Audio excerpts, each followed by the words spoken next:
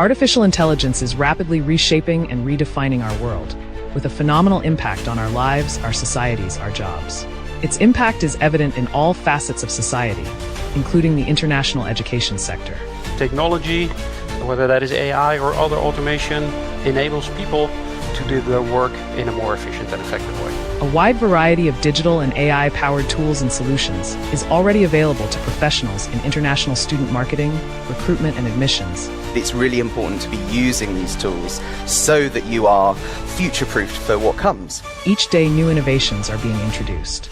Technological innovations that promise to make us all faster, more secure, more efficient, more successful, all whilst reducing cost and effort. It enhances what you can do for the student. Innovations that ultimately promise an even better outcome for those who are at the center of it all, the international students. But while these innovations offer immense potential, they also present a complex landscape of challenges. You need to be really clear about what you want to achieve, and then you can start using the tools. The rapid pace of technological advancements is daunting, and identifying the right tools and strategies can be overwhelming. And as we embrace these innovations, it is also crucial to consider the human element. AI will never have that human touch that is somehow needed. We are a long, long way from that happening. How do we ensure that new technologies enhance, rather than replace, human interaction and connection? Can we strike a balance between automation and personalized support? These are important questions that we will address as we navigate the evolving landscape of AI and digital tools in international education, today at ICEF Digital.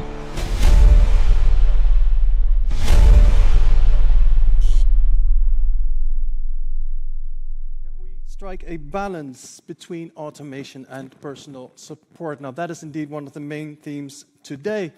Welcome, everyone, to this third edition of ICEF Digital. Welcome also to our online viewers tuning in from all over the world. Thank you very much for spending some of your valuable time with us today. My name is Martijn van der Veen. I'm the Chief Business Development Officer here at ICEF, and I was really looking forward to today that you probably expect to be all about technologies and innovations, but I have a little confession to make, and that is that ultimately today is actually not about technology. Today is about people. Today is about the people who study overseas, the international students, and today is about you, the professionals who help and guide and assist these students as they embark on their journey. And what I find fascinating about our industry is that paradox that exists between these two groups of people. And that paradox is really about change. So you have this appetite for change in this first group, and then, and we have to be honest about this, there's this opposition to change or reluctance to embrace change in that second group. So on the one hand, we have these international students who are about to embark on a journey of change, probably the biggest change that they will ever experience in their lifetimes, moving away from their natural habitat, moving away from their comfort zones to a new place with new people, a different culture, different food, different time zones. Everything is different, and all that as a young adult, full of uncertainties and insecurities, so far having lived a life supported and surrounded by family and friends and relatives. Yet in spite of it all, they embark on that journey full of hope and excitement, and a journey that may be frightening at first, but ultimately is expected to bring success and a good career and a good realization of dreams and hopes and ambitions, and ultimately a healthy return on investment. So at the same time, and let's be honest, the same people who encourage and support and guide this next generation through this process of change, well, we seem to be struggling with change ourselves, or sometimes even oppose it. And with that, I mean opposition to digital innovations, reluctance to embrace AI innovations, resistance to digital change, resistance to digital transformation. And that always strikes me because there are some clear parallels here. Embracing digital transformation, exploring this avalanche of tools and technologies that is out there, may be frightening at first, but similar to your students, once you embark on that journey, once you surround yourself and investigate these innovations that are out there, once you invest time and resource and effort, then you'll discover how these innovations will ultimately make you more successful, more efficient, and come out better and stronger as a person, as a professional, and as an organization. So what can we learn from our international students? What can they teach us about change? And the answer is very simple, because our students, they seek guidance and support to get them through that journey of change. Sounds familiar, right? They seek guidance and support from experienced professionals, from experts who assist them in that journey. People who help them find the right program, find the right provider, and to explain to them what to expect, what the cost will be, and which challenges and especially which opportunities lay ahead of them. So that's exactly what we should be doing. We should embrace that change, move past this fear of the unknown, and by finding the right experts who can assist you in your journey of change, who can help you match your ambitions and your goals and your objectives with the right programs, in our case, software programs or digital innovations or AI tools, ultimately helping you achieve that optimal outcome. And the good news is you will find these experts here with us today at ICEF Digital, because today is not only about people, today is also with people, with the experts, the innovators, the thought leaders in digital transformation, or in other words, our speakers, our exhibitors, and our sponsors, who are here to inform you, to support you, and to assist you in your digital transformation, in your process of change. So before I introduce to you that first expert, our first speaker, allow me to briefly walk you through what you can expect today. And here in the main room, we have a full program of sessions divided into 4 blocks. And each block has a panel discussion and presentations and demos, and ends each time with an actual case study. So we have a healthy balance of insights and vision and theory and debate and concrete examples. And we'll be talking about digital communication channels, the data paradox. We'll be talking about the human factor in digital student recruitment. We'll talk about how technologies are reshaping standardized language testing. There's a lot to digest today. But ultimately, I want everyone to realize and to remember that it's really not about how all these technologies work. It's about how these technologies can work for you. That's the most important point.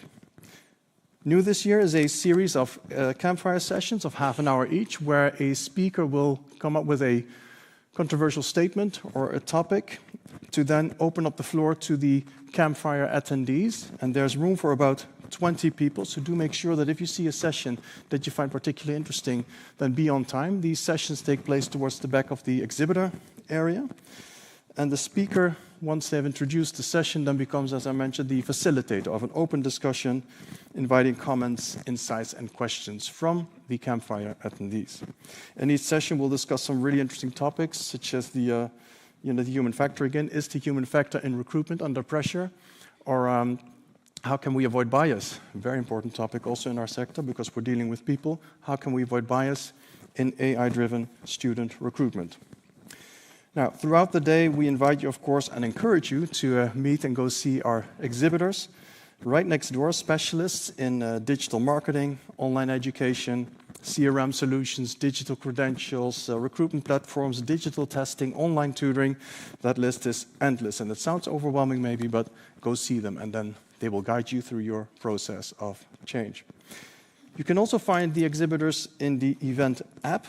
And in case you have not yet installed it, please go see a member of our team who will help you get it installed, because in the event app, you'll also find the full event agenda featuring all the sessions here in the main room and in the campfire area, and of course information about our event sponsors. And you can also rate each session. So if you go to the agenda and go to the session that you have just attended, you can actually give it a rating. And I'll be very modest. I'll give myself 5 stars. Easy. My first rating is in. Anyway, a special thank you. A warm thank you to the organizations that make it possible for us to be here today. Our headline sponsors, Cambridge English, Volley, World Education Services, InLingua, and Verbaflow.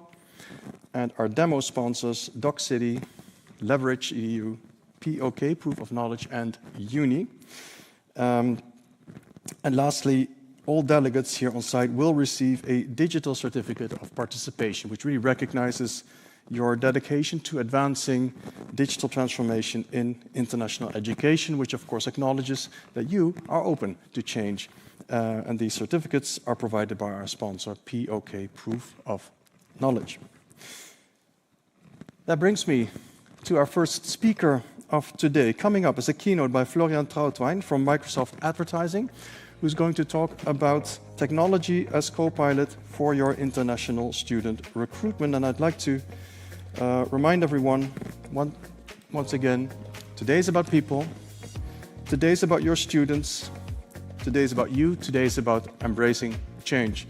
Thank you very much. I wish you a great day, and please join me in welcoming Florian Trautwein from Microsoft. Thank you.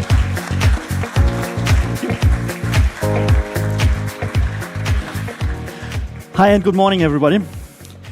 Well, my name is Florian Trautwein, and I'm already moving on too quick. Microsoft Advertising Director for Search, responsible for careers and education and a couple of other verticals together with my team. I've got 20 minutes to give you an express overview over our Microsoft Copilot products and the ideas where Copilot might be able to help you personally or your company to move forward. I have 40 slides, 20 minutes, so let's go. Let me start with the revolution that happened in search in the past years. We've seen huge changes. Search moved from this to that. Mind-blowing, right? But what seems to be a very small change, in reality, it's not just that we are giving you some more space to search, some more white space on our page. We move actually from this search, study abroad, to a very, very detailed search. You can share everything you want with the search engine now. And while a search query like this would have returned garbage results even a year ago, now we are not only able to understand the query, we can give you a really nuanced answer as well. In this case, Copilot even understands that, hey, studying in New York might be a nice idea, but the cost of living is a topic, and it gives me some guidance around that as well.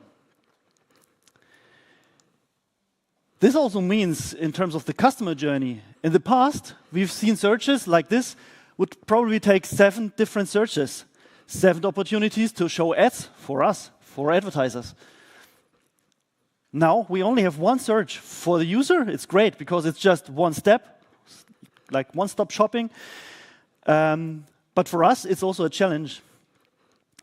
But on the bright side, the opportunity or the chances of this customer then to convert after a very detailed answer to this is much, much higher as well.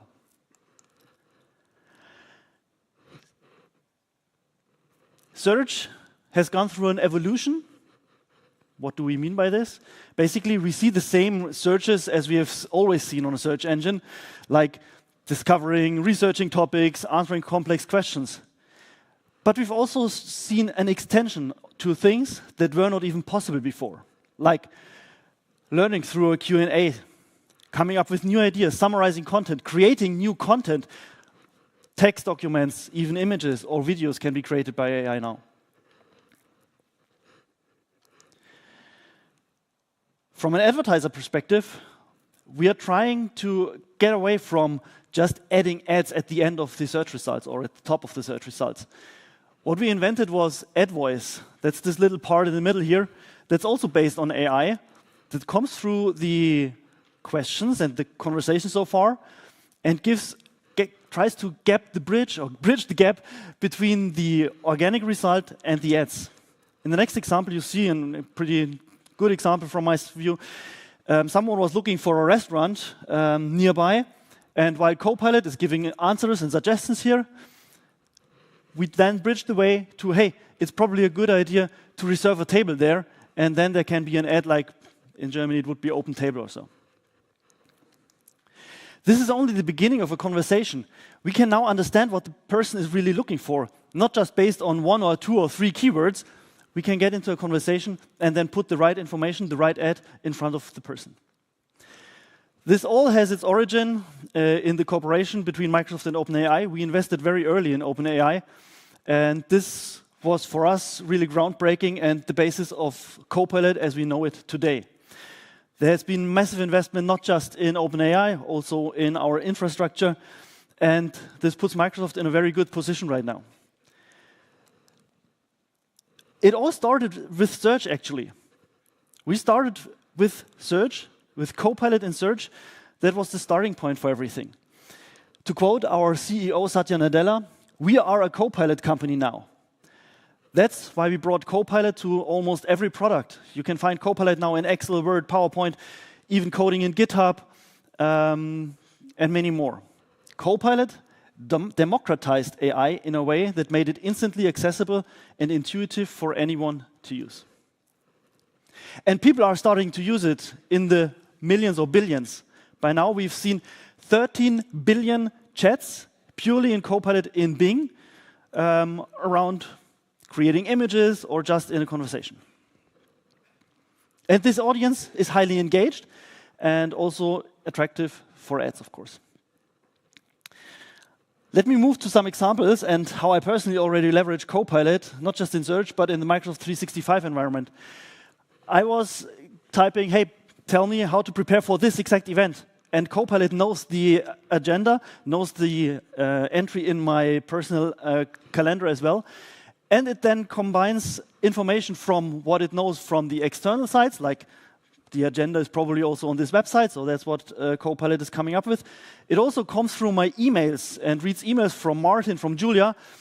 How should I prepare? What deadlines do I have to take? And everything is in one place, just in front of me for this event. It even gives me some preparation tips. So let me quickly move to our Microsoft Advertising Network and why it's a great opportunity to attract students also here.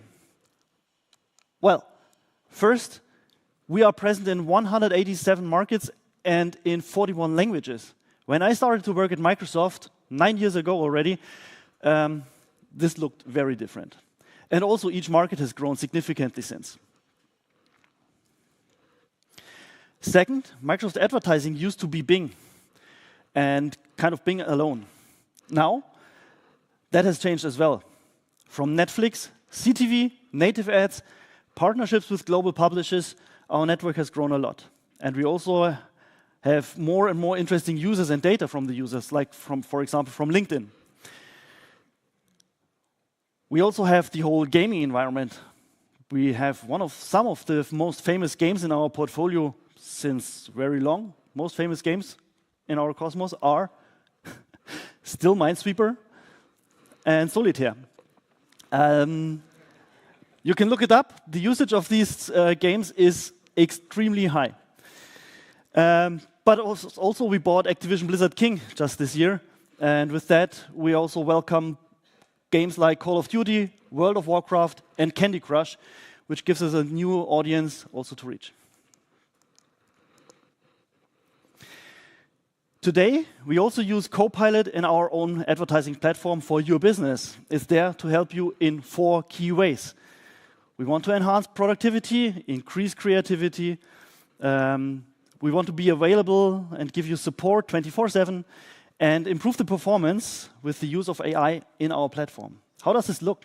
Well, basically, the core of everything is our chat AI, which is baked into our interface, and you can always access it.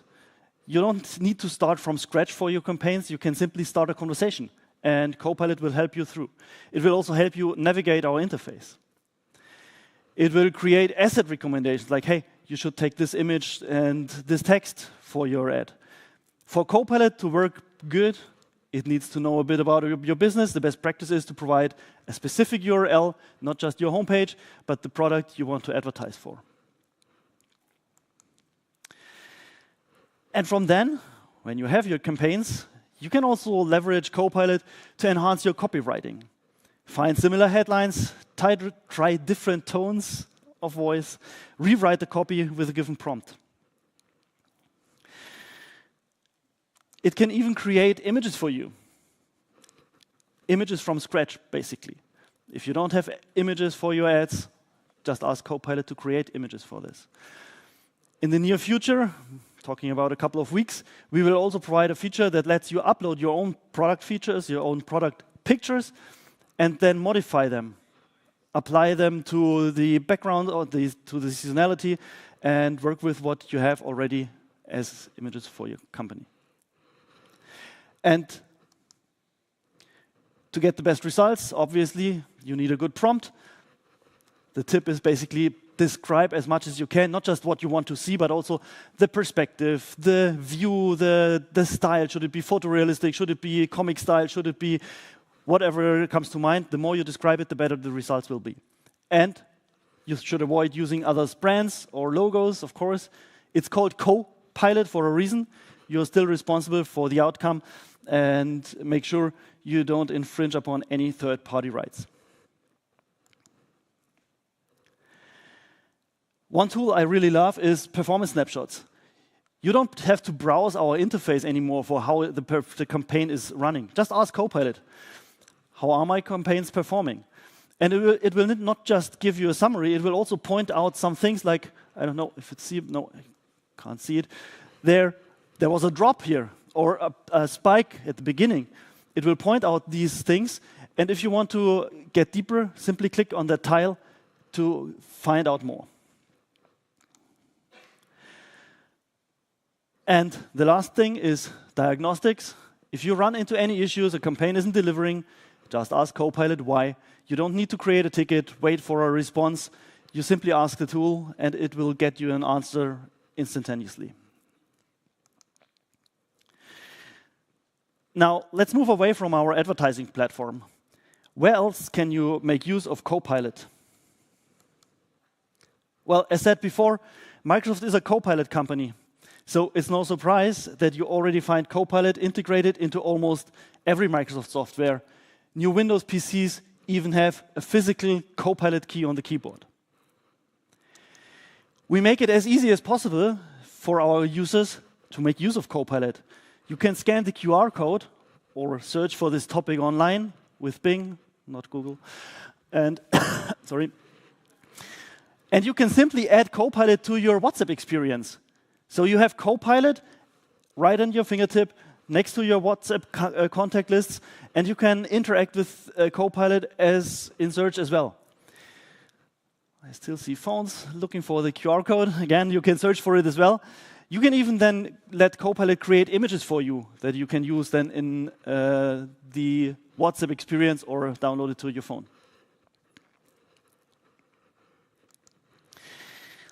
Let's take a look at some more examples how you can leverage the capabilities of Copilot for your business.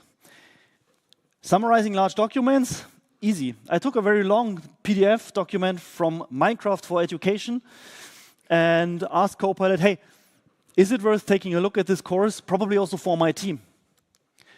And instead of me having to scroll and read through the whole document, Copilot comes up with a short recap of the course. And it even points out that 2 people of my team, Christoph and Paulina, are probably very good persons for this course to address them or to give this course to them.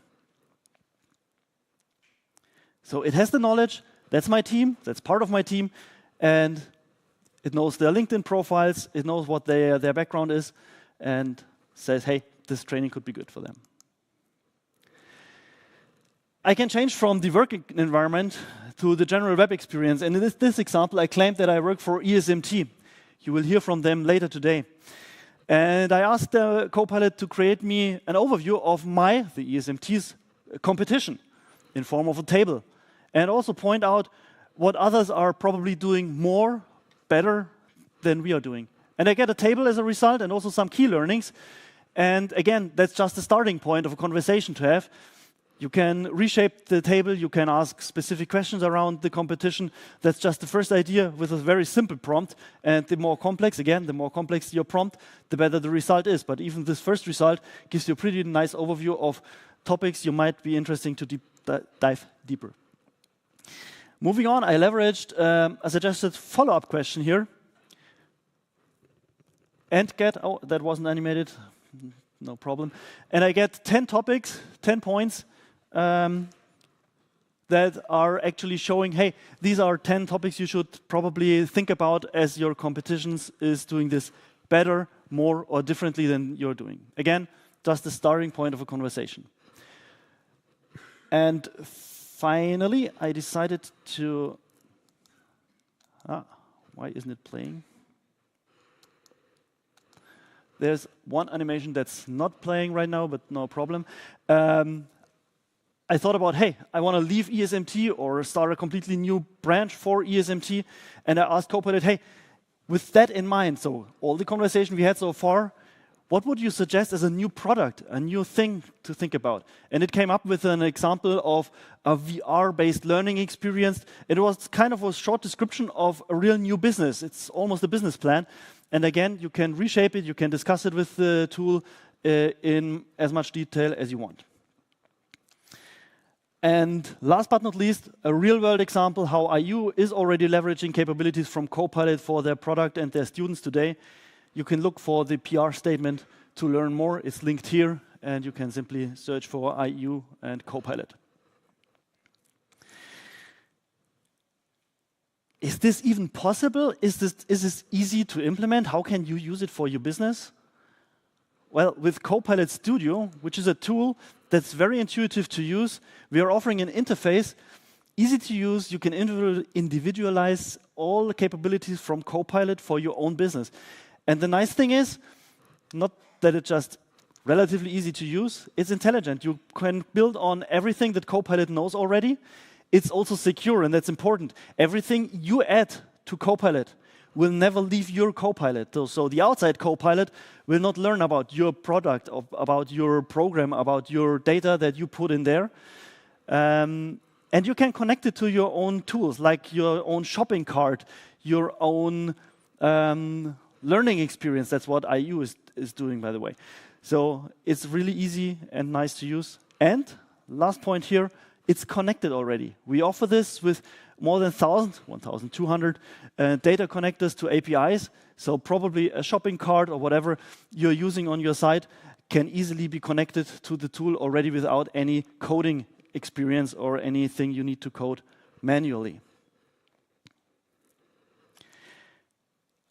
So with that very, very quick overview, I ended with this video to get some sympathy points. I have to tell you, these puppies don't exist at all. They are purely AI generated. So it's a video that's AI generated based on the text or the prompt you see next to it. And you can probably not really see it behind the seatings here. There's a tip, it's an ebook. How to get to Copilot Pro in 4 weeks. Interestingly, we offered this in German language first, so the English version will follow in probably next week or weeks, but it's worth taking a look at this as it's really a nice tool to get deeper here. And as said before, I only touched things very, very quickly in this time. Please feel free to contact me on LinkedIn or whatever to deepen any conversation or to answer any questions. And with that, thank you for having me. Enjoy the rest of this great event. And see you. Thank you. Thank you. Florian, those puppies, I'm sure he's going for the 5-star rating here. Very, very smart. I'm actually already using Copilot integrated into WhatsApp, and it's really useful. I have it with me all the time, and it's very useful, as I said. Also very useful are the digital marketing services by DocCity, our demo sponsor. And we're showing a brief video from our sponsor before we move on to the next session.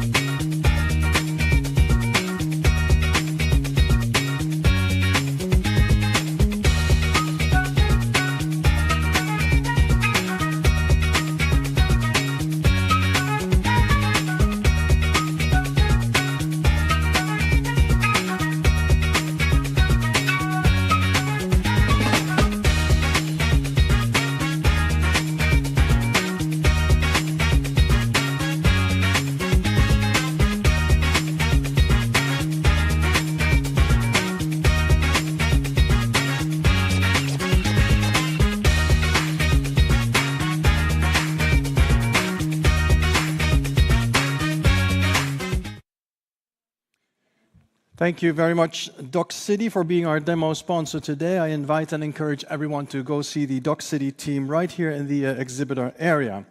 We continue with a panel discussion about the preconception that Gen Z doesn't use email, and we'll find out if that's indeed true from Franz Riedel from MailChimp, Xenia Mutter from Pink Orange, Pernilla Karlstrom from House of Education, and Josephine Finnett, our very own business development manager here at ICEF. I'd like to invite them to come to the stage as we play a short introduction video. Thank you very much.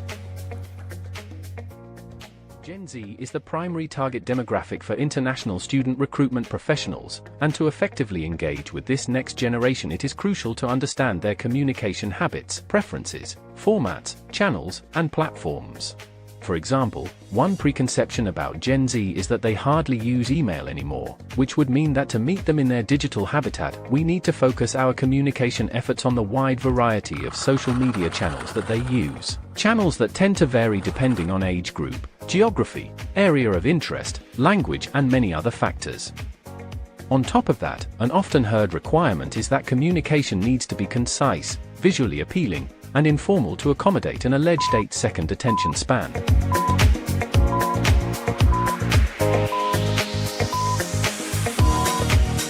In this session, we'll discuss the perception that Gen Z doesn't use email and debate whether this may just be a preconception or even a mere misconception. In addition, we'll consider whether there really is a need to fundamentally adjust our communication strategies, moving away from email and squeezing our messages into more visually appealing formats and sound bites to capture the attention of this young and dynamic audience. Joining us on stage are Franz Riedel, head of Germany, Austria, and Switzerland at Intuit, MailChimp, Xenia Mutter, Director at Pink Orange Education Marketing, and Pernilla Karlstrom, CEO at House of Education, for a panel discussion moderated by Josephine Finnett, Business Development Manager at ICEF.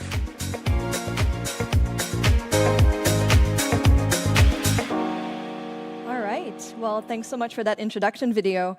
Now, Zoomers, the I generation, or who we most commonly know as Gen Z, they are the highest educated generation of all time at the moment. In fact, alone in 2018, there were about 57% of 18 to 21-year-olds who were pursuing college, compared to 52% for millennials of the same age and only 43% for Gen Xers. But another thing that's special about this generation is how selective they are in their process of making sure that the education that they choose is actually right for them. Actually, UniBuddy really highlighted that this cohort is more skeptical, so the message we have to give them across is more important. And finally, McKinsey also doubted them as the true digital native generation, so even more important to get our message right through the proper digital tools. And today, we'll actually be addressing a few misconceptions that can come up from that fear of that true digital generation. Starting with the first one, which will be, does Gen Z use email? Now, before I introduce our panelists, I'd like for the audience to join me into answering a poll that you'll see right on the screen.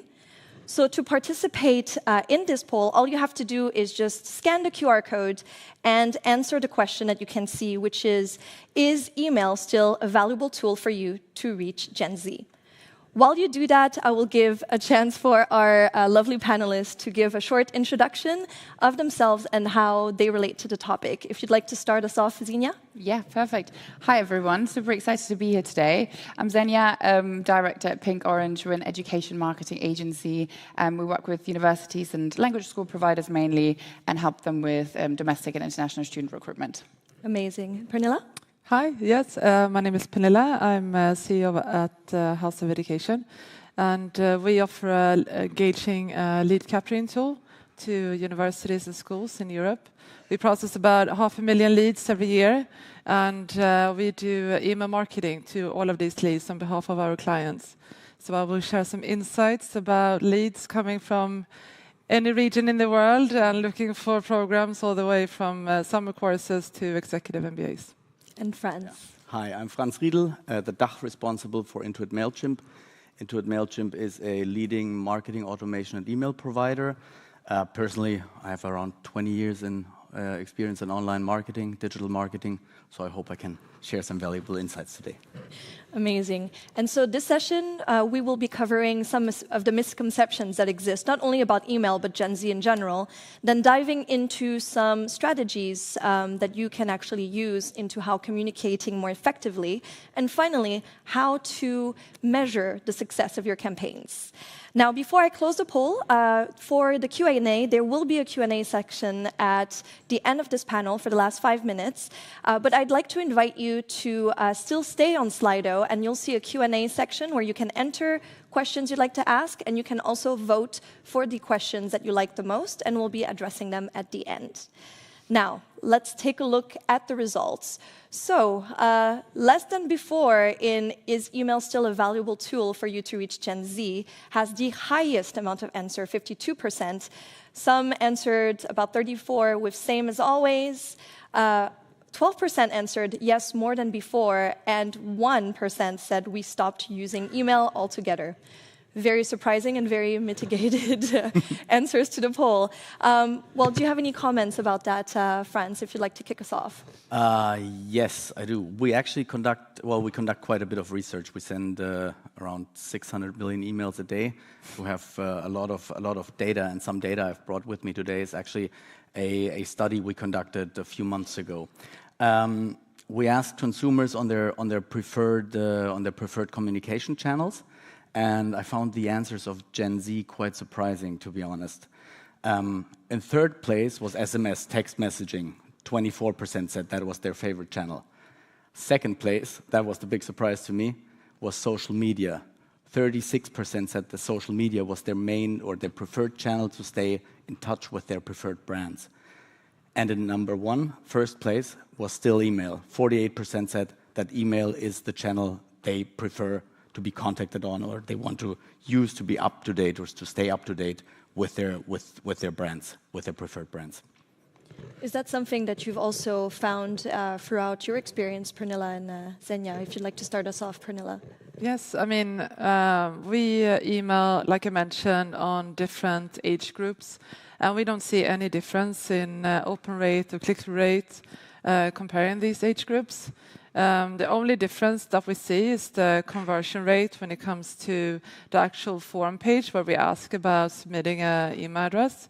There we have about 10% higher drop-off amongst users looking for a bachelor program compared to users looking for a master program. So it's more difficult to get their email address, but once you have it, they are equally engaged as other groups. And Zenya, anything to add? Yeah, absolutely, totally agree. It's still super crucial, and it's definitely one of the preferred communication channels. I think from a marketing point of view, what you have to think about is where you fit it in your funnel. It is nothing that you want to kind of like overdo when you look at your top of funnel audiences, but Gen Z still does prefer email as a communication channel when it comes to mid to bottom of funnel stages. So it is crucial, just make sure that you know where you fit it in. So we can see that there is a consensus that Gen Z actually does not only use email, but prefer email as a communication tool. Now, that also kind of touches upon another misconception that many have about Gen Z with the 8-second attention span, and that they prefer visual-based content towards text content. So what I'm getting from what you're saying is that it's not about the tool that is used, but more about how we use the tool. Do you have any, regarding that 8-second and regarding that misconception about email, where do you think else it comes from? Zenya, if you'd like to start us off. Yeah, we actually call it the 7-second filter. I don't know where the 8 seconds came from, but we call it the 7-second filter, and it's got nothing to do with them being able to focus for a prolonged period of time. They're very much capable of doing that. It comes down to their brains very quickly deciding whether something is of relevancy to them. And I think, if we compare to what our brains were kind of exposed to 10, 15, 20 years ago on a daily basis, and the impressions that their brains have to kind of like digest every minute of every day, it's almost like a coping mechanism. Their brains had to develop that capability of kind of shutting down whatever is not relevant. So if you can grab their attention within those 7 seconds, they're very much interested in learning more. But that's why, again, looking from a marketing funnel point of view, top of funnel is where you want to get their brains working, and then further down the funnel is when you come in with more informal communication. So basically, the misconception came from a response of the overwhelming amount of content that they're exposed to every day, and that is how they've developed a better filter on seeing if content is relevant to them or not within those 7 seconds. Totally, and I think also what we have to keep in mind is like we are so aware that they spend a lot of time on TikTok, right? And we almost believe, well, if they're on TikTok, how could they be anywhere else? But they really prefer multi-channel communication. Like they are very much capable of using lots of channels simultaneously. So just because they're on TikTok doesn't mean that they're not reading emails, doesn't mean that they're still not using Instagram or even LinkedIn. So it's really about the channel mix and understanding when what plays a big role. And for you, Franz, have you also seen through your research that just came out that this was the case too, that it's not about the tool, but it's about how it is used, basically? Yes, definitely. There was another research, larger one even that we conducted, and we saw actually across all age groups that trust in the brand, the content was what mattered, less probably than the channel, right? Consumers said, I think the title was Brand Trust in an Age of Information Overload. I think that resonates with what you just said, right? There's so much coming in, and across all age groups, the answers were that, or people answered that trust in the brand is the single most important factor for them. That's what matters to them. So they also mentioned things like brand values. They want to know the brand, or want to feel like the brand is doing what they say they will be doing, that they have values, and that they stick to these values. So I think it's not necessarily just about the channel, but it's very much about what you portray as a brand.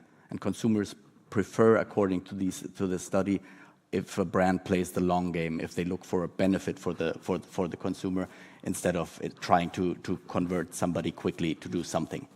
And Pernilla, have you found the same conclusion from your experience as well? Yes, I mean, we do a lot of A/B testing in our emails, and sometimes we get requests from our university clients to send out a lot of information in one email. Yeah, you're laughing, you know what it is. Yeah, so if you are measuring your emails and the effectiveness of your emails in open rate and click-through rate, you need to focus on getting that. To achieve a high engagement rate through click-through, you need to cut down your content. So you need to, like Zenia was saying, they need to instantly see, is this relevant for me? So it needs to be short and quick, and you need to be very, not too generous with your CTAs. We see a double conversion rate in emails with one CTA, one big button, one thing to do, instead of offering like, whatever you want, I'll take you anywhere. No, you need to direct them, you need to be quick, you need to be clear. And it is easier to write a long email than a short. And I think this is something we need to practice on to be very good at email marketing. I know that anyone in this room who has had an email from me might have the same complaint. I apologize in advance. I try. If I may add, sure. I think this is where personalization comes in a lot. We know people prefer personalized emails. So I think thinking about where somebody is in the funnel, in their decision making, where do they stand? It's not about just offering this bouquet of choose something. Here, 40 CTAs to exaggerate a bit. But it's about personalizing the message and the email in that example to where the person is in the buying funnel and what their interests are. If you can get that across, I think you'll see very positive impact on your conversion rates. I might just want to ask you to elaborate a little bit more on that, about the feasibility of personalization. Yes. Because, of course, for many universities or many schools, we see thousands and thousands of applications. How can we personalize in a way that is not also taking so much time away from, the recruitment team or the marketing team? Do you have any advice on that? Yes, I mean, obviously, all businesses are different. All education institutes are probably different to some extent. But there is, I think the underlying solution is technology. Obviously, you don't want to do this manually, right? Core is, from our experience, to have the the consumer data, the emails, the recipients segmented by interest, by group, where they are in the funnel. It might even make sense, we shouldn't overdo this, to ask for a bit more information when somebody signs up, or use a pop-up form here and there, where they are in the funnel to find out more about them. I know people don't want to be asked to complete 30 forms when they sign up for a newsletter. I do completely understand that. But we must always think, what helps us to increase the benefit of future communication, right? Something very simple would be, everybody asks, probably most people ask for the gender, first name, to personalize this. But knowing which of your products, which of your courses somebody's interested in, where they are, I can't really prescribe what to do now, because it really depends on the context, on the business. It would probably help to look at the data you have already to see how people are different. But going through the user groups, trying to segment them by interests, using forms to find out more about them, in our experience, that helps to get the message, or to get a personalized message across, or more personalized message across. And as I said, that increases conversion rates. So basically, one of the first recommendations that we can see for making email a more effective tool for all of the audience today is first to really understand your audience through those forums, through understanding what they prefer, and then personalizing the email to make it relevant, to then bypass the 7-second filter that they have. Yes, and that's not as complicated as it might sound, as technology will help you. Definitely, and that's why we're here today, ICEF Digital. And speaking about the content as well, because another thing that we hear very often in the news is that Gen Z prefers informal communication to retain that attention. Do you find that to be true, Zenia? Again, comes down to where they are in the funnel. We want to make sure that we use informal communication, kind of like top of funnel, to grab their attention, and we kind of need to use that throughout the funnel as we continue to nurture them and convert them into enrollments. But actually, a study showed that 82% of Gen Z still prefer informal communication and email when it comes to kind of getting more in-depth understanding of a program or university or an education provider. So it really comes down to where in the funnel they sit, and then it comes down to the media mix, right? Like, it's not all about email. It's never going to be all about Instagram or all about TikTok. It comes down to building an omni-channel marketing machine that really picks up interest and converts that at the right time, essentially. And Pernilla, have you found that to be true as well? Yes, I mean, we focus a lot on helping students choose program. That's the core message that we use in all the communication. And in the product, we do collect a lot of data. So we are able to craft a lot of highly personalized emails that need to sound not too stale, but friendly and open up to communication. So we see that we are moving away from quite, boxy information to being, have the confidence to sound a bit more personal, especially reach out to an interested lead to book an appointment with an advisor. It doesn't need to sound so formal. It could sound quite, inviting and friendly. But we work a lot with the users in the top of the funnel. So I do understand the communication would look different further down, closer to application and enrollment in that phase. But yeah, using data to craft your emails is it's very powerful. And we see more of that, more requests from clients doing that.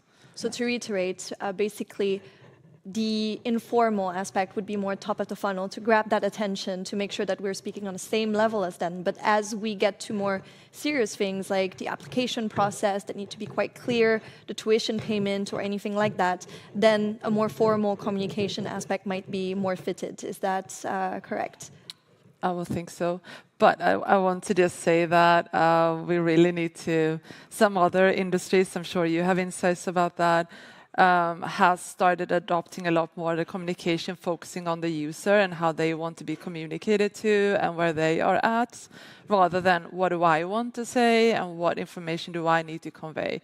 And, just changing that kind of perception and approach communication will, of course, force us to design the communication slightly differently, which means that you might need to kill your darlings and, dare to speak about things in a different way. Very interesting. Maybe to add on to this as well, and coming back to what Fran said about segmentation, right? Like, we do want to have an understanding of where someone sits in the funnel, but beyond that, we need to take into consideration cultural nuances and like where in the world they are. Because most of us do recruit internationally, and an Asian student will have a very different requirement in terms of like the information that they needed to make a decision to someone in Europe or Latin America. So that is something that we definitely need to keep in mind. Also, on top of what you just said, when it comes to really being clear on what do we want to say versus what do they want to hear, you all have students that you can actually get in the room and ask. We started setting up last year Gen Z consultant group, so we've got a big group of Gen Zers that kind of like reviews the content before we suggest that or send it back to our university or education clients, and they tell us this is something I would read, or this is something that would completely go past me. And this is so insightful because at the end of the day, like, we have all of this data and we've got all the statistics and the surveys, and we do kind of think we have an understanding, but we are not Gen Zers, right? And we need to make sure that we get them in the room and actually ask their opinion. And that's the only way to kind of like get better and improve from a performance marketing point of view. Very, very interesting. Unfortunately, we do not have any Gen Zers today, Yeah. but we'll try our best. If any Gen Zers are watching us on the live stream, please let us know. How can we communicate to you? And Franz, would you like to add anything to that before I move on to the text versus picture content? I think it comes back to the trust, authenticity, values thing. I think communicating in a way, there needs to be a balance between what I want to do as a company and what is relevant to the user, to the customer, potential customer. So if that's a switch that hasn't happened in the perception yet, I'm not an expert on the education field. I would really recommend to everybody to think about the funnel, think about the topic from a user perspective. Yeah. And I think in the end it also helps in terms of application numbers, where you don't go after that quantity of students, but actually the quality of students who are relevant and actually match not only your institute, but also match the programs that you are giving out and fit into their whole career plan and all of that. Amazing. Now, for the last misconception that we will touch upon before moving on to more, how can we use email as part of a whole digital tool process, is does Gen Z really prefer picture over text? If you'd like to start us off first, Pernilla. Well, no, it depends on the context, of course. But when it comes to text, and it comes to text on digital platforms and also in your mobile, because 50% to 60% will read your emails on mobile, you have to have really short sentences. It's a very big difference writing a book or writing for the internet, or the internet, I sound like a really old woman, but writing for your phone or writing in an email. It's a different technique. And we have new type of writing. It's called UX writing, where you actually have expertise in copywriters writing for the web and writing for driving to action, and be able to use wordings to get to drive the user to where you want to take them. So text could be very, very, very powerful when it's used in the right way. Zenya, do you have anything to add? Yeah, adding to that, I think also think of how you got that email in the first place. Like, you obviously have to have their contact details to email them. And there's a big difference if someone comes into your CRM because they've downloaded a program brochure and they're very clear on like what they're looking for, or if they came through because you're running ads and using some interactive lead magnet, like a salary calculator or like, student outcome or whatever. So there's a different in intention and where they sit in terms of their decision-making process.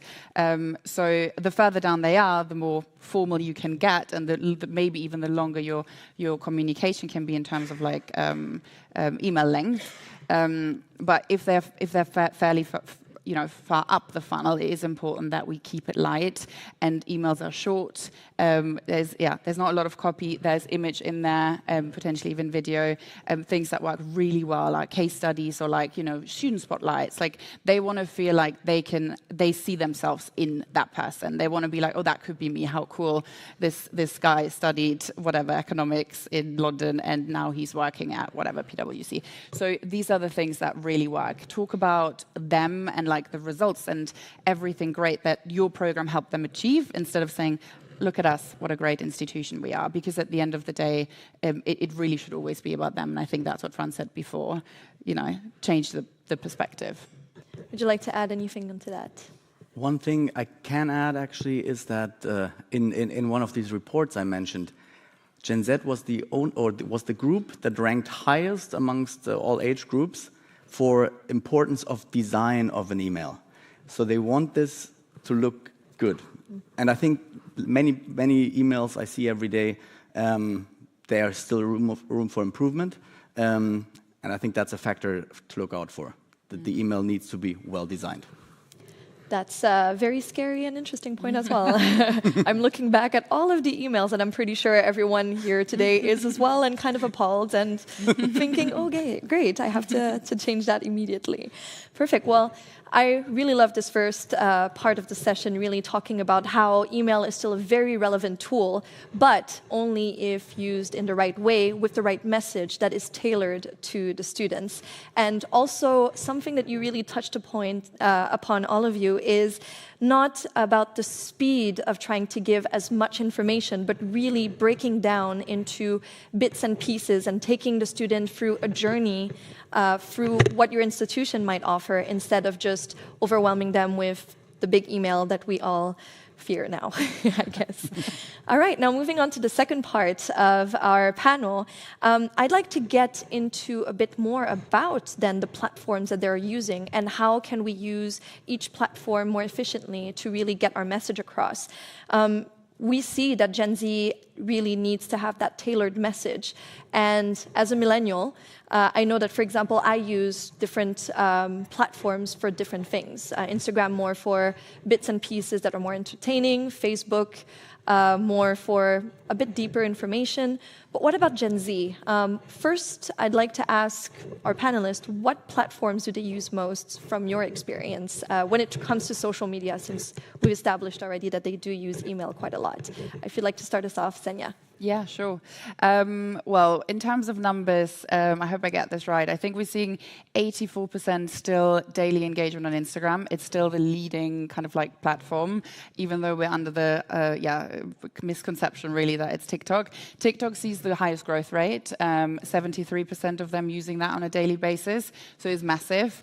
WhatsApp is also a channel that we can't kind of like forget about. That is really important, but it's more for kind of like instant responses as they're further down in the decision-making funnel and they want to like straight away get an answer to something. So that is absolutely important as well.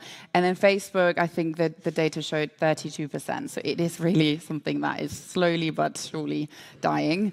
I don't really see that coming back, to be completely honest. I think from a UX point of view and the way that the platform is designed, it's not appealing enough to Gen Z brains. Instagram will probably go down a little bit as well, and TikTok will be taking over. But again, it comes down to what I said earlier. It really is important that you understand what type of content you use on what platform. And there's a place and a time and a place for all of them. It just comes down to the channel mix. For Instagram, we know that stories are the preferred preferred format, and things like campus tours are great. Student interviews or bringing in your faculty potentially even. Slightly more polished content, still authentic, obviously.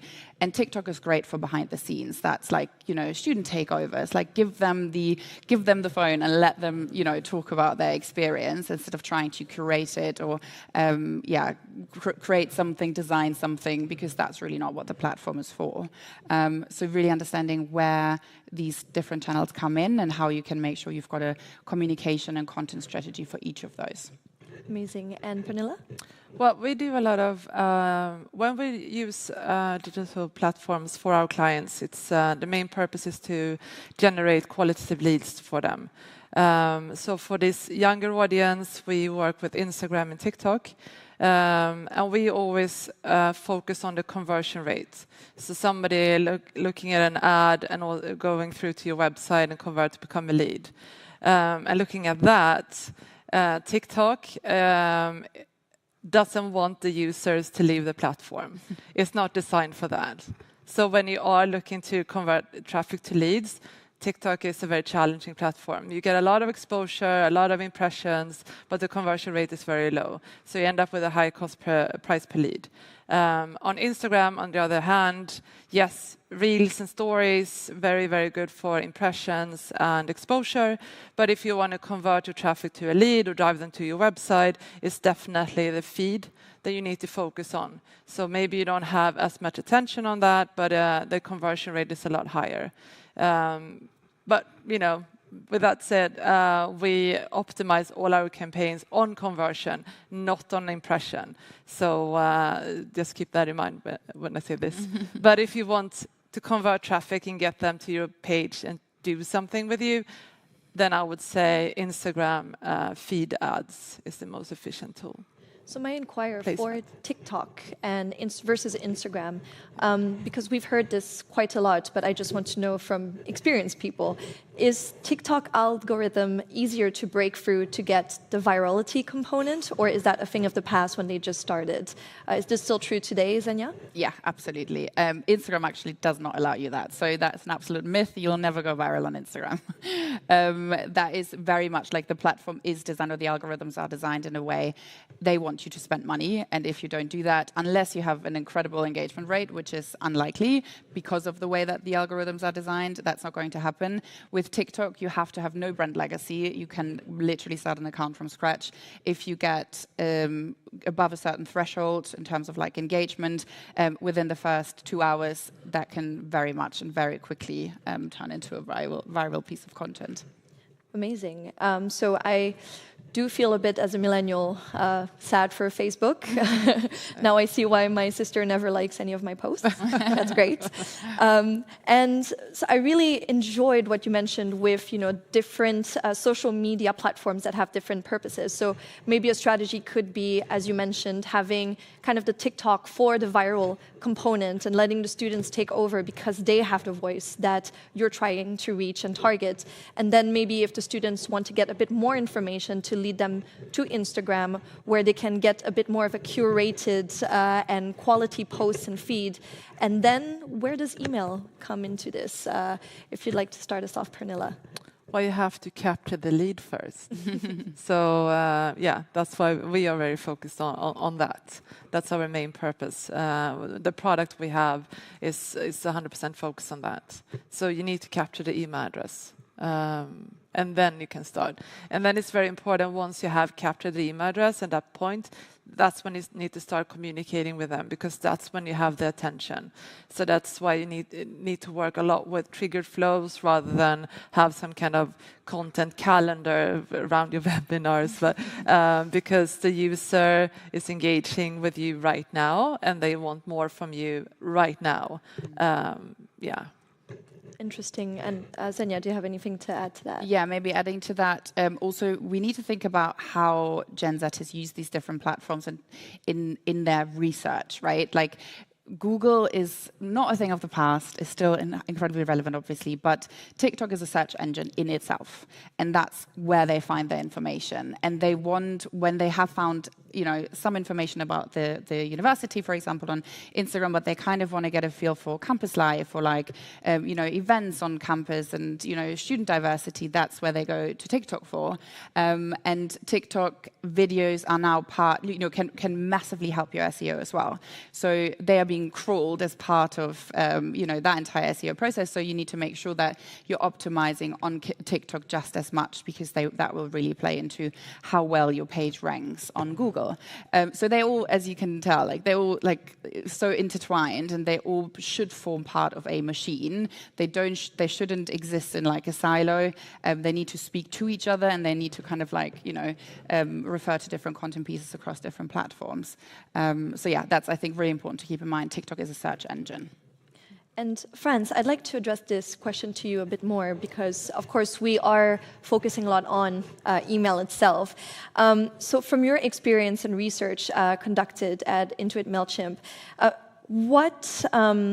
what frequency should we use for those kind of emails? Do you have a bit of insight about that? Because I can see some newsletters coming in a bit too much, and at some point it becomes spam. So what was your experience regarding that for Gen Z? That's very hard to say. Just generally speaking, across geographies, across age groups, across different businesses or types of businesses. Again, I would start at what makes sense from a user perspective. So the content calendar was the perfect example. They really don't care about your calendar. They care about, everybody probably cares about where they are in the funnel right now, these automation triggers. That's really important. With email frequency specifically, I would advise to try to segment, to A/B test. I've seen that some businesses send way less email than they probably could, or than we see that for other businesses work. So I would really encourage everybody to look at the data and to try to A/B test to see what happens, how people react. I think that's the only way you can really know this, right? Without trying. And you touched a point on something that was really interesting as well, because coming from Asia, my experience of a lot of Asian students is that they would use less email than what we see in Europe and America. But that might be just my bias. What does your research say? I don't have specific research. I do, though. Let's hear from you. I don't. It's actually the opposite. So Asia has the highest engagement with email, followed by Europe, and then Africa is the lowest. I think sits at probably 20% less or so. There could be various reasons as to why that's the case, but Asian students are engaging quite a lot actually with email, and they do prefer that informal communication as part of the formal communication as part of the funnel. Very interesting to see that, because a lot of feedback that we've gotten was that indeed Asia might use less, but it's good to know that Asia still leads in terms of email. Maybe just, have you seen the click-through rate being also higher for Asian students, or is it lower? I think they benchmark kind of like similarly. I think you're making a good point, because we're not saying Asian students want emails all the time, but they are responsive to email, essentially, or more responsive to email than African students if you figure out what your frequency should look like. And yeah, again, we're not e-commerce businesses. We're not triggering an email every time someone abandons the cart or leaves the page. But 2 to 3 emails a week are probably reasonable. Again, it comes down to where that person is in the funnel and how much they really want to hear from you. You can also overdo it, right? You can actually really scare them off if you're overdoing it. And then again, what type of content do you use? Do you mix kind of between the academic insights, a bit more dry, and then the student case studies or success stories where they really get excited and think, oh my God, that could be me if I was to pursue this degree. So you need to mix up in terms of the content that you're using in email. Amazing. So we're going to go to the questions, but before that, I'd like to just summarize a little bit what was touched upon today, which was, of course, again, email is a tool that students still want to use, especially Gen Z, and that is through the content is going to make the difference. And it has to be part of a whole ecosystem of leveraging the right digital tools at the right time with the right message that is highly personalized. And to make sure that you are effectively communicating is to do a lot of A/B testing and seeing what messages work for your students and what don't, as well as asking your current Gen Z students what they would like to see. What did the university miss the mark on that they would have loved to see as part of their whole marketing campaign? All right, so we'll start with our questions for today.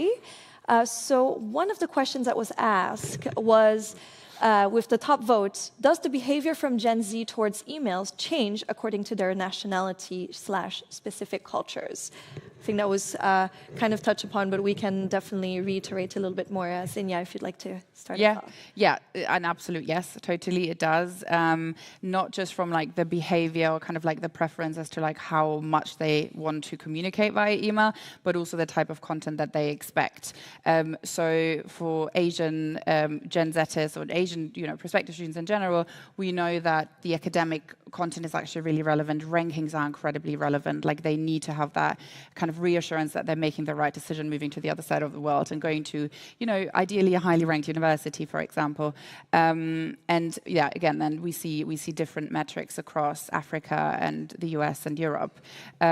So again, it comes down to a behavioral kind of like preference, but also how you communicate with them. And that comes back to what Fran said earlier. You need to segment beyond just knowing they've downloaded a brochure, great, now I'm going to ask them to come, join a webinar. But like, where in the world are they? How much have they engaged with your content? How often have they been on your website? How much time did they spend there? All of these things, how many emails have they opened and how often have they clicked? This should form like a lead scoring system where you have a good understanding of how valuable is this lead for me and how likely are they to come through as an enrolled student in the end. And that is what segmentation really is for. Anything you'd like to add, Pernilla?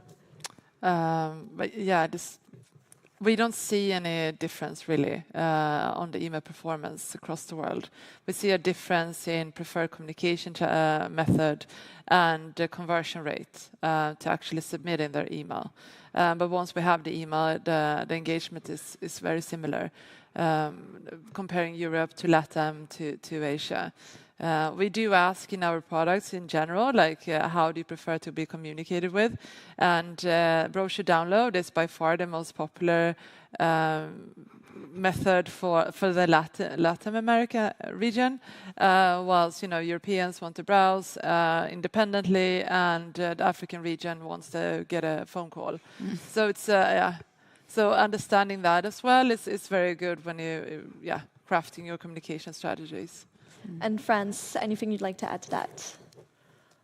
I think again, look at the data. Look at what the data tells you. I think even like these statistics are certainly right and generally right, but they can be different for your business. It could be a slightly different age group. It could be people maybe expats in a certain country that behave more like the original country they're from.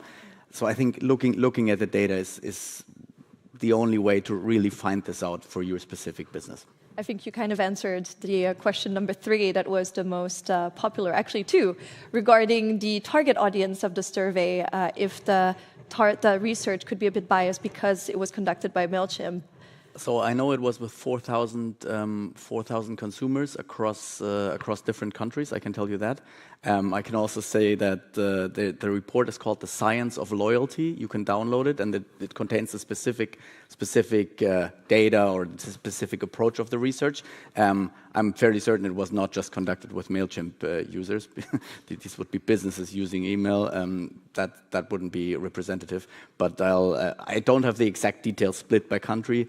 I would invite you to download it at MailChimp.com.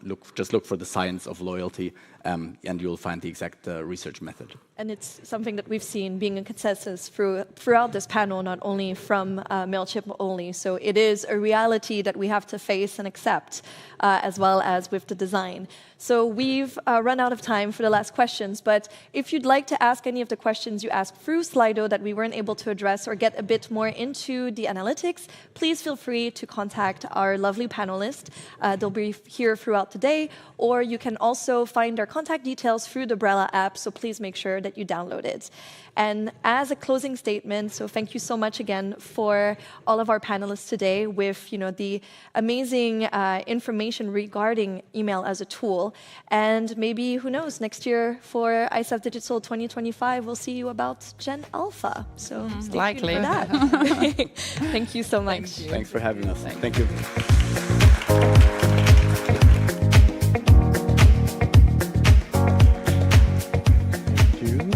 Well done, thank you.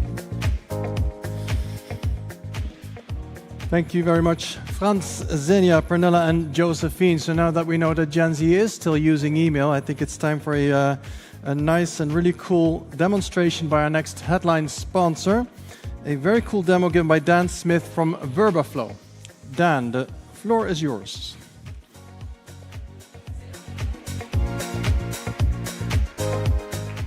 Can you all hear me out there? Fantastic. Okay, now we have a demo to do for you here. So given that there was a slight issue with the Microsoft demo, I'm feeling in good spirits about this. So my name's Dan Smith. I am the founder of Student Housing Consultancy. I work with operators, investors, and developers, typically marketplaces, education agents. So what the hell do I know about AI? To be honest, about 8 weeks ago, I'd have probably said the same thing. But I've been looking for solutions to AI for my clients for about 2 years now. And so 8 weeks ago, I put a message on LinkedIn saying, guys, come on, there must be something out there that can help education agents, operators of student accommodation out there. And I had a message from a guy called Shantan, someone I know very well. He's the founder of Uniaco, Unischolars, Unicreds. You can see our video behind. And Shantan said to me, I've got it, I've got that solution, and you need to come and see this demo. So Shantan flew in, showed me the demo. He's based in India, flew over to the UK, showed me the demo, and instantly I could see that it was going to be a hit. So ultimately, what we're doing here is an omni-channel communications AI. And that is working across multiple different communications channels, from WhatsApp, WeChat, web chat, voice, email, and we will entirely take care of your communications AI needs for education agents, universities, and student accommodation operators. So we'll go through this demo very quickly, because typically this takes about half an hour, and my sponsor slot is 5 minutes. So bear with me. Now, imagine that a student has put their contact details onto your website, and they're looking for student accommodation. So what will happen is that 10 seconds later, they will get a call from our AI, which hopefully will come through on the system. If it doesn't, then I'm purely blaming the sound guys. And ultimately, you will be able to then discuss with your AI, fingers crossed this works, I can see it calling now.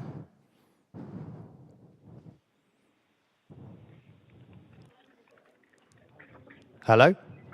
Hello there, this is John from VerbaFlow. Hi, John. Hi, Daniel. I'm here to help you find the perfect accommodation. You filled out a form on our website, right? Do you have a few minutes to chat about your accommodation needs? Yes, I do. Brilliant. Let's start with the location. Where are you looking for accommodation? Which area or locality are you interested in? So I'm looking for something in and around Paddington, I think, and I'm going to London Business School. Got it. Pavington in London. Which university will you be attending? I'll be going to London Business School. Which? Great choice. How long are you planning to stay? Probably for an hour. Probably for a year, sorry. A year, understood. What's your budget for accommodation? About £300. Is that £300 per week or per month? Yes, that's £300 per week. Thanks for clarifying. What type of room are you looking for?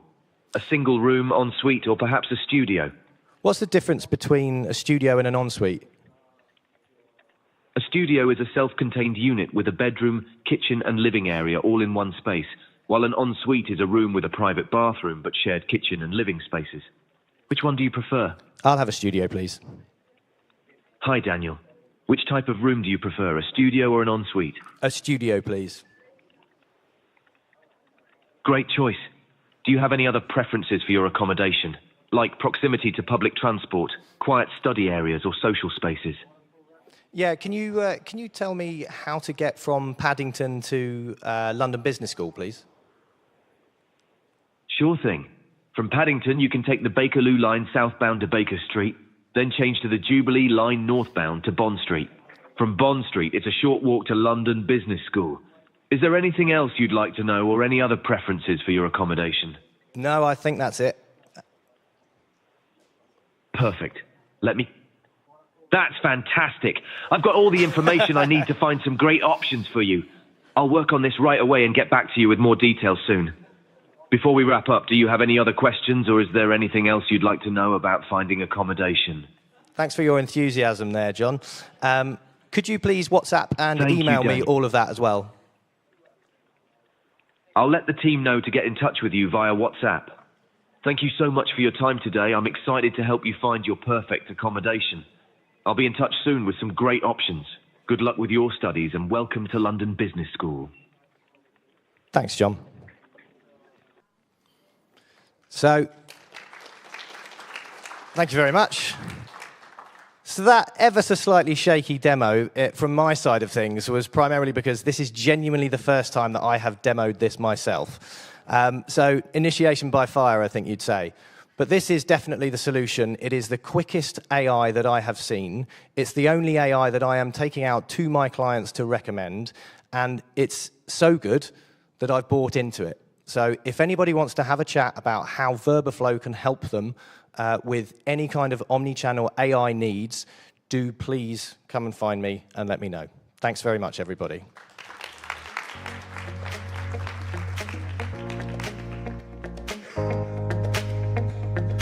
Impressive. So Dan, here I am telling everyone that today is about people, and then you show us this AI tool that is like people, but not really people, is it? Maybe we could do our next edition with just AI voices as presenters, and we can have a break. Now, in all fairness, it is, of course, overwhelming, all these tools and innovations that are out there and that are available to you, which one to pick, which one fits your objective, your ambitions, and luckily there are people that can help us with that. And one of them is Oliver Matthews from 4Uni Solutions, and he'll tell you how to select the best mix of tools, platforms, and services, and anything else that is out there. Thank you very much, and here comes Oliver.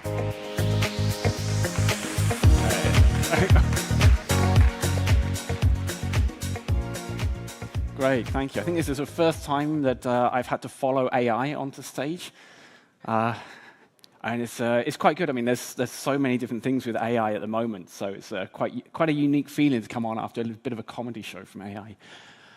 And I have to admit, I did get excited. I heard £300 for London. I was like, okay, if AI can find me accommodation in London, I'm buying it.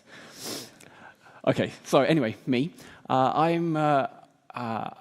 live in Frankfurt. I'm based in Frankfurt. You can probably hear I'm from the UK originally, and I've been working in higher education for 20 years at universities in the UK, in Switzerland, in Germany. Now I run a consultancy. I set it up end of last year, supporting universities in finding actually precisely the best mix of solutions. Specifically of digital solutions to support their recruitment goals, their student services, their admissions. And a lot of that talk has been about AI for the last 12 months. That came off the back of setting up AI projects at the university at Frankfurt School where I used to work. But what I often find is my conversation starts with, how do we deploy AI? We really want to work with you. We want to find out, how do we get AI into our marketing mix, into our recruitment? How do we solve our lack of staff, our lack of budget, generate more students, provide better quality?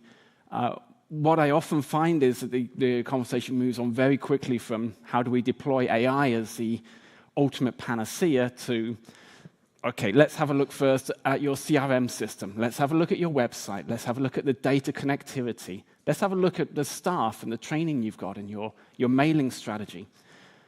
And this is something that I thought maybe going into this new career of consulting universities, yes, it's all about the future. It's all about this beautiful high-tech digital interface.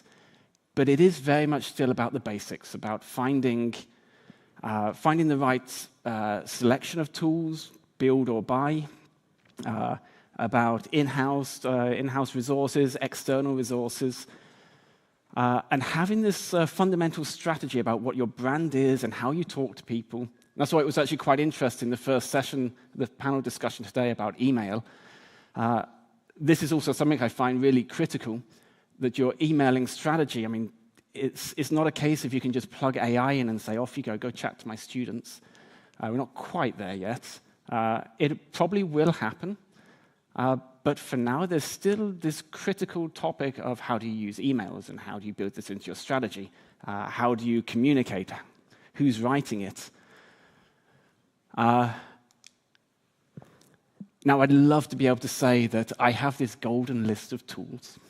There's a perfect scenario, everyone can just plug and play. It's not as simple as that. Even if I think about CRM systems, you immediately think, well, who's the go-to place? Well, let's buy into Salesforce. They're the biggest, the shiniest, the best. There are also just dozens of other CRM tools. It's not one size fits all. You've got the Salesforces of the world, the HubSpots, but there's many tailored higher education CRMs, small, big, simple systems, others with a lot of customization. Is not such a simple exercise. And I'm just going to jump back in time a little bit. So as I said, I've been working in higher ed for 20 years. My first interaction with the need for CRM was at my third university, which is a little bit weird. I mean, it was 18 years ago.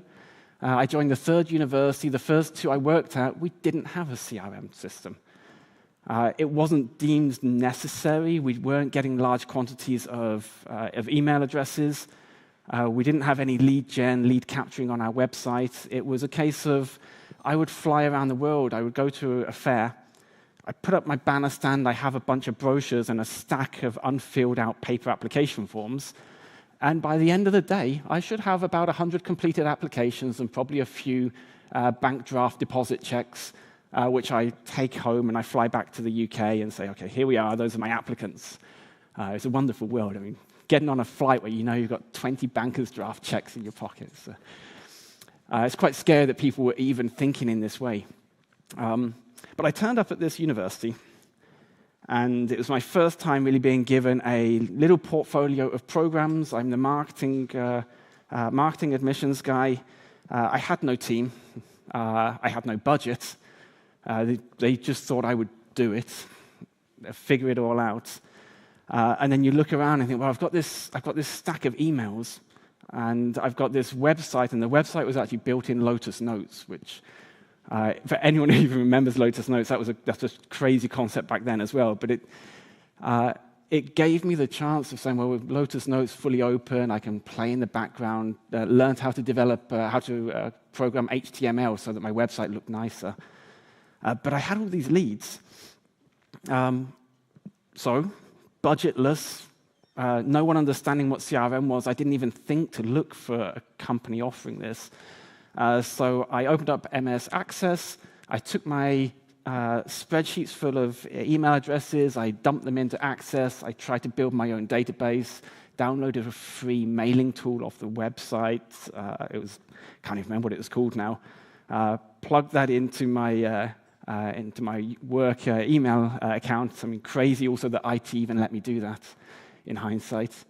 And then I had it. I had my automation, my first CRM system, Access, little mailing client, set it off it goes, completely for free, self-built, so only I knew how it really worked, which was wonderful for like 18 months, actually, spamming the world, until it backfired, because there was one day I pressed play, pressed send, and luckily it was a small mailing list, about 200 people on this particular list, but the tool wouldn't stop sending the mails.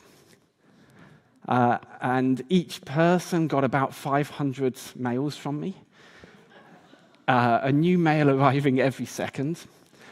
I had people messaging, phoning me, saying, please stop it, Oliver. I couldn't switch it off. It was going so fast. It's like, I have no idea what broke. I can't stop it. Eventually, I guess there's something within the university mailing client actually stopped the mails being sent. I managed to kill the system. So, okay, at this point, I think I need to have a look around. There must be someone who knows how to do this better than I do. And that was where I got into this whole buying, like looking, can we build it internally? I didn't really trust IT. That hasn't changed so much, I'll be honest. University IT. So looking around for CRM systems, I bought into 1, 2, 3 different types. First time you assume you know how it works. The second, you know what you're looking for.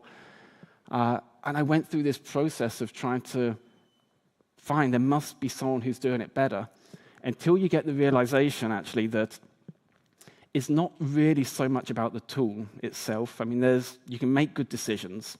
You can find good and bad tools. There's frustrating tools, some that can be customized, some that can't be. There's different levels of support. But what you realize very quickly, actually, is that the tool itself is not necessarily the problem. It's not about how good technically the tool is. It's about your ability to deploy it at the right time in the right place. And that's what really matters. That's what makes, and it's not just CRM, it's actually all of these digital tools we've got. And it's exactly the case with AI now. I mean, AI is pretty cool. I mean, I use it every day. I have different things I do with it. It's a great assistant. But when I've worked with deploying this and other tools at universities, it's really not about the tool itself. It's about your preparation, the questions you've asked, the reasons for buying into a certain software. And actually, I mean, I've worked with a lot of universities, so I've been doing simultaneously consulting and helping universities to find this mixture and to identify how to work with AI. And I've also been doing projects researching existing use and deployments. And the aim of the project actually was to research and to find successful deployments of AI. And in the course of talking to some 50 universities, trying to find 7 good case studies, I found far more case studies of failed deployments, which we couldn't really write about. We didn't want to publish for them. And the most common single reason for the AI deployment to fail was because the origin was ego. That someone somewhere in that institution had said, we need to deploy AI. We want AI. We want it for our institution. Now let's figure out how and where we're going to use it. And that was often the critical failing, was to assume that AI was the fix and that you wanted it, and you wanted to have that day of press release to say, okay, look, we're a university who are so forward-thinking that we have deployed AI, and there it is, and that's what we've done with it. And it set into motion this whole chain of bad decisions, trying to chase a use case, forcing through bad decisions, until you ended up with something that sounded great, but simply doesn't fit the problem, doesn't have uptake, doesn't work so well that you really want to deploy it on students, or there's no buy-in. There was all sorts of reasons, but the critical problem was right at the beginning. It's a decision-making process.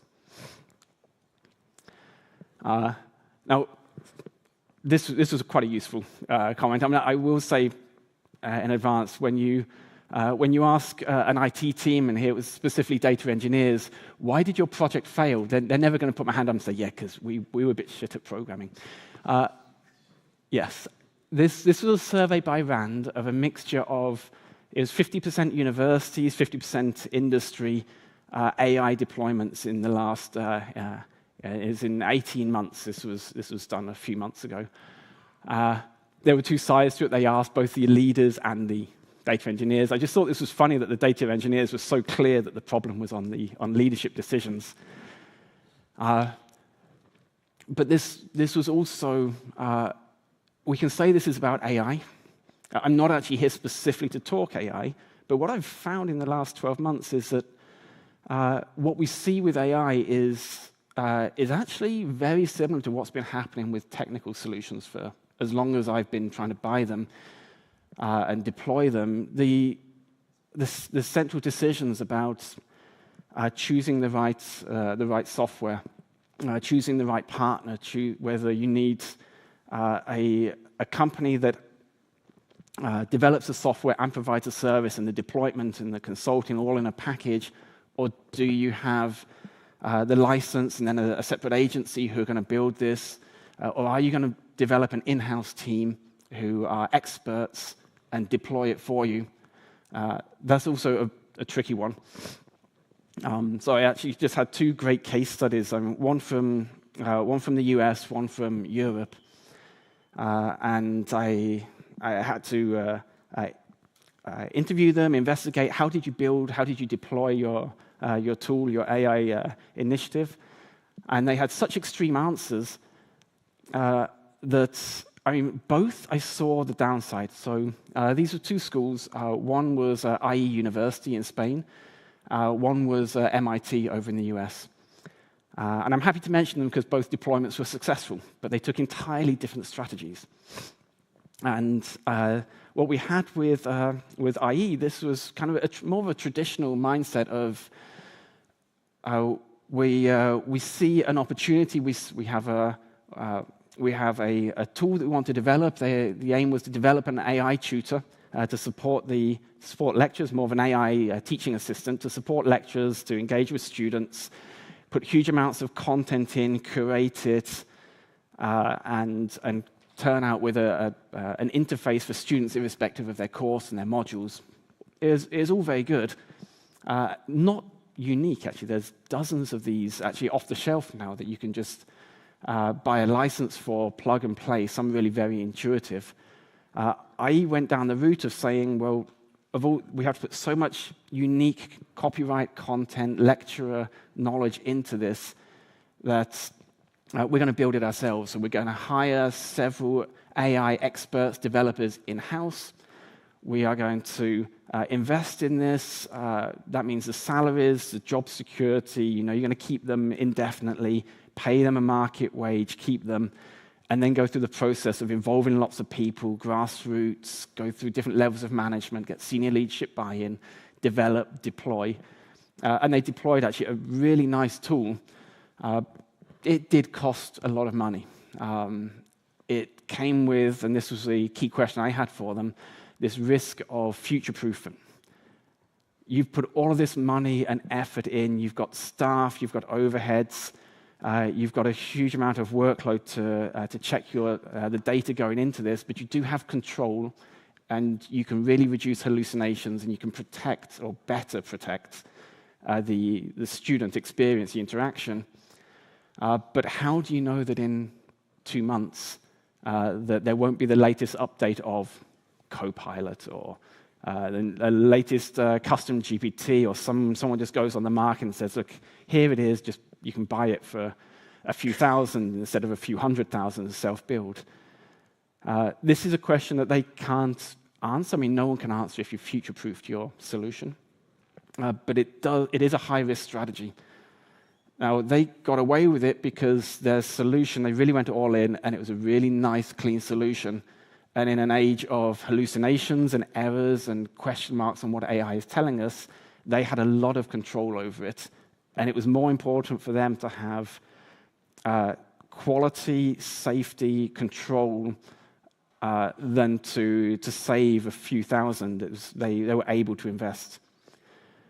So it was really interesting to go to MIT, actually MIT Sloan, and talk to them about their strategy, because I thought MIT, they are the gold standard. They can probably just build anything. They've got so many geniuses there. They can just build and develop, and they'll have all sorts of cool solutions. And it's not untrue, but their approach to this was entirely flipped. Now, what they said was, we're not going to say, here's a suite of solutions. We're going to let IT geniuses develop. We're actually going to go grassroots approach to this. We put together a pilot group. It's a 6-month program, 20 professors. We give them basic tutoring on what is available, what can AI do, what tools are there. Give them very small budget. It was like a couple of $1,000 to spend, and said, anything you can think of, here's a support team, here's a central support team, just go and play. I mean, you've got this little budget, go and deploy, use, test, use these supports, do it yourself. And with these 20 professors running programs or teaching in all sorts of different areas, they had some 50 different use cases for actually a very small budget, a relatively small budget. It was like $40,000 max, but they didn't spend all of that. And they had 50 use cases of AI across all these different people. Now we present, we share, we identify which ones have got legs, where do other people want to deploy, and only invested then in the 5 which really made sense. So that's where we're going to put our money, is proven examples. And what can we buy? What is already in existence? Where can we avoid having to build ourselves? Where do we need to build? And it created this very innovative, entrepreneurial, low-cost ecosystem where they actually came up with some really nice ideas, some very novel, some which were kind of standard. I mean, the AI tutor is just a standard one. I think that's something we're going to see a lot of. I mean, I already have now like several examples where I talk to people. These are AI tutors. You can already go and explore, use. Someone else has done the work. They're keeping them relevant. So in the process of this, going a little bit back to that RAND survey, the leadership failures, and I've touched on it a few times. There's 2 sides to this. As you can see, I've got space on the other half of my slide for the technical team failures. But these are the main reasons. And I mentioned the ego. I mean, this key decision-making. And where did that ego lead them to? Optimizing for the wrong problem, overkill, and this is a really common one. Using AI to solve simple problems, stuff that you really don't need AI for. AI does use more energy, it gives you less reliable results than maybe a simple Google search at the moment. I mean, this is going to change. We are seeing an evolution of search. Overconfidence in AI, underestimating the time investment needed. And this isn't necessarily to hit on AI. I mean, you can actually take AI out of this. This was specifically because it came out of Rand's research on AI. But these are problems we all face with any IT deployment. And likewise, the bottom-up failures, it still came back to data. Importantly, the lack of industry knowledge of the IT team, lack of grassroots buy-in, distance from the distance of the development team. So you have a great idea, you maybe even get some grassroots buy-in, but then the guys developing it are just isolated, not involved enough with the real-life problem. And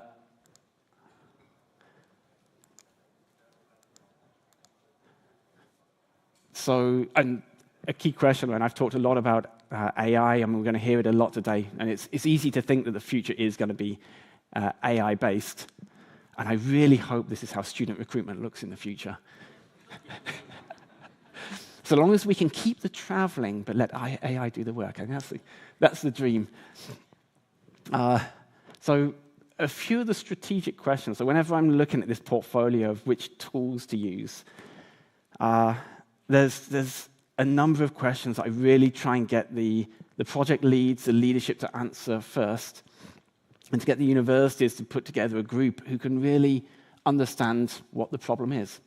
Don't work from the technology or the solution just because someone's turned up and said, hey, just on spec, we've got an awesome tool, it can do X, Y, Z, wouldn't you like to buy this?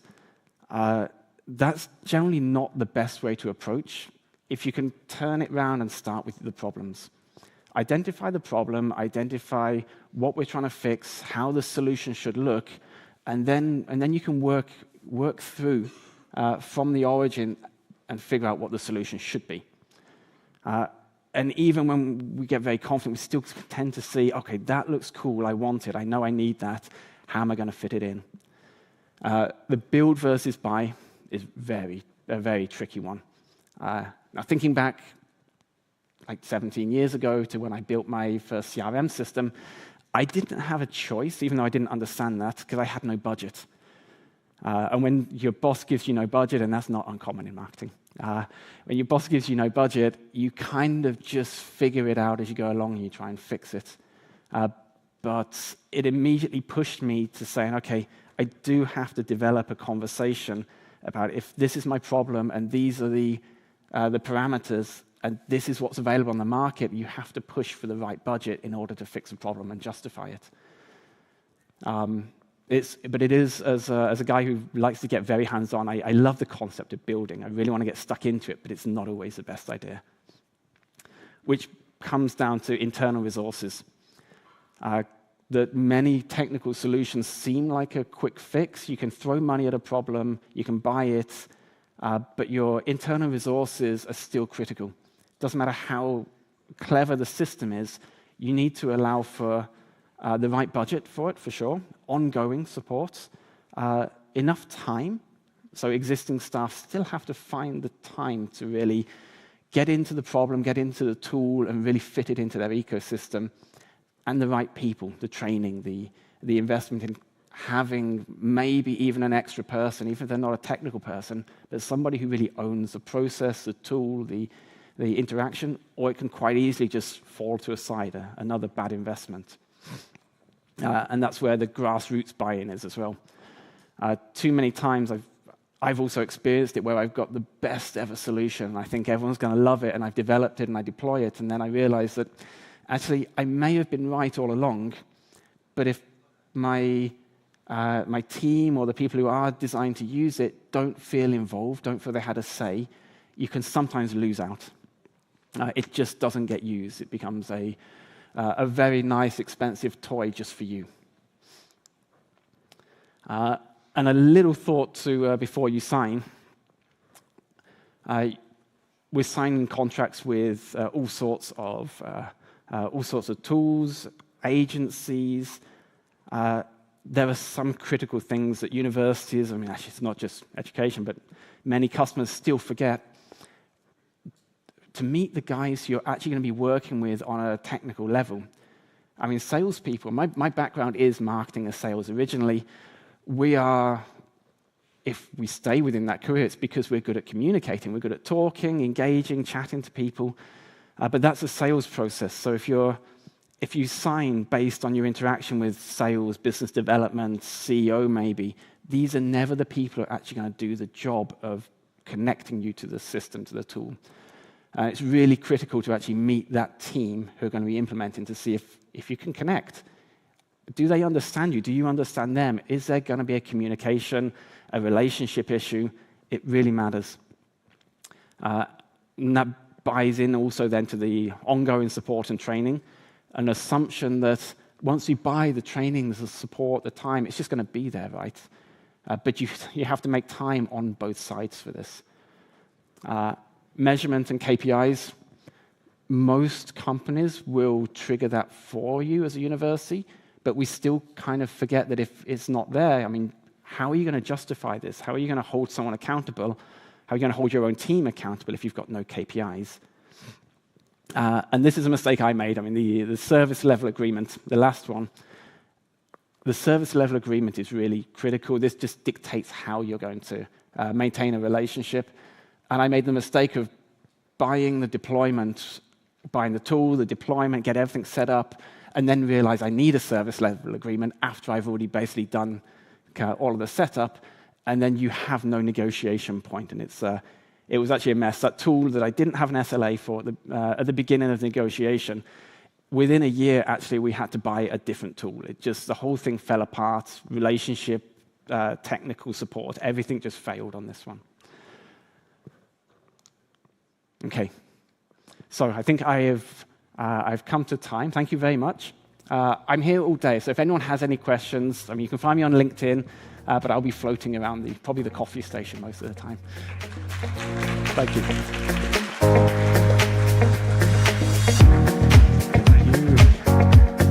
Thank you very much, Oliver. It's really good to get some concrete advice in what you can almost call like a digital jungle. Now, we have a case study coming up before your coffee break, but before the case study, we have a brief message from InLingua, who is our headline sponsor. So I welcome Michael from InLingua to the floor. Thank you very much. Michael.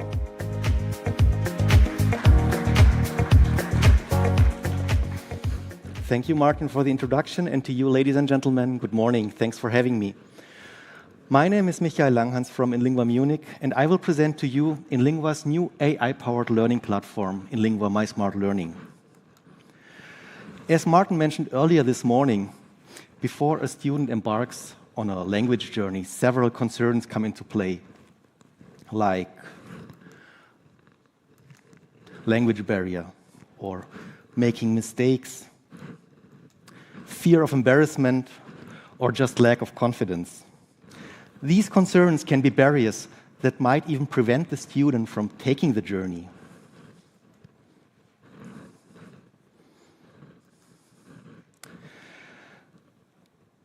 Oops. Can't see the notes, by the way.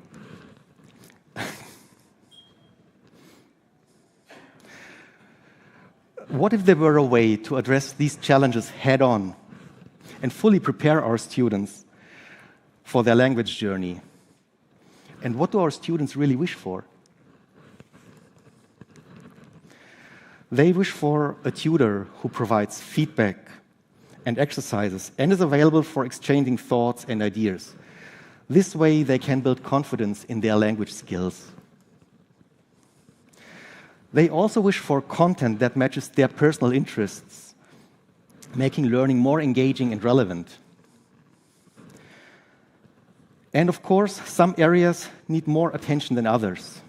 This way, the student can focus on what they need most, ensuring steady progress and building confidence. How amazing would it be if there were something that could address all these challenges? And it appears there is. And we call it InLingua MySmartLearning. It's designed to meet all these needs, thank you, by offering personalized support, tailored content, and an individual learning experience. Allow me to demonstrate what InLingua's MySmartLearning has to offer in terms of AI-powered content generation and individual learning paths. Imagine this. A potential language traveler is planning a trip to Munich, and with a simple prompt in MySmartLearning, we'll generate a text and an image about Munich. And since the student is currently learning relative clauses, we'll make sure to integrate them as well. And here they are, the AI-generated text and the image. And as you can see, the grammar topic has also been accounted for, relative clauses. The AI automatically provides a list of keywords and images for each of them. Let's take a closer look at what has been generated for the term vibrant city. We see the picture, and among other things, we see the definition, an example exercise, and its audio representation. Let's listen to it. New York is known for being a vibrant city full of life and culture. From this starting point, we now can generate an infinite number of exercises. And after each exercise, the student receives instant feedback. And this feedback isn't just for the student, as the AI continues working in the background, analyzing the results and adapting the learning path. And this is where individual learning truly gets boosted. In this way, each topic receives the attention and repetition that is necessary for the student's improvement. And of course, InLingua MySmartLearning also includes a chatbot. We call it ChatPal. Let's take a look at two possible use cases for ChatPal. One, conversation with grammar corrections.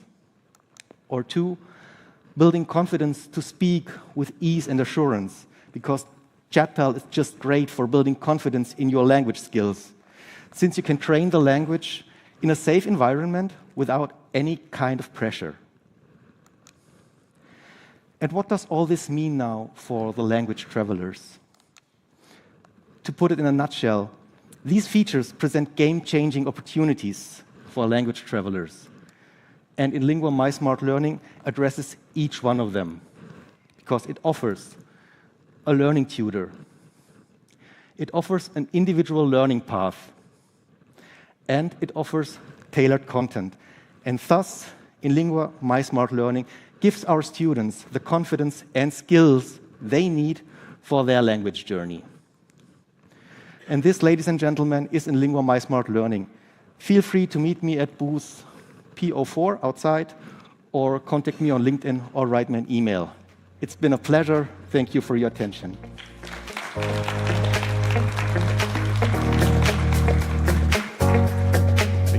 Thank you, Michael. For more information about InLingua's sophisticated language learning innovations and project, please connect with Michael, who will be with us the whole day right next door in the exhibitor area. Now, as promised, we finish each block with an actual case study, so we're going to do that right now. And this one is about the so-called data paradox that exists. And if you want to know what that is, well, then just listen to Mariana Macedo from ESMT Berlin.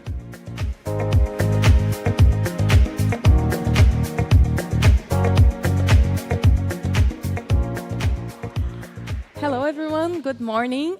This is my biggest audience yet, so bear with me. Mariana Macedo, Senior Marketing Manager at ESMT Berlin, which is a business school located here in the Museum Island.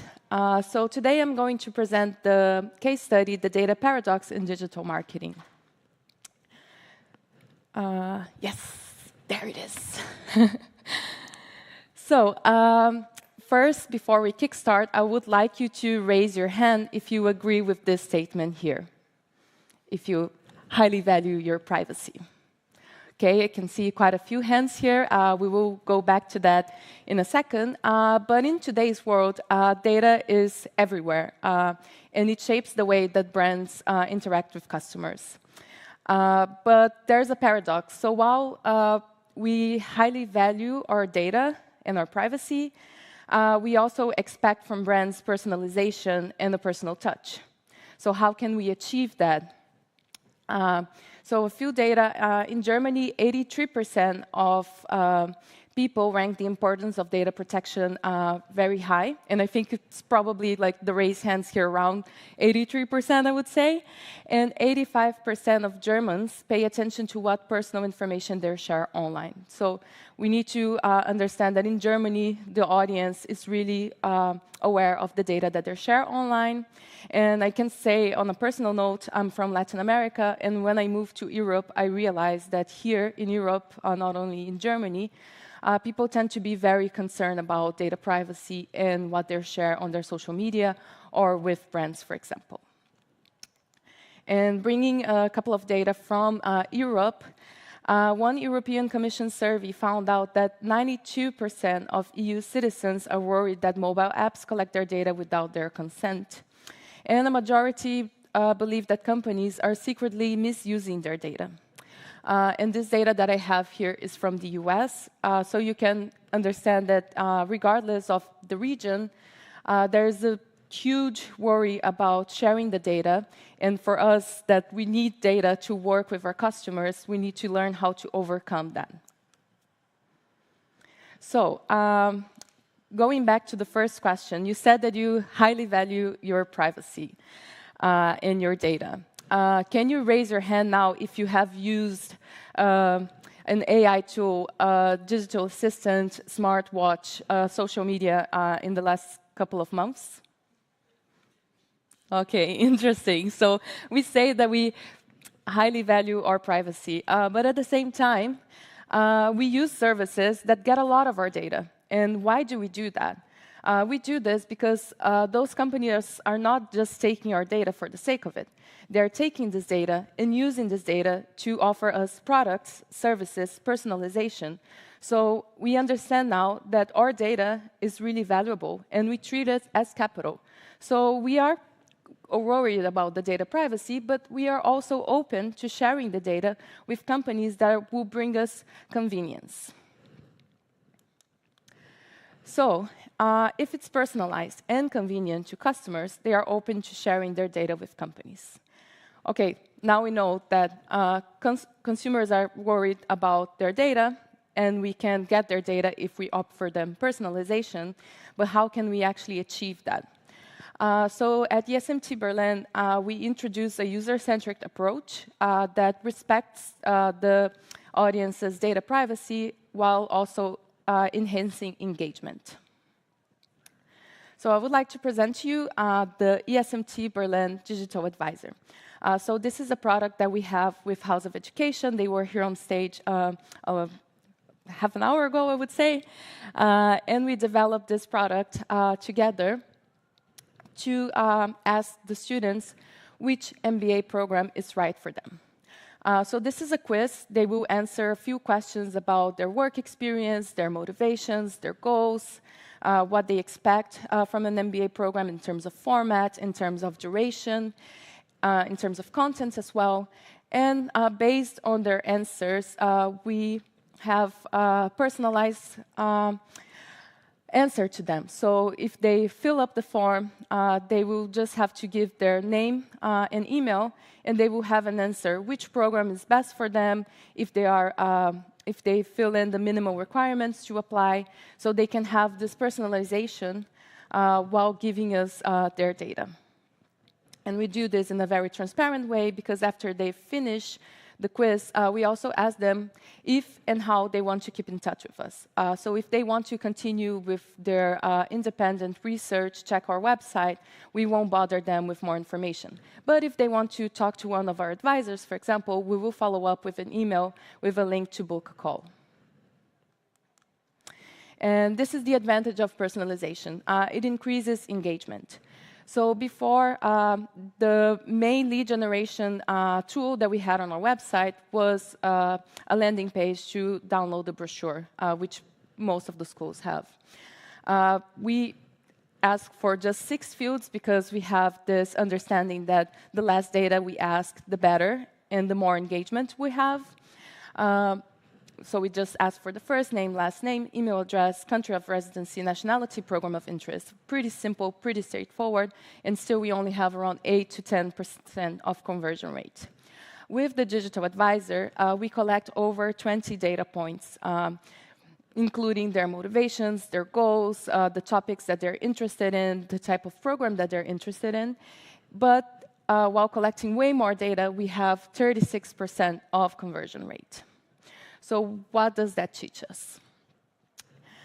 Is that if we personalize the communication, we can increase engagement while still collecting data.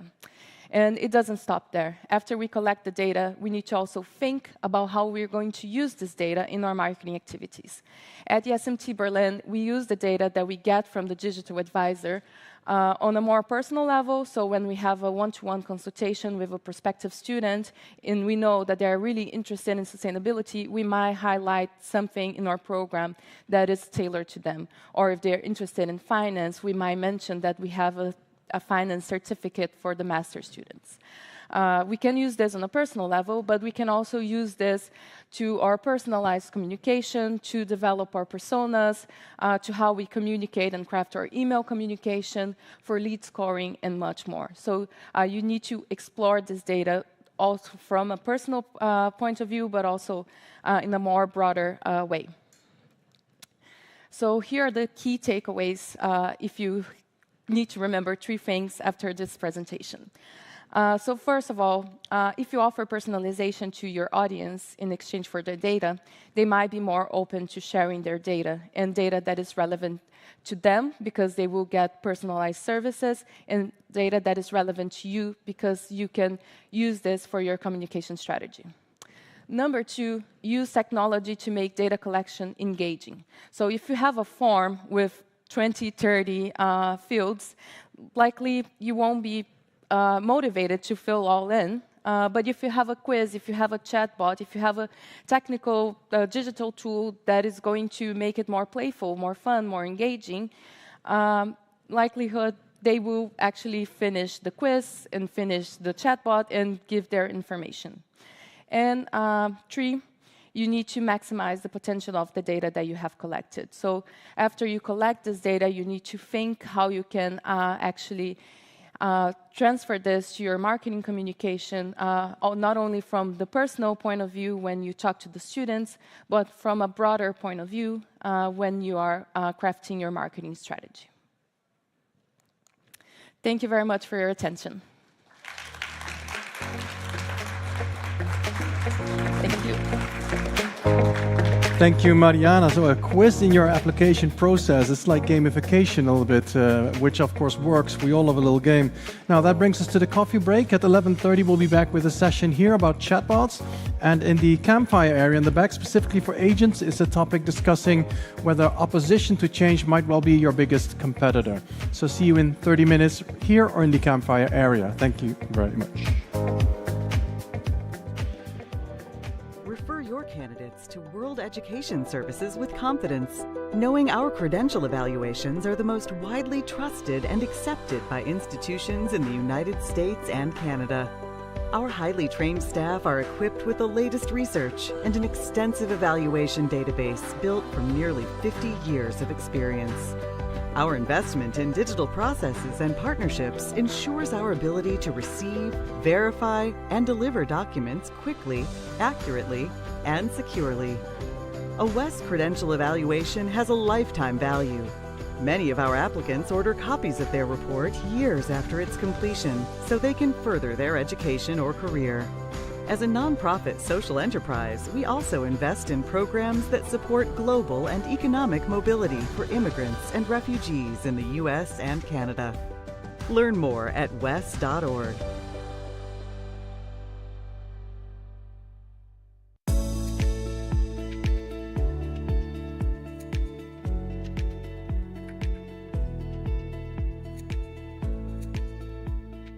LinguaSkill is a certificated English exam taken online and on demand, recognized and trusted by education institutions and employers around the world. It helps you to quickly and accurately assess the English proficiency level of learners for all of the important decisions you need to make, whether on admissions, graduation, recruitment, or training. LinguaSkill is developed by Cambridge University Press and Assessment, part of the University of Cambridge. It offers organizations an accurate and flexible way to assess the English proficiency level of individuals or groups, testing from B1 to C2 level on the Common European Framework of Reference, CEFR. The exam is modular. You can choose which combination of skills is right for your organization, from speaking, writing, reading, and listening. Powered by AI and computer adaptive technology, you get accurate test results and the candidate receives a Cambridge certificate proving their level of English. LinguaSkill Business is also available if you need to test a candidate's ability in business English. Find out more about LinguaSkill, the fast online English exam.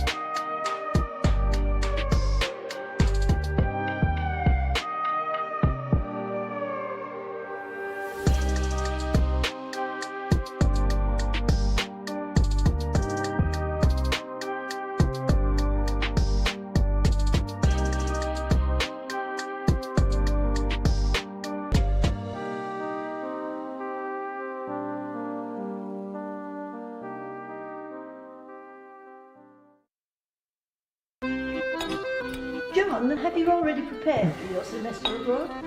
Sure thing. And how is your French?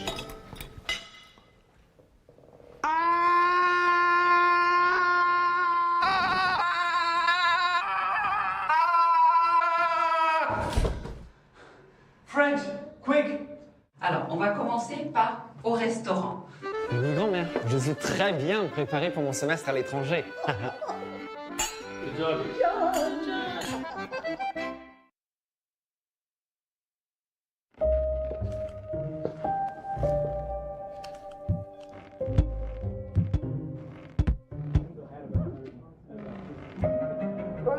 Gentleman, you know my best friend, she met her soulmate. So like suggesting a blind date, and I've been thinking about it actually myself for like 1, 2, 3, 5.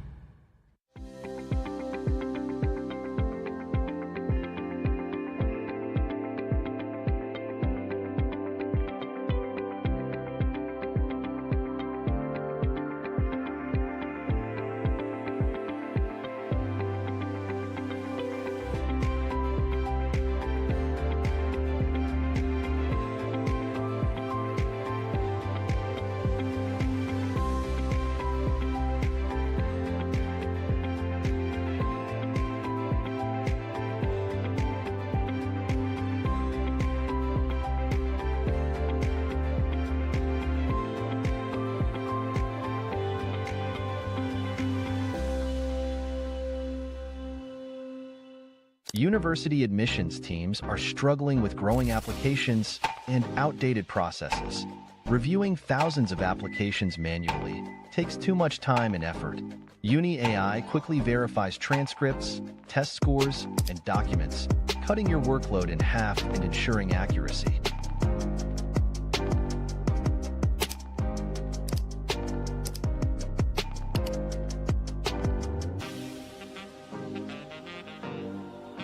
Students don't want to feel like just another number.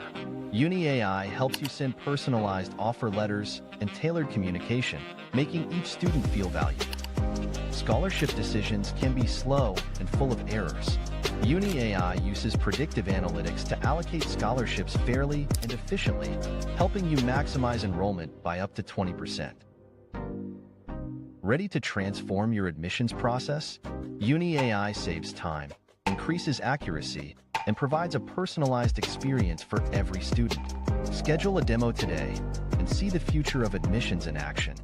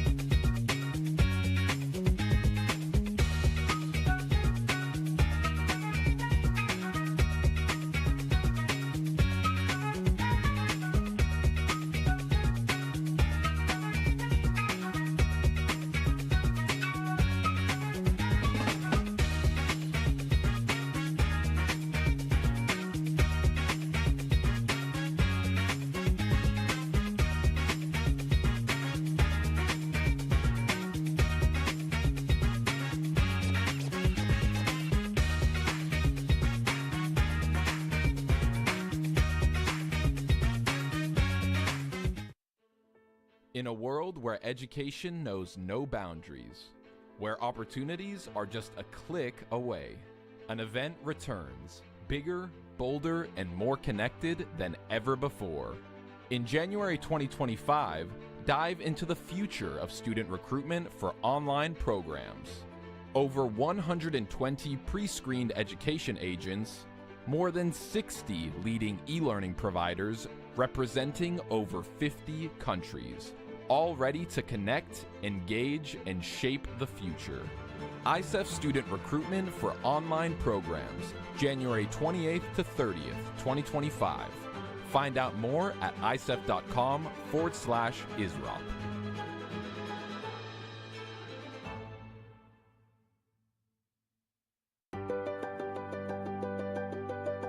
Refer your candidates to World Education Services with confidence, knowing our credential evaluations are the most widely trusted and accepted by institutions in the United States and Canada. Our highly trained staff are equipped with the latest research and an extensive evaluation database built from nearly 50 years of experience. Our investment in digital processes and partnerships ensures our ability to receive, verify, and deliver documents quickly, accurately, and securely. A WES credential evaluation has a lifetime value. Many of our applicants order copies of their report years after its completion so they can further their education or career. As a nonprofit social enterprise, we also invest in programs that support global and economic mobility for immigrants and refugees in the U.S. and Canada. Learn more at wes.org.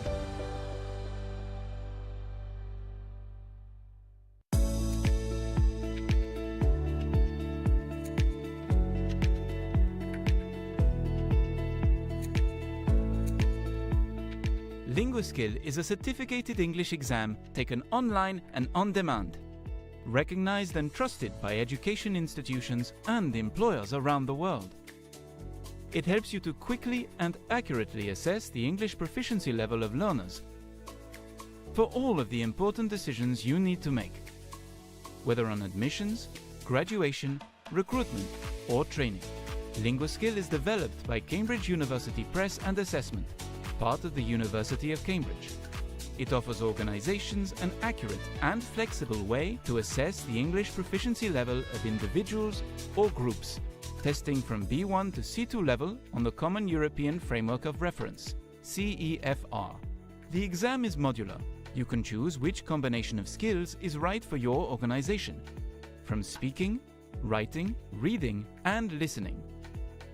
Powered by AI and computer adaptive technology, you get accurate test results and the candidate receives a Cambridge certificate proving their level of English.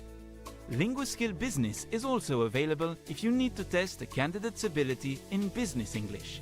Find out more about LinguaSkill, the fast online English exam.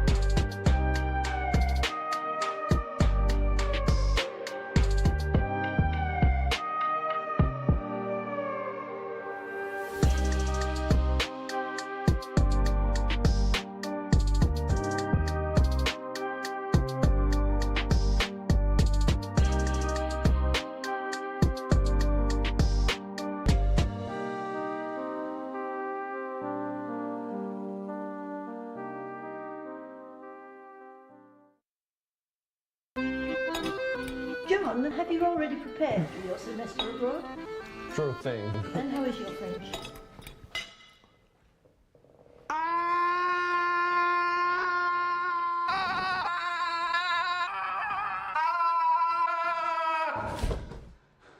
French, quick! Alors, on va commencer par au restaurant.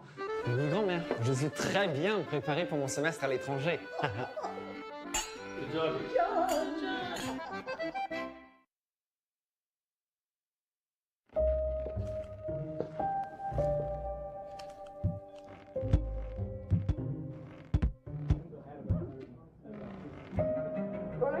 Gentleman, you know my best friend, she met her soulmate. So like suggesting a blind date, and I've been thinking about it actually myself for like 1, 2, 3, 5.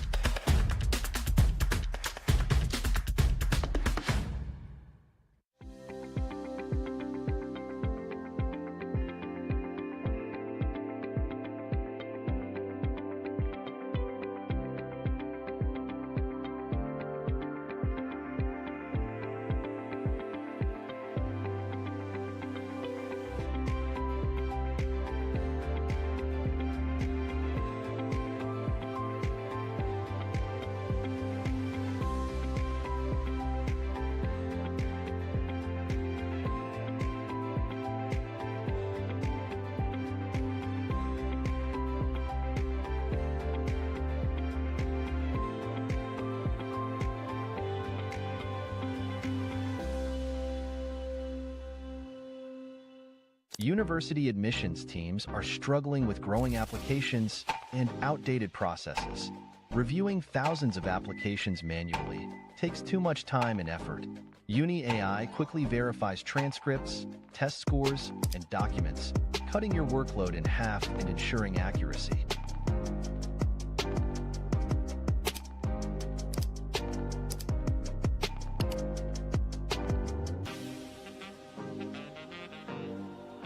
Students don't want to feel like just another number. Uni AI helps you send personalized offer letters and tailored communication, making each student feel valued. Scholarship decisions can be slow and full of errors. Uni AI uses predictive analytics to allocate scholarships fairly and efficiently, helping you maximize enrollment by up to 20%. Ready to transform your admissions process? Uni AI saves time, increases accuracy, and provides a personalized experience for every student. Schedule a demo today and see the future of admissions in action.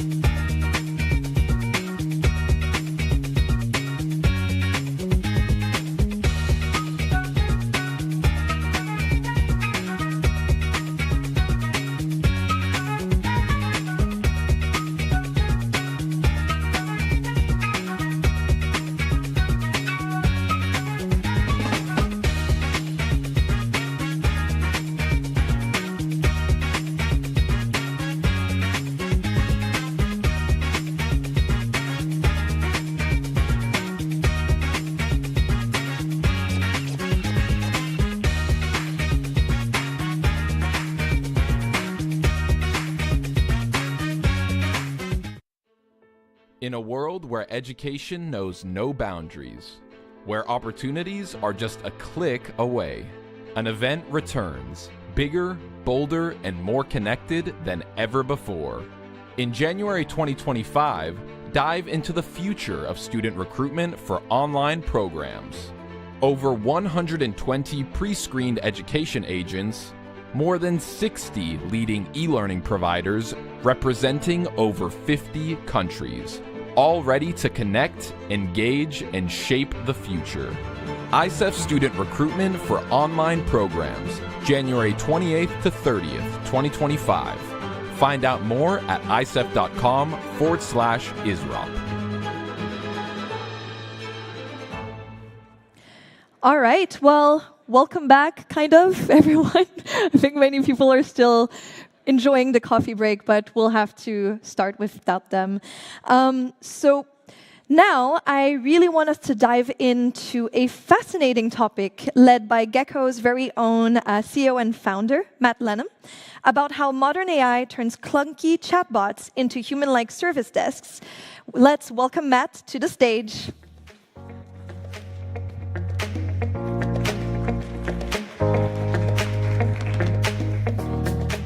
Well, good morning, everyone. I hope you enjoyed that coffee break. Looks like some of you are still enjoying it. My name is Matt Lanham. I'm the CEO and founder of Gecko.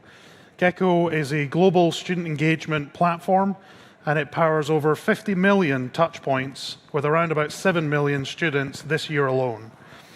I've been building in the technology space for some 20 years now.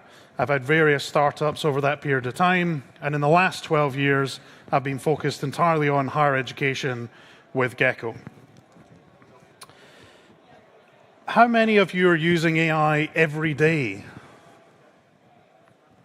That's good. What about every week? And is there anyone who's not using AI at all? Okay, good. Well, the pace of change of AI is like nothing I've seen before. As I said, I've been in technology for 20 years, building with the latest tech. I launched some of the first apps onto the App Store. So I've seen lots of transitions over time, but it feels like nothing's moving quite as fast as AI is. Just keeping up with it is almost impossible without using AI itself. So these two statements here on the left are actually an AI newsletter that I get on a daily basis that gives me a summary of everything that's gone on. And you can see here over a 2-day period of time, this has saved me around about 10 hours or so of trying to keep up. And this is a major challenge because the pace of change is just so much. Whilst I was tweaking this slide on Thursday, 4 major announcements happened just in a couple of hours of me starting tweaking my presentation and ending. We had OpenAI introducing search services natively built into their ChatGPT service. Google also launching a similar type approach with grounding in their search service. Anthropic launching a Claude desktop applications, and Meta announcing the training of their latest model with 100,000 GPUs. And these GPUs are really interesting because they're not like the ones you might see in a laptop computer or a desktop. They each cost $25,000, a minimum. So 100,000 of those, it's about $250 million just to train one of these AI models that sits behind the scenes of a lot of the chatbots that you might have experienced yourself. So I wanted to start by maybe just reflecting on why they matter at all. Why is it that we're so interested in chatbots right now? Particularly in the last 12 to 18 months, I feel like a lot of the narrative is about chatbots, what they can do. But sometimes, perhaps it's not obvious why they matter. Really, it's these 3 reasons, based on my own research, speaking to higher education institutions in particular. It's the job has got more stressful. Student expectations have just gone off the scale. Everyone expects instantaneous answers to their questions. They're no longer willing to wait for you to mail them something in 3 weeks, or if you're in international, wait for you to take the paper inquiry card from wherever you're traveling and the 2 weeks back to the office to be typed into computer and then emailed, which still happens today. I still meet universities today that are sending recruiters out overseas using paper and having a huge delay in the recruitment process. That doesn't work for what students are expecting in this modern world, and it just means that the stress levels are higher. The other thing that's become increasingly problematic is resource. Most universities are seeing declining numbers of staff members, particularly in recruitment and admissions, and they're not necessarily being replaced by more people. University budgets are really tight, and they're struggling to make ends meet. And it's not just universities, it's almost any company in the world right now is seeing the increasing costs. Balancing the budget has just become a really important topic. So when you have these, team morale is low because the work is more intense than it's been, you're sending more emails, you're sending more texts, you're expected to do live chats, make phone calls, everything now. The resource is thin, so you have less people to do the same amount of work you were doing last year, and the budgets are tight. But the university, or whoever you work for, is still expecting you to beat last year's numbers. So, in my opinion, the only thing that helps here is technology. It's the gap filler between the resource you have and the resource you want to have. If we put technology in the middle, then we really start to see results, and chatbots in particular are a really great driver of that type of technology. So I wanted to take you on a bit of a journey of where chatbots have been, because I meet a lot of people, and their first reaction to chatbots is sometimes that they've used them before and they didn't like them and they were a bad experience. And chatbots are actually a lot older than you would think. The first one, if you research it, is actually Eliza, which was built in 1966. That's a long time ago, before I was even born. And I actually had my first encounter building a chatbot back in the late 90s with MSN Messenger. Does anybody use MSN Messenger back in the 90s, early 2000s? Yeah. It was very rudimentary at that time, the one I built, just a simple /news, and it would give you the 5 headlines and this type of stuff. But what's interesting is that actually the technology hadn't really changed since 1966. The first generation of chatbots, the reason that they failed was largely because they were very rule-based. So you'd set up simple rules such as, how do I apply? Or if they say application requirements, I want you to say this message back. And that was the majority of what chatbots looked like until last year, maybe a little bit the year before. So you would have to spend huge amounts of time and internal resource going through all of the questions that you were being asked, which were largely on top of mind because they're the type of questions that you were getting by email or being called in. You'd build out these chatbots and you'd be like, great, now we're not going to get those questions. The chatbot will deal with it all. But unfortunately, the way the technology was very much prescriptive. So subtle differences in the way that the question was asked would result in failure. So having how do I apply, this is a really simple example, probably unrealistic, but you get the point. If you have that how do I apply and someone says apply, there was a chance that chatbots prior to last year would really struggle to give the correct answer, and instead they'd say, oh, sorry, I don't know the answer to this question. And so if you've ever experienced a chatbot that didn't work, this is the fundamental problem. The technology really wasn't there to allow us to have something that really understood what the student wanted, that could take the words that they'd used in the question and apply some additional logic to that approach. This is where things really change, though, because LLMs, does everybody know what an LLM is? No, because we don't really talk about LLMs that much. We talk about AI and chatbots.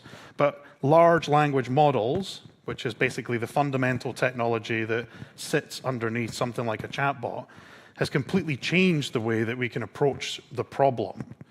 And ultimately, it gives you the ability to speak more like a human. And in this case, obviously, we might be talking about text with chatbots, but it's not necessarily always text that they're actually using. This allows These are all AI-generated images, by the way. This allows us to have things that are much more empathetic. So, for example, we see a lot of cases where students might say things in their question that would give you a sense of what's going on in their head. So, I'm worried about studying in Berlin, and I'm not sure how to apply. And again, in that old-style question, something like that could fail to answer the question that they posed, but also not really take any account of the emotion that's attached to that question. With modern AI, we can now look at that, and the LLM will understand that they're using language that may contain fear or excitement or something else, and it will create responses on demand that really think about that problem. So rather than just, okay, here's the link to the application, it may be, we understand that studying in Berlin might be a big choice in your life, and so here's some things to think about as you process that, and here's the link to our application.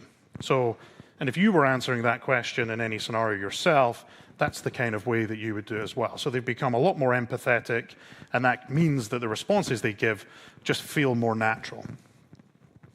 They're also contextual. And what I mean by that is, if you give them the information, they can understand more about where you're at in your journey, the environment that you're in, access to other systems, and this can make them really smart and really personal.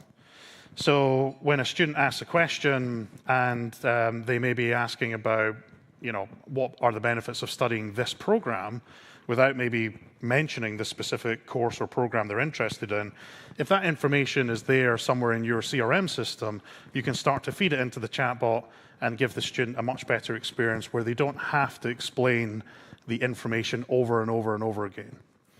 So they become much more contextual, and this flips the other way in terms of your own companies or institutions, where it can also be contextual to just your environment. One of the things you'll hear people talking a lot about is hallucinations. The AI hallucinates, it makes things up. And that is true, except when you ground it and you put the proper prompts and rules in place, you really see that to reduce to almost zero.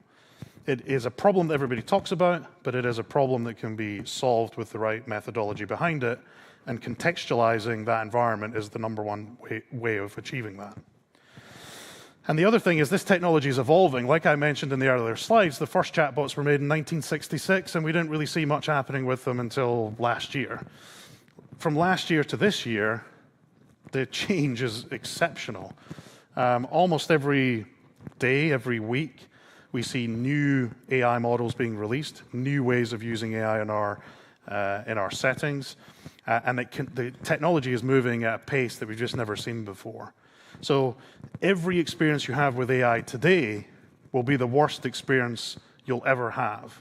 They are constantly getting better. And with the amount of money going into firms like Microsoft, OpenAI, Anthropic, and so many more, you're just going to see this evolution happening in real time. I wanted to bring an example that has nothing to do with education, just simply because I've got two examples. One is about higher ed and the other one not, just to sort of show how people are using this outside of the education scenario. So Klarna has actually used AI to revolutionize the way they do customer service in particular. If you've not heard of Klarna, then if you buy something online, when you get to the checkout, these are the folks that will offer you finance in a lot of cases. So their AI has done 2.3 million conversations. They've said it's doing the equivalent work of 700 full-time agents. They're saving $40 million a year. And 90% of their workforce is using AI to automate other parts of the business as well.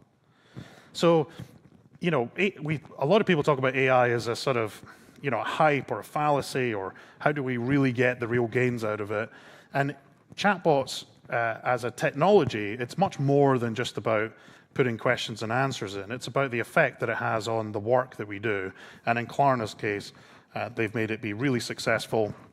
And they're even talking about replacing their traditional CRM systems because they believe that the world looks differently in an AI-enabled world. So they're actually canceling their contract with Salesforce. They're canceling their contract with other providers, and they're doing more internal projects to put AI at the center of their customer relationships. And then higher ed, which is just the space that we work mostly in, we've seen conversations with students go from various questions end to end, and 96% of those are not needing human intervention. And that doesn't mean that you're getting replaced, because remember, the problem here is that we just do not have the time to answer these questions in the first place. The majority of people that we speak to, they want to answer the student questions, but they also don't want to answer them as well. And that's what this kind of technology provides. What we expect is it takes away the mundane, it takes away the things you don't want to do, and it leaves you with the core job that you were hired to do in the first place, which is no longer clear. It will handle thousands of chats simultaneously, 24 hours a day, 7 days a week. And this is particularly important in an international setting where if the institution is based in Europe or the UK or somewhere else, the students may be coming from anywhere in the world, and they're not going to get their answers outside of business hours for that particular institution. A chatbot can really take over and handle those. And they're not necessarily huge projects to launch. With the increases in technology, customers are able to get an AI chatbot that's trained on their knowledge source, websites, documents, things like that, and they could put it on their website in a matter of hours. And the other interesting thing, particularly again for international, is that modern AI can speak multiple languages without any need for you to do translation. It can literally take a German website and answer questions in English, an English website and answer questions in German, on demand with zero kind of upfront cost or process. So there's a huge change happening here that allows us to, especially in international, allows us to really diversify the audience that we have. We can have websites that are maybe in English, but a chatbot that can speak any language, and that's done on demand as well. The student asks the question in a language, the chatbot will automatically respond in the same language, assuming it's supported. And it's not just text that this applies to as well. There's also other mediums that are coming as well. So this is a video that I wanted to show, and I'll talk more about it after it's played. Assuming it plays. Someone going to click it, maybe? Maybe not? Oh, there we go. Magic. It was AI.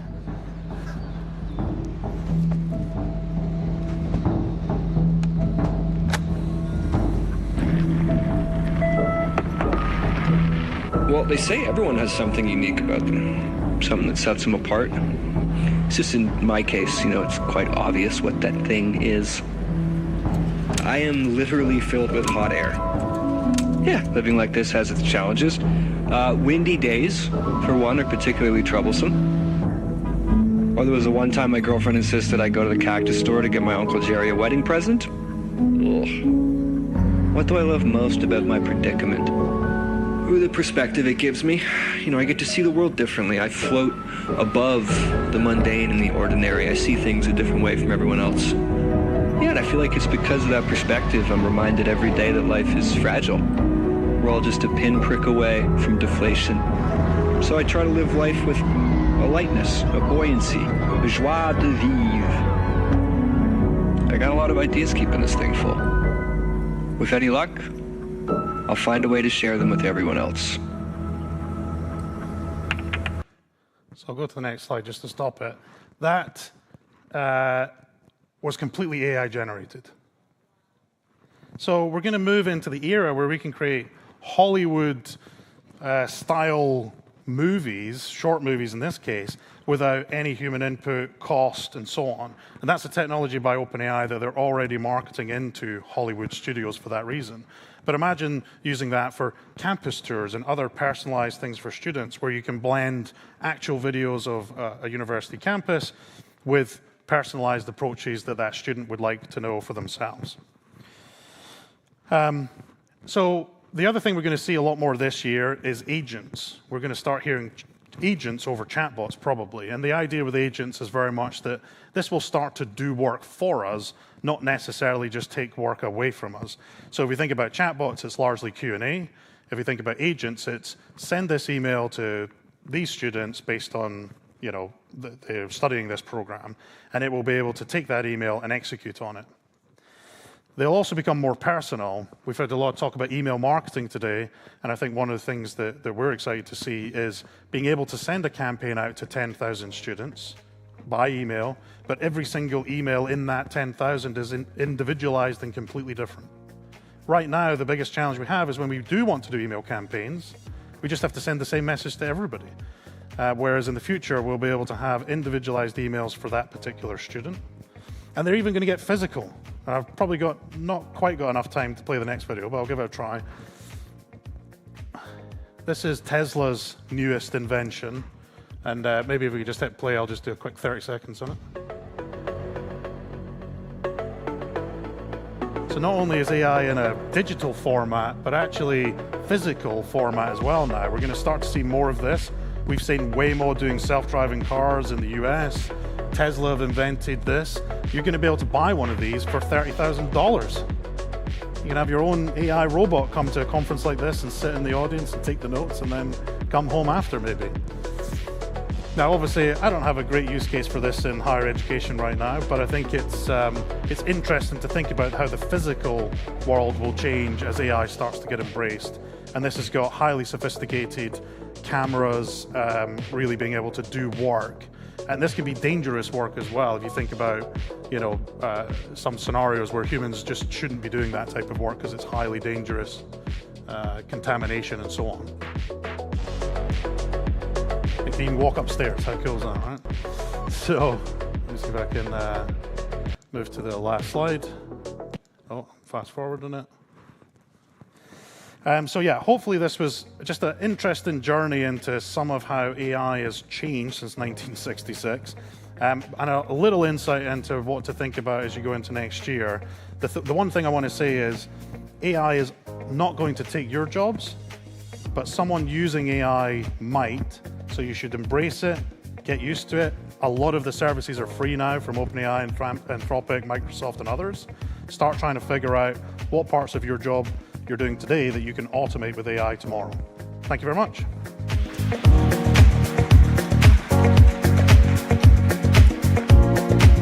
Thank you so much, Matt. That was really, really interesting. And I really like that the chatbot can also hyper-personalize, probably in the future, how they communicate with the student, which goes back to a certain panel that I moderated earlier. Strange. Anyway, before we continue, we have a short message from our demo sponsor, Leverage EDU.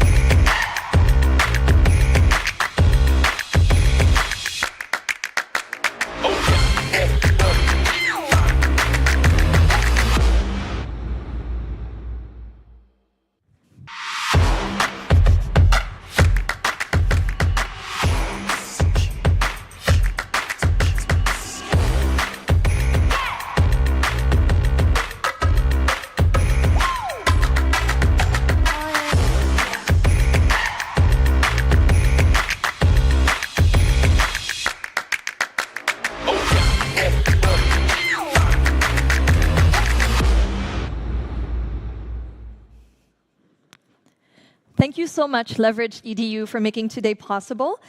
And now, for our next event, a thrilling panel concerning the challenges of track and trace in international student recruitment. This panel will be led by Naresh Gulati, Rachel Fletcher, and our very own Martijn van de Veen. Please welcome them on the stage.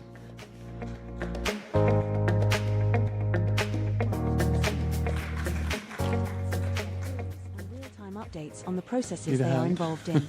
In most cases, such updates are quickly and efficiently provided through so-called track and trace services, but in our sector it seems that any such track and trace solution is missing, yet badly needed.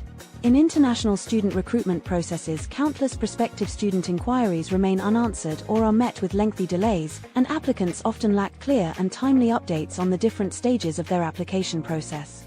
Whilst this is frustrating for students, it also means missed leads and missed opportunities for education providers. In this fireside chat, we will discuss process management in the student recruitment funnel and all that is needed to ensure a timely and transparent communication process between applicants, agencies, and education providers. We'll delve into the roles, responsibilities, and opportunities for recruitment professionals, and especially zoom into the digital tools that are needed to facilitate real-time communication, similar to a track and trace, in the student recruitment process. Joining us for this fireside chat are Naresh Gulati, CEO and founder of Ascent1, Rachel Fletcher, CEO and co-founder of Unique West, and moderator Martijn van der Veen, CBDO at ICEF. So welcome, Rachel and Naresh. Rachel from Unique West. Yeah, I like that. That's right. Human error, maybe? Maybe. It was an AI voiceover, but they didn't make mistakes as well. I'm delighted to have you both on this stage for this panel about a track and trace in international student recruitment and the debate whether that exists or not, and whether it's even possible to have one. And this is a fireside chat. Now, no fire here, but it just means I will be firing off questions to the both of you, experts on this topic, and I hope you have the right answers for us and shed some light into this digital jungle, as I called it earlier. Now, before we go to a proper introduction of the both of you, I'd actually like to first ask our audience to respond to a poll. So the audience here in the room can respond to the poll, and also the audience online. The poll will appear on the screen in a bit. There we go. This is the Q&A. So the poll before that. The poll should sound, what is the biggest barrier to implementing a track and trace, there we go, system in international student recruitment? So you can select your answer directly from your smartphone or your device. You can scan this code right here or go to slido.com and enter the user word ICEF Digital, the participant code ICEF Digital in one word. It's not case sensitive. And as the audience on site and online is answering this poll, maybe now is a good moment for a brief introduction. Rachel, may I start with you? Sure. My name's Rachel Fletcher. I started and run UniQuest. We help organisations, universities, mostly in the UK, with their student engagement and conversion activities. So we've handled a couple of million students now over the last 11 years, resulting in around 400,000 enrolments, and everything we do every day is exactly what we're talking about today, communication and 400,000 enrolments. That you need to use AI for that. A little bit. A little bit. Good. Thanks for being honest. Naresh. My name is Naresh Gulati. I'm the founder and the CEO of Ascent1 and BPO Intelligence, based out of Australia. I came to Australia as an international student in '95, so I know the experience what a student has and the anxiety what he has during the process. So got a technology company which most of the universities in Australia use for one of the other purposes. Wonderful. So you know the experience as an international student yourself? Absolutely. I've been on the other side of the fence. On the other side of the fence. How was it to be on this side of the fence?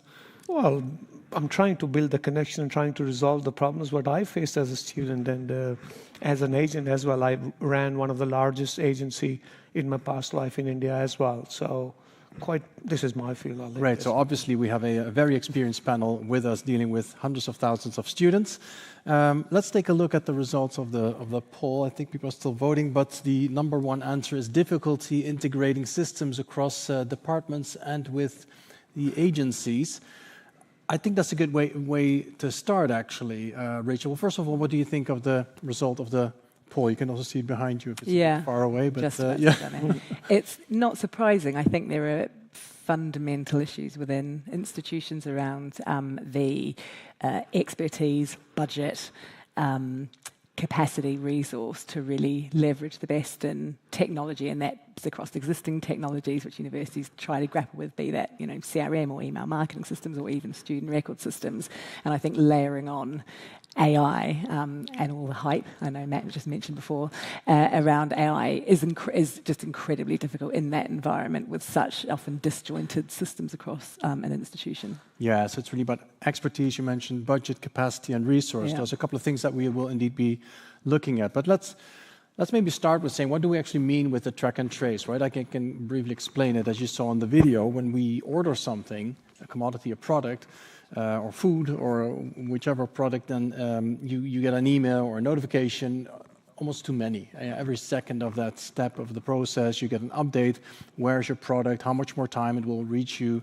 And the only thing that is annoying probably is when it says it will arrive between 10 a.m. and 2 p.m. and it arrives at 3 p.m. Right? But we're not even there yet as an industry, right? It's very often that the students do not get all these updates that they actually deserve or are waiting for. I mean, they're considering their future, where to go for that future, and they apply. And I believe, Rachel, 1 in 5 students never get an answer, and the ones that do get an answer, only 30% get follow-up answers there. So maybe let's start with the track and trace. Where is then where are the main bottlenecks in allowing us to set up a proper track and trace? Is it even possible?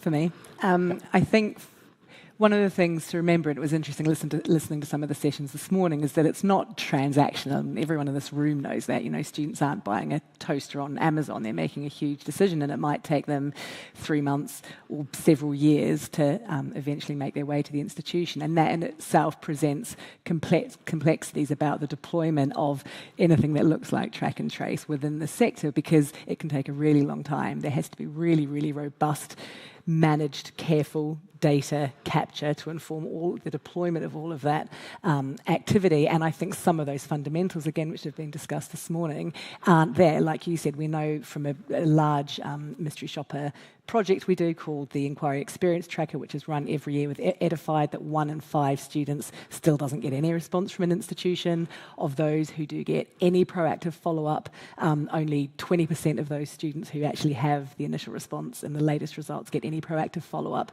So there are some really basic things which universities have to be able to grapple with, which is really difficult before anything else more sophisticated is laid on top of that around this track and trace right through to enrollment. I'd say those are nearly embarrassing numbers as an industry, that only 20% actually gets a response. And I would agree with you, and I'm sure everyone agrees that yes, we're not buying a toaster in a rush, but then again, a student does go through a process. So at any given time, the student is somewhere in that process. What stops us from informing that student of where he or she is in that process? Well, I just want to say something in response to 1 out of 5, only getting response. Don't get a response. Sorry, so don't get a response. So if you look at this, some of the universities are in higher demand. They actually don't even care. And that's the honest truth in the industry, because what they do is they've already got more demand than what they have the seat. So there's a decision made around the budget cuts and the costs, so they don't even invest there. But from the student's perspective, it's a very painful journey. It is not, like rightly Rachel said, it's not just a transactional thing. You go beyond that. It's an emotional thing. And universities have a challenge today. There are so many, they've got so many systems running within the organization. They're highly fragmented. It's like scattered like dog's breakfast.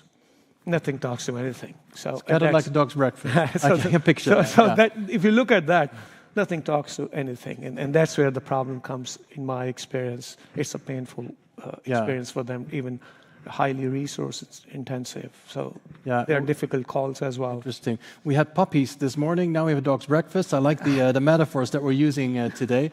But dog's breakfast maybe is a good description, because what you're saying is there are so many factors, people, moments involved in this process that gets complicated to pull people through a track and trace Absolutely. system, Rachel. Yeah, and with changing technologies and changing student expectations, universities are approached all the time by companies selling services and technologies, and that's very hard to see through. And you get an email from your vice chancellor saying, I've just had this, an email from a supplier with some great AI, and it sounds really great, and it's another thing to consider. So there's all of that. And then the students who want, we've talked about it already today, they want to develop this brand trust in an age of information overload, and they're looking for authenticity and authentic connection. So I think what's really important with tracking and tracing that really long journey is understanding how those students want to be communicated with via a multitude of channels at different points, and really being able to identify where the human intervention, which I know you're talking about later, really counts, because it still does. And I think that's a really interesting theme from today around this, because everything can be automated. You know, we managed 300,000 applications on behalf of UK universities last year and issued about 240,000 offers as part of our services. And that entire process could be automated. But I think whether it's possible and whether it's desirable are two different things. So focusing on the elements of the journey to really influence that student decision is hugely important. Yeah, whether it's possible or desirable are indeed two different things. I would argue that from a student perspective, it's definitely desirable to have that process. But I would also imagine that the main bottlenecks are probably not technological. I think that we've seen already today lots of demos and presentations on all these innovations that are out there. I'm sure lots of specialists will say, including yourselves, we have the technological capacity, even more than that, to make this possible. But to what extent can we rely on technology to inform the student of the different steps in the process? So the bottlenecks are with humans. The ability, the time for humans to respond to an inquiry, to assess the application. Yes, and that's actually really interesting in terms of where, you know, AI and track and trace and all of these digital innovations we're talking about today can be applied. There's a really interesting, which I'm sure people are familiar with, model from Gartner called the Gartner hype cycle. I don't know if you've seen it. So there's a technology trigger, there's a peak of inflated expectations, trough of disillusionment, slope of enlightenment, and plateau of productivity. So you end up with this thing like this, and we've seen it with things all through the years. The Internet of Things, where we all wanted to be talking to our dishwashers, and then that ended up with kind of Ring doorbells, which are quite useful. And I feel like that's what's been really overwhelming, is to figure out where those bottlenecks are, how we can apply AI when everyone's coming out with new AI tools and calling them AI tools. And so I think everyone's a little bit disillusioned with that, but it is going to end up finding the ways to automate what might seem like more mundane tasks, but allow more of the human capital to reduce the bottlenecks, to add value where it really does in the student journey. But that is where the bottleneck is today, in capacity, but also the ability to deploy and identify that technology. Yeah. Let's look at some more of these bottlenecks, Naresh. But before we do, I think we can pull up this slide. We can take away this slide, but you can still, from here, go to slido.com to already enter your questions that we will be dealing with towards the end of the session, the last 5 minutes or so. And that's this one, but we can take this off the screen for now, show the speakers, and then later we'll pull it up again to show the questions that we get from our audience. But let's go back to the bottlenecks, right? So the bottlenecks are capacity, budget, resources, and there was a fourth one you mentioned. Expertise, there we go. If we translate that to the humans involved in the process, Naresh, where do you see the bottlenecks? Well, moving away from AI, everybody's talking about AI. I think when it comes to a student journey, we should be more looking at EI than just AI. Emotional intelligence is very important. The journey of a student is far more than just a transaction. And it varies. There are so many variables. If you look at, for example, a student coming from India would have a different aspiration from a student coming from America, for example, to study in the UK. Their financial background, the responsibility on an individual, and the kind of life's entire earning for the families being invested there. So the students need to be nurtured. They need to be emotionally connected to the provider where they're going. So they need responses. They should not be going through the anxiety. That's a big issue. And what causes it? Universities, you know, if you look at Amazons and all that, they really, in the last decade or so, we saw a big hype into that, or Uber Eats and things like that. Technology just made the entry in the recent years, whereas the university systems are still old. And it's not only tracking, we need to build the student's profile. That's a difficult journey. We need to have a personalization, and more than personalization, contextualization is very important. We need to talk, the technology needs to talk to an individual, because each individual has its own circumstances, whether it's financial, whether it's academic, whether aspirations for their settling in another country. Unless we build a profile, that's one challenge where we have, and then building on the challenge, the content. So when you're tracking and tracing, every touch point leads to another step in the journey. You need a different content, and that causes demand for more staff. And once you have more staff, that is the budget. So it's a cyclical thing. It just keeps on getting more complex. All this together poses a challenge. Are we just a commodity Are we trying to be a commodity business, or we are trying to change lives as a society? We're building society. And I came as a student, I couldn't speak in English in Australia, and I can tell you it is far more than just studying there. It is achievement. It's kind of integrating into new culture. And that's often ignored when it comes to acquisition. The track and trace is a great methodology if we can implement across. It will transform marketing from an objective of acquisition, just an acquisition, to an experience. We need to build that experience for the student. We need to make them comfortable, and track and trace is a great way to do that as long as we can implement, you rightly said, desire and reality. Reality is budgetary constraint, legacy systems, technology integration. So here we are in a period of AI innovations, and it sounds almost like AI can solve everything, but behind the AI, there are still people involved. Absolutely. As per the theme of today, right? The people, the recruitment professionals who are actually the ones that the students want to interact with at some point, and the people, the students themselves, Absolutely. right? Like I mentioned, and like you both mentioned, these are people that have dreams and ambitions. They always come from very different backgrounds, different cultures. How do you automate that? Do we even want to automate that? And the other point you're making, you need more people to do that, and that's kind of counter a trend, right? In an era where people think like we can reduce the number of resources and budgets that we need to invest because there's automation. How does that conflict then, Rachel? I think when we talk with universities and look at where automation of any kind and technology can play a difference, it's more often to do with not necessarily growing headcount and growing those resources internally in the same way we have historically, rather than whole teams being displaced. So making sure that the technology can be used so that the human resources the university has can be applied in a way that's more meaningful with the student. And it does make a difference. We saw again in that mystery shopping exercise that students were came away with 4 times more positive feelings from a communication with a human than they did with a chatbot. And obviously chatbots are evolving all the time, but also if you can create that experience through a combination of really good targeted technology, segmentation, hyper-personalization, being available to those students as and when they need it, and having that kind of warmth and friendliness, which is what this large study uncovered, that they really want from the institution, to feel wanted by them and like they have a connection to that community before they arrive, then that's really applying all of those things in the best way possible to use people where it counts most, but not have continuing increasing headcount associated with some of the tasks that can be automated. Yeah, no, the warmth and the feeling of being welcome is very much, of course, emphasizing this human factor that we're talking about today, right? Because I think in this industry, which is about professionals assisting students in their change process towards a brighter future, selecting the right program, selecting the right country, that is a very important job and responsibility for people, helping people. But the automation of that, you see the rise of these chatbots and the emotional intelligence that you just mentioned, shows that there is a progression happening of technology being able to replace people. Sounds harsh, but actually from a positive side, replace tasks and admin and things that take time, to allow the human, Naresh, to focus more on that human factor, correct?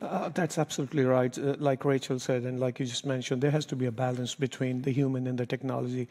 One thing is for sure, the technology is making it easy. When the systems are talking to each other, you have information available, readily available to make a decision. You know the next step of the student journey. You can just, where you had to do manually or using multiple systems to go there, now you can just at a click of a button get that information.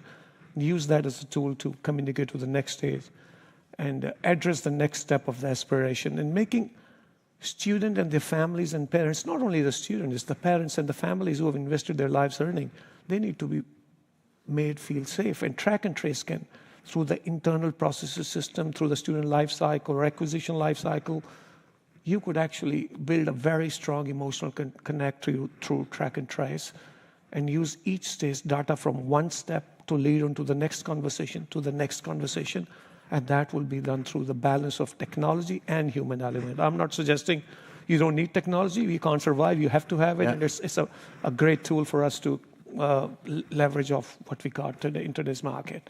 Yeah, what I find very reassuring is that, of course, we have here two representatives of technology companies who are both very focused on that human element. And when we talk about a track and trace process, technically we're talking about the student journey, and the track and trace is, of course, an update during that process, communication to the prospective student, perhaps also to the prospective students and their family, which involves multiple stakeholders, not just the schools, but also the agencies.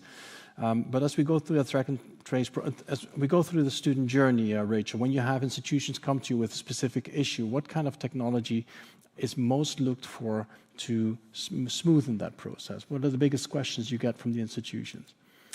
Again, there was a session this morning talking about whether, the choice most universities are looking at is whether they build or buy. Those are the options, and most universities have gone down both routes at some point or another. The software, the tools. Exactly, so either buying in tools themselves, so an underpinning CRM is key, and that's where all of this starts, right, is with really, really good data capture, because without that, there's no ability to do anything more with your student to improve their journey, to make sure they have a good experience, to know what they need. So often it starts with CRM, and that's about whether they're partnering with someone to deliver that or buying it in to deliver themselves. So the question is often about, still today, around that underpinning technology. And I think the other thing that's really notable in our world, and particularly in international, is that international can end up being a bit of a poor relation, at least in the UK, to home undergraduate, which is where a lot of universities' core tuition fee income comes from. So a university might have a CRM, and maybe it's deploying stuff quite well for a home undergraduate audience, and there are some kind of okay emails going out for international students who, like you said, aren't a homogenous group. So often we'll be talking to institutions who want a really, tailored tools for their international students, so that their team can focus on content, portfolio, agent relationships, partners, working with faculty on, curriculum, and really those other tasks that are going to continue to create a sustainable future for the institution and a brilliant experience for their students. Yeah. And what are then some of those tools that can help them respond better to international applications? Well, that would be a very self-serving answer. Go for it. This is your moment. What universities have to be able to do is segment their responses so it's really personalised. So a CRM is absolutely key. Whether they're using us, we've built our own platform that does all of that via all of the channels and has email marketing, or they're buying something off the shelf. The big health warnings with off-the-shelf CRMs, and there are big ones, Dynamics, Salesforce, there are higher education specific ones, is without the buy-in, leadership we were talking about before, budget and expertise to get that live and then continue to innovate and manage and deploy. It's just like, having a car without a driver or a map. So, the CRM in itself doesn't solve universities' problems, which is why we end up speaking to them as well, right? Because they've got one and it isn't serving those students and tracking them through that journey. Lots of universities look for peer-to-peer platforms as part of that ecosystem, because again, that helps the student gain an authentic voice as they go through, ways of connecting with academics so that faculty can be involved and the student, particularly at postgraduate level. So often video interview tools, video scheduling tools, interview scheduling tools so that faculty can connect as well. Email marketing is obviously a huge part of that and a massive discipline in itself, which we've heard lots about today, and is kind of infinitely resource intensive and evolving all the time.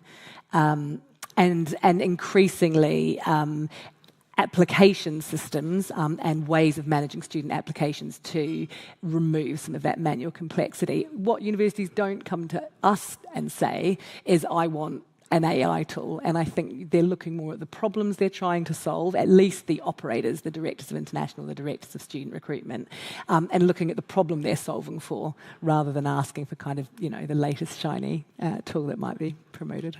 Yeah, we hear that a lot. I mean, you described a whole approach that sounds almost a bit overwhelming when you're new to this, but indeed it shouldn't start with, I'm not saying you're doing that, but it shouldn't start with looking at all these innovations that exist and that someone says, oh, we need that tool, or we need that innovation, or AI innovation, or we need that CRM innovation.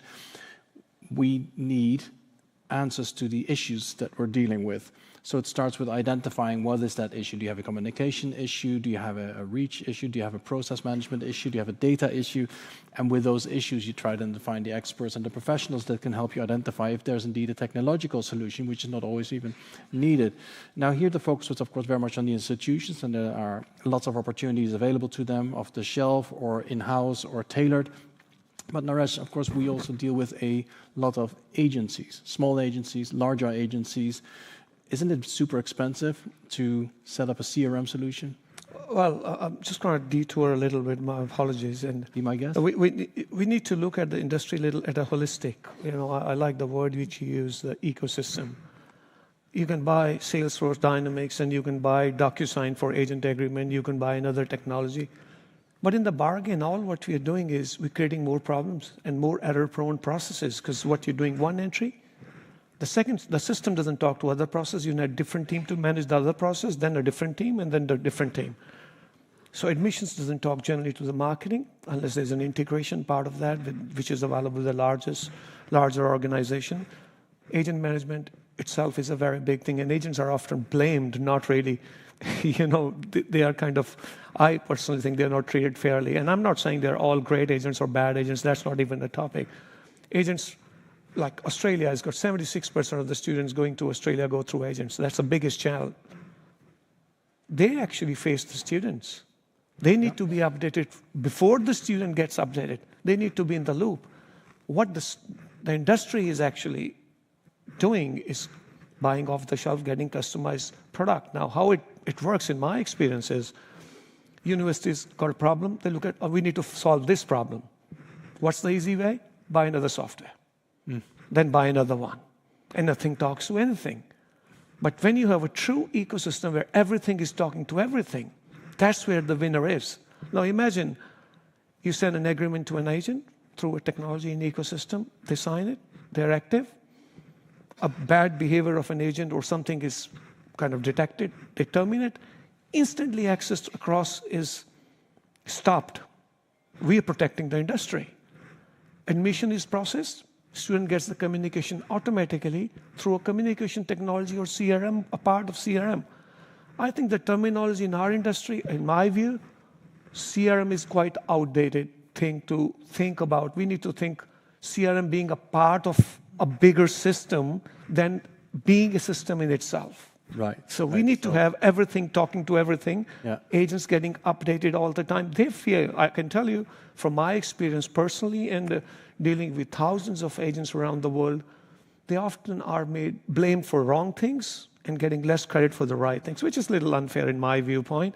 And the agents need to be updated. They need to be put ahead of the game as well. I mean, if you talk pure business metric, if I use the Australian number, 76% of coming through the agents, 24 are coming directly. That's university talking, we're talking about emotional connect there. Yeah. There is to be emotional connect for the agents as well. Yeah. They equally deserve it because they are the ones who are facing the students and they are on the firing line, if I may say that, from the student and the provider. Yeah. That becomes that we need to create a balance through the technology. I can sense that the room is in agreement here about also what you said about the agencies, and also everything needs to talk to everything, and ultimately we need to then talk to the student, bring it back to the track and trace. But as we are talking about the educators who are in the room and the edges who are in the room, let's involve them and see if we have received already questions, and there are some that have appeared. Let's pull them up on the screen. So we'll move on now to the Q&A section, and the first one, because you can, by the way, you can vote on a question, right? If there's a specific question that you can scroll through your device that you like, you can like that question, and the questions with the most likes will be voted up. I'll read out the first one. Could you talk a bit about what exactly you mean by track and trace? What would that look like? Rachel, do you want to walk us through the different steps? I think this phrase is talking about having visibility of the whole student journey. There are some really huge challenges in student recruitment, particularly with attributing marketing spend at the top of the funnel with enrollments down the bottom. That's really difficult for a variety of reasons and not just in higher education. But it's having as much visibility as possible, and I love the utopia you describe, and maybe we'll be there one day, everything talking to everything, but trying to have as much visibility as possible into every single part of that student journey. So how they inquire, where they come from, the information that stays static about about the student, who they are, what their nationality is, when they were born, and then the information that changes as you progress through that journey over, it might be a few years. So how are they communicating, at what time, when do they open their emails, when do they pick up the phone when you call them, do they engage better on WhatsApp? So it's making sure you've got visibility of everything that's going on, that you know how they want to be communicated with, that you can see how their sentiment and decision making and personal factors are changing over time, to respond to that, to give them a really, really good experience, to make sure as an institution you have actionable insight in cycle in order to make different decisions to improve student experience and essentially the enrolment outcomes, and carry that all the way through to enrolment. So that is ultimately underpinned by data, and that, again, we've heard several times today, is fundamentally something from both a system capacity expertise perspective that universities are really struggling with, but that's what that means. Yeah. So you say you also have like an internal track and trace, that the team involved is always up to date on where a student sits in the process, and then there's an external track and trace, which is the student gets frequent updates on where they are on the journey. Yeah, absolutely. There's two sides of the medal. Would you like to add anything to that? I will just say in a simple track and trace from the provider's perspective is building the student's profile, including their aspiration or the goal. Sorry, making the? Building the student's profile and including their aspiration, what they want to achieve, and turning that into a journey map, tracking every step of it, and how we can communicate better and make them feel better and wanted and loved at every step. And that's the emotional connect through technology. I think it's also a way to describe it would simply be transparency. Absolutely. Right? Transparency about where people are in the process, why certain decisions were made and how they were made, which actually brings me to another session today where we look at what the students actually think themselves of the use of AI in their admissions process. So we'll get to that later. Let's see, how would track and trace work with sub-agents or grassroots level referrals? They haven't got the capital to invest. I'm not sure if there's a need to invest to involve them in track and trace, but Naresh, how would you look at that? Well, I don't think the universities have visibility about the sub-agents. That's one of the biggest problems in the industry today. There is no visibility, in my view, when I've spoken with multiple tens of providers, leading universities. They have a challenge. There is no visibility whatsoever on the sub-agents. So there's no way you can track and trace that. Because Isn't there an AI solution for that? Well, unfortunately, unless the universities stipulate in the contract with the main agent that they have to expose the list of sub-agents, and that's the need. Unless that happens, you can't do track and trace. And that should be something what the provider should be looking at and possibly, giving better experience using that track and trace once it is I think that the question about referral is probably also dealing with who's brought in the student, right? That's not known to anyone because it's the contracting agent whose name appears in every application everywhere. Yeah. Who the channel is, that is not known to the providers. So in reality...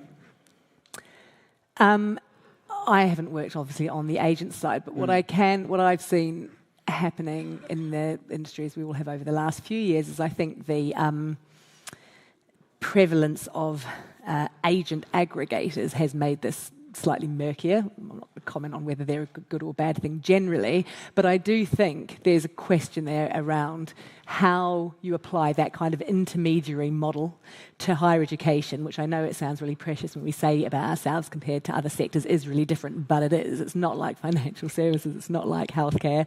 It's not like kind of consumer-led transactional interactions. It's about relationship building, and so there feels something to me at odds about introducing intermediaries with hundreds and hundreds of sub-agents that removes an institution's ability to build a relationship with the agents who are representing them on the ground. So I think that doesn't help with some of these problems. Yeah, I can imagine.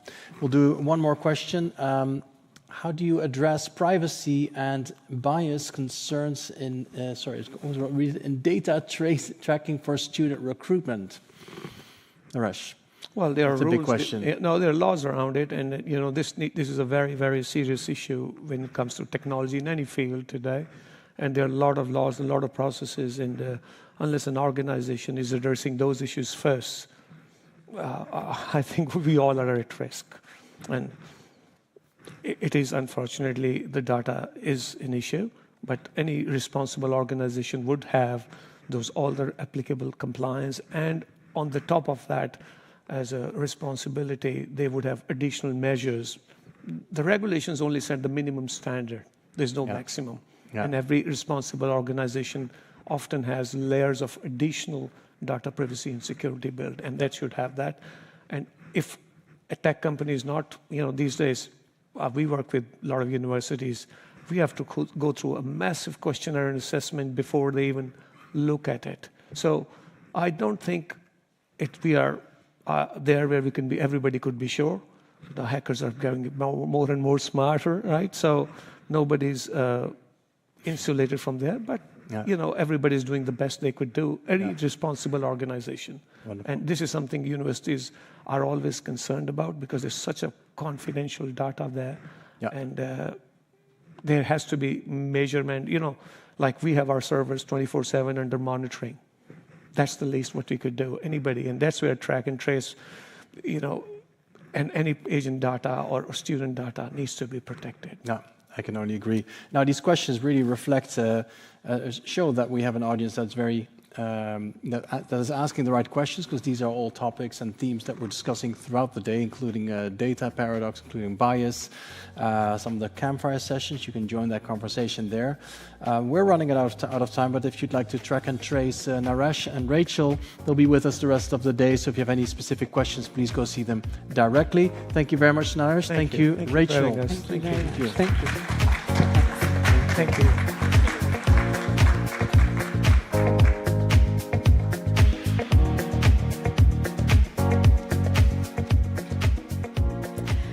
Well, what a very informative panel, and I mean, track and trace definitely is a key issue within our industry that needs to be responded to quite fast, seeing especially the demands of Gen Z and the new generation coming, Gen Alpha. Now, on to another topic, still surrounding AI, and I'd like to welcome Julia Silver to the stage and enlighten us on AI language learning as a driver of language travel.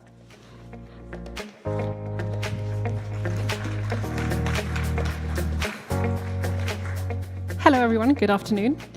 Hope you're not too hungry and still have ears to listen to me for the next 15 minutes. Thank you very much for the introduction to Josefina. We're going to do something old school. Can I see, by raise of hand, who has actually been on a language stay abroad? Who's gone abroad to learn a language? Okay, quite a few. Very nice. So have I, and I haven't just done it once, I have done it multiple times, with multiple languages as well. And in fact, I loved all of these experiences so much that I made a whole career out of it. And I now work for one of the largest language travel and language learning organizations in the world. For quick introductions, my name is Julia Silver, and I work for InLingua International. We, as a business, provide licenses to entrepreneurs who want to open up their own InLingua language school. We not only provide our names, but we also provide our language learning materials. My team and I were in charge of creating those materials, and as I'm sure everybody else in this room, we have faced significant challenges over the last few years, especially with the rise of AI. However, it's also been an incredibly exciting time. It's been an interesting time exploring new ways of language learning, finding out about new and different tools, and of course, also creating the version of what we believe is the best way to learn a language through and with AI. It is safe to say that I have spent a lot of time reading, researching, brainstorming, and talking with experts about AI in the language travel world. And I'm here to talk to you today about why this really should be seen as an opportunity rather than a threat. And maybe by doing so, I might take some of your worries away. I will show you 3 things on how AI and technology can enhance your learners' language travel experience and make to want them return over and over again to your courses. Now, when you think back to your own time when you went traveling abroad to learn a new language, how did you feel before you went, before you stepped on that plane or went on the train to go abroad? What was it you were thinking? Excited, I'm sure. Maybe a little nervous, uncertain of what's to come, potentially even anxious. And especially, it might have been your first time traveling abroad without your family, without your friends, and really immersing yourself into a new culture. To make this whole thing a little bit more personal, I would like to tell you a story about this girl. You might recognize her. She's on a train with people that she's never met to France, a country that she's never been to, and all of this with very, very limited French. I'm excited, of course, in this photo, as you can see, but behind the happy face, I was really scared. I was terrified, to be honest. And this is obviously something that we also see in our current students who come to our in-lingua language schools. We have identified 3 main issues that students might experience when they come to us. By the way, this is an image that is generated by ChatGPT, and I asked it what a journey of language learning could look like in a sort of illustrative way.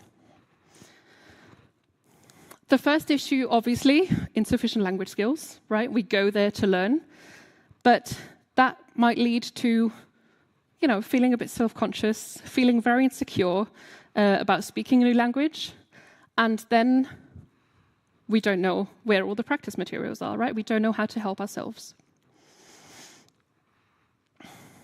Now for the first one.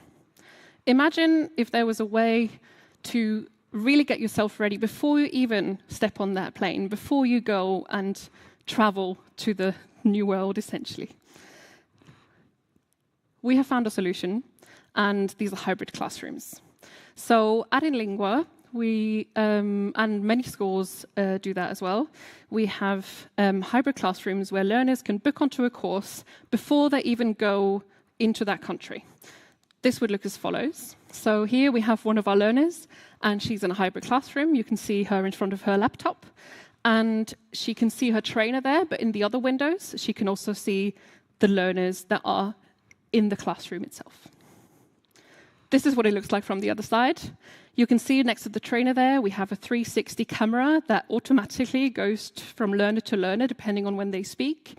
And everybody is wearing microphones as well, so they can be heard and understood well by everybody in the room, but obviously also outside the room.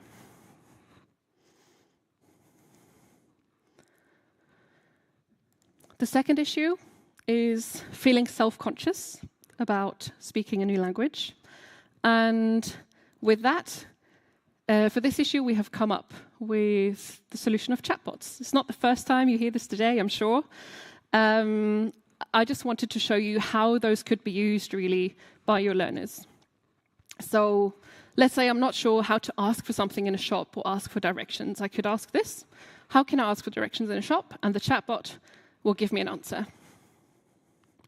So I approach an employee politely, and then it gives me different examples of how I can say this. So, hi there, I'm looking to find something specific. Could you help me, please? Etc., etc. It doesn't just give you the sentences, but it also tells you how to say those sentences. Now, I can ask the chatbot, could you please be the shop employee and have an interaction with me so I can learn how to use all of these sentences, right? The chatbot confirms. And I might not have quite understood sort of the social cues and the interaction rules of that language, so I'm just going to say, give me bread. Now, it's very clear. I'm sure the employee will know what it means and what I want, but is it really polite? Is it correct interaction? Not really. And this is also what the chatbot says.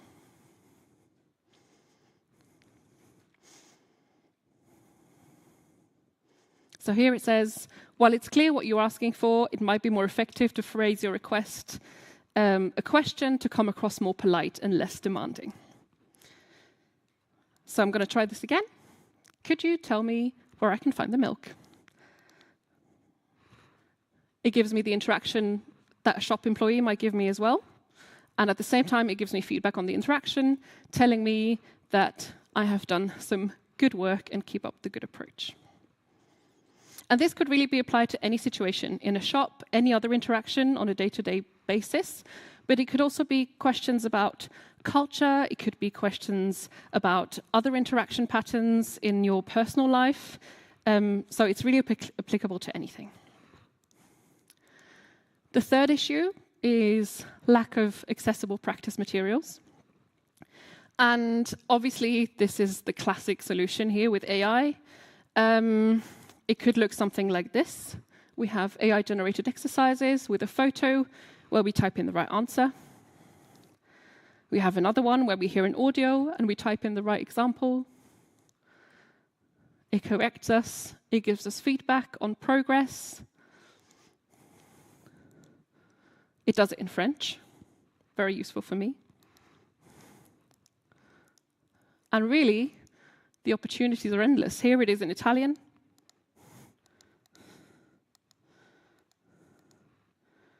Here it is in Spanish. And of course, also in German. And at the end, it will give you feedback and ask you, do you want to practice more? Are you ready for the next activity, the next challenge? And so even when the most patient teacher has given up, AI will still give you more and more exercises to practice. Right, so we have taken these three and transformed them into these three solutions. And while these tools are obviously not going to make your learner's language stay, they will definitely significantly enhance your learner's cultural interest. They will enhance their sense of preparedness, and they will really spark the curiosity in learning a new language in your learners. And this is why we believe AI will not replace language travel, but it might replace those providers who don't make use of it. Now, to wrap up my presentation, I would like you to think back to when you first embarked on your language learning journey and the first time you went on a stay abroad. And think about how that would have changed had you had all these tools and had you had this interaction with AI to prepare yourself about what's to come.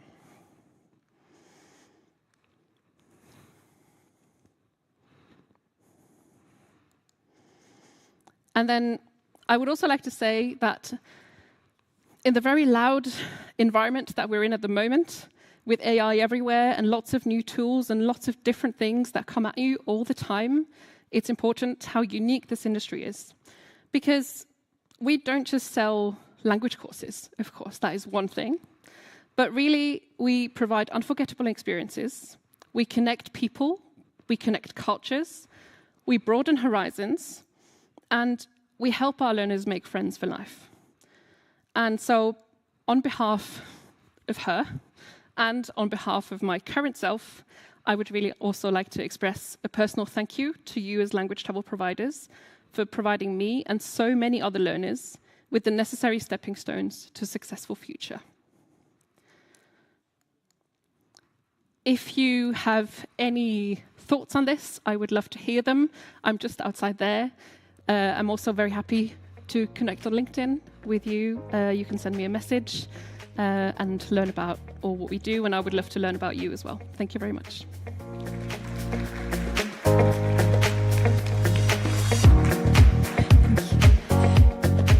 Thank you so much, Julia of InLingua International. I'm super interested, especially about the AI chatbots. I think everyone who's been to France and Paris knows how daunting it is to not only speak French, but adapt to the very strict politeness rules of Parisians. Now, before we move on to our next session, we have a short message from our headline sponsor, World Education Services.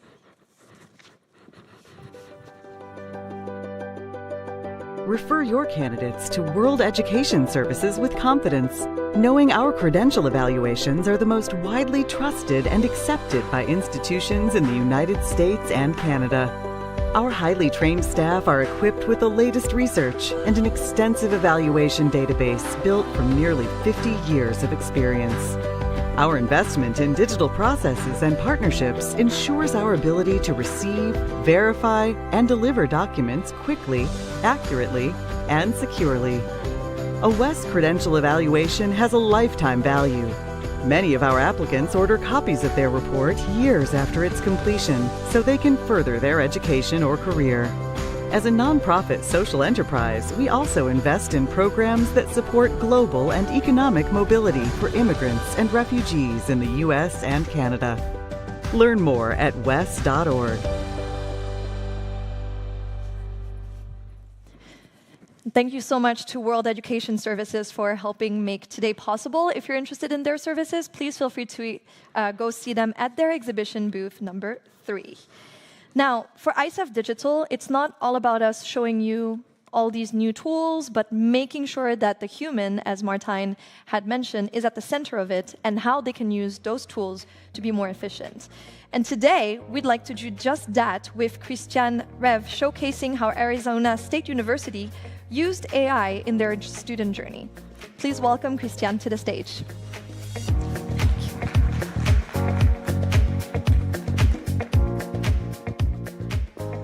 Yes, hello. I'm very glad to be here. I'm from Arizona State University. I'm an assistant teaching professor in the School of International Letters and Cultures. And you might wonder, from Arizona, so what are our first associations? Probably the heat, right? Probably everybody has already read an article about how unbearable it is. We have air conditioning, so that's the good thing about it. But Arizona State University is not only known for being in the middle of the desert, it is also one of the largest universities in the United States, with approximately 145,000 students online and in person combined. And it is also known for being the school that is labeled with a school for innovation now 10 years in a row in front of MIT and Stanford. I'm sorry to say that. So this is the environment. I'm teaching traditional German, so my background is I'm a historian, but I'm also in the language program, in the language and culture program at the university. And being a university that is known for innovation, it actually did not really came as a surprise for me that on January 18th, 2024, I opened my email and read an email, an internal one, where it says we are now partnering with OpenAI as the first, collaborating with OpenAI as the first university to use it in an educational setting. So that was interesting. I said, okay, let's see what that means for us. It was not a surprise. More of a surprise was then when a couple of days later we got another email saying urgently, it was just even at the end of January, not even 2 weeks later, hey, you're our faculty member here. We have partnered now with OpenAI. What are your ideas? What do you want to do with it? We're opening as the so-called AI Innovation Challenge. Do you want to submit a project? And we'll give you 3 days to submit.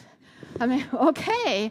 Well, I've obviously followed AI and was interested in it for the longest time in the educational sphere. It was more seen as a threat, right? Students will use it. It will be difficult for us with grading and everything. So what can we do? So I thought, well, what can I do?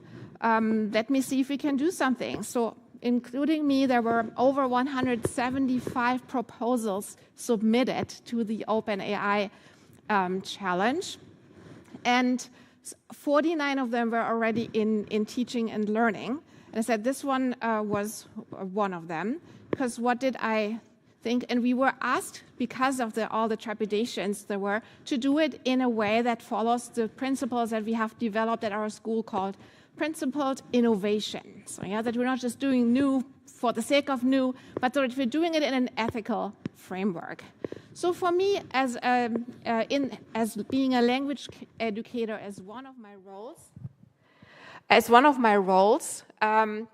I said, so what can I do? What can AI do? Obviously, I do not want to replace myself, or my colleagues, but what is it that I cannot deliver at the moment that my students desperately need? And we are one of the leading universities of online courses, and I actually teach them myself. We've already been using Zoom and other tools before even COVID, so we were well prepared. But one thing that I always even feel kind of bad for my students about is that they do not have the amount of speaking practice that my in-person students have, or even when you have full immersion. So the main thing that I felt was lacking is I wish my students could practice German more in an environment that matches their level. Because there's different tools out there. You can speak with native speakers, on outsource. We tried everything, but unfortunately, the time I can give my students has been limited to maybe this one instructor meeting,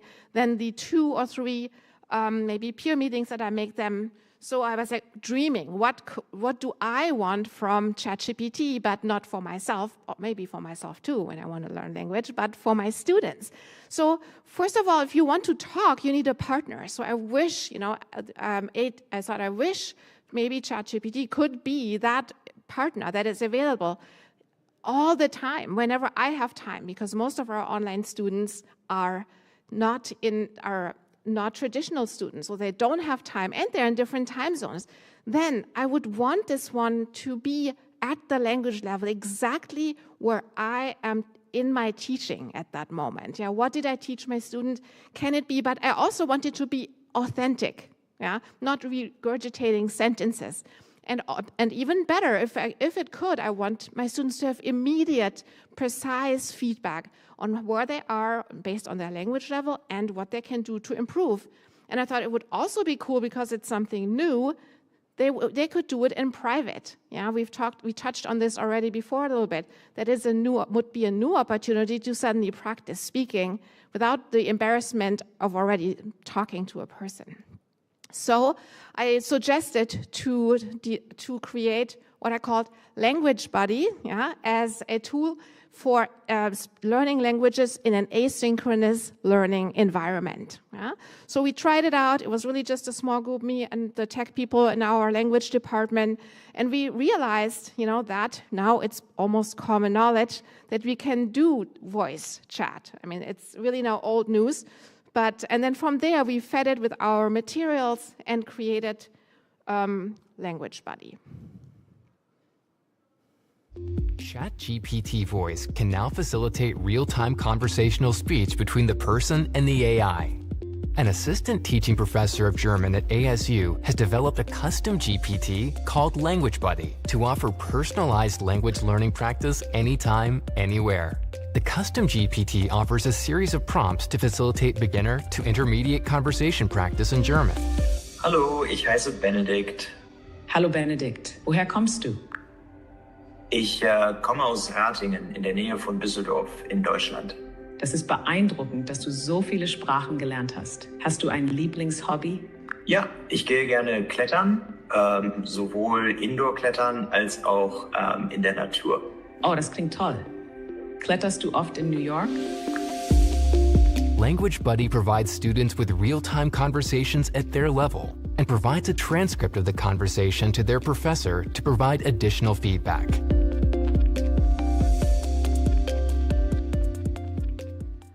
Yeah, so this is just a small introduction. So we're not using just general ChatGPT, but I created a specific tool that will really uses the materials that we're teaching in our classes.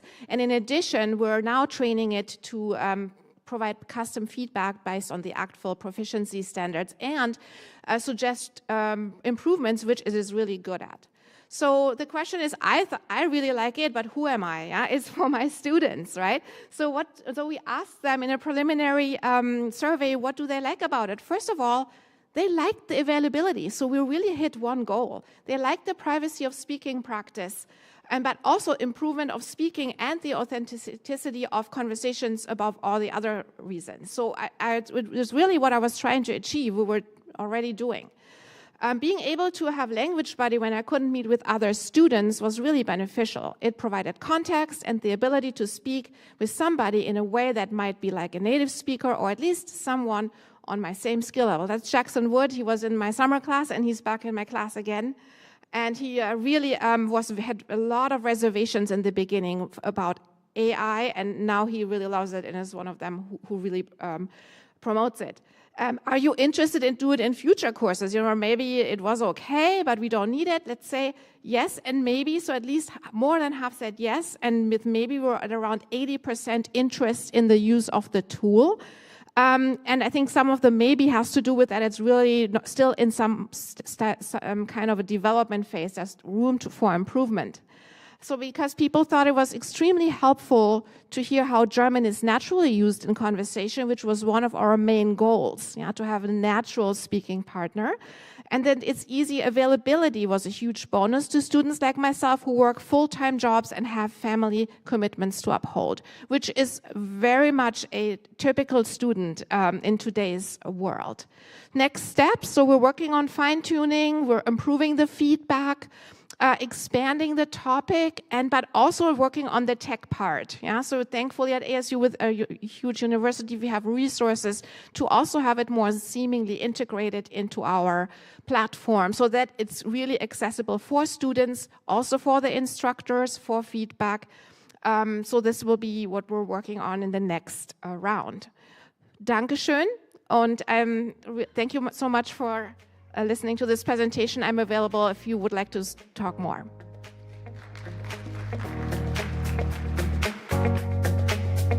Thank you so much, Christian.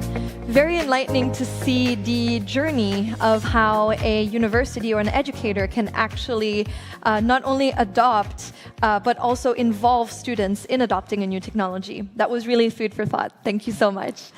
And now, speaking of food, the lunch break. So if you'd like to make your way into the foyer, and we'll have some refreshments for you. Thank you. See you back at 2 p.m. Refer your candidates to World Education Services with confidence, knowing our credential evaluations are the most widely trusted and accepted by institutions in the United States and Canada. Our highly trained staff are equipped with the latest research and an extensive evaluation database built from nearly 50 years of experience. Our investment in digital processes and partnerships ensures our ability to receive, verify, and deliver documents quickly, accurately, and securely. A WES credential evaluation has a lifetime value. Many of our applicants order copies of their report years after its completion so they can further their education or career. As a nonprofit social enterprise, we also invest in programs that support global and economic mobility for immigrants and refugees in the U.S. and Canada. Learn more at wes.org.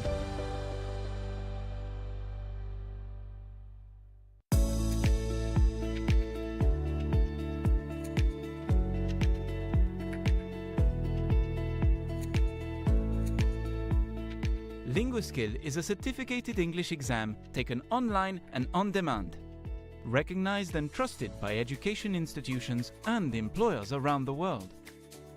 It helps you to quickly and accurately assess the English proficiency level of learners for all of the important decisions you need to make, whether on admissions, graduation, recruitment, or training. LinguaSkill is developed by Cambridge University Press and Assessment, part of the University of Cambridge.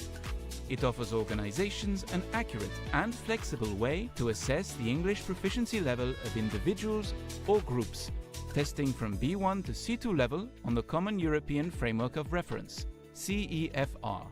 The exam is modular. You can choose which combination of skills is right for your organization, from speaking, writing, reading, and listening. Powered by AI and computer adaptive technology, you get accurate test results and the candidate receives a Cambridge certificate proving their level of English. LinguaSkill Business is also available if you need to test a candidate's ability in business English.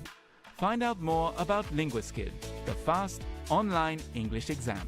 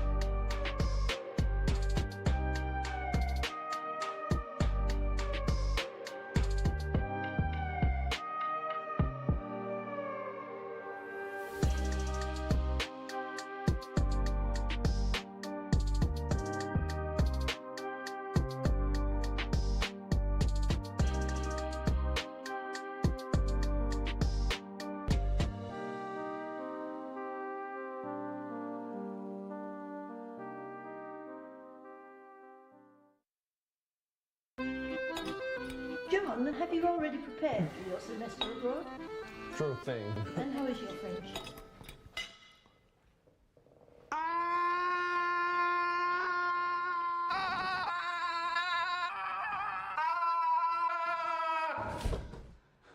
French, quick! Alors, on va commencer par au restaurant. Oui, grand-mère, je suis très bien préparé pour mon semestre à l'étranger. Good job.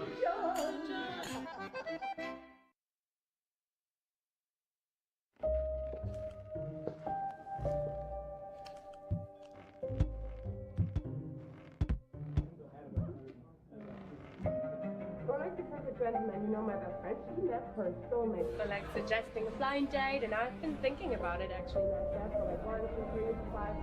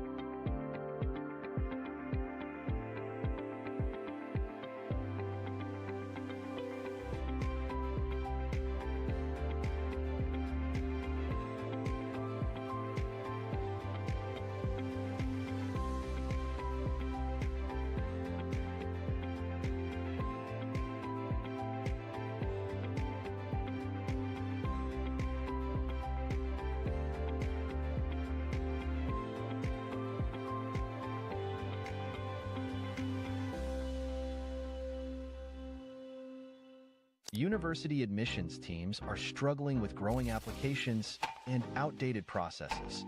Reviewing thousands of applications manually takes too much time and effort.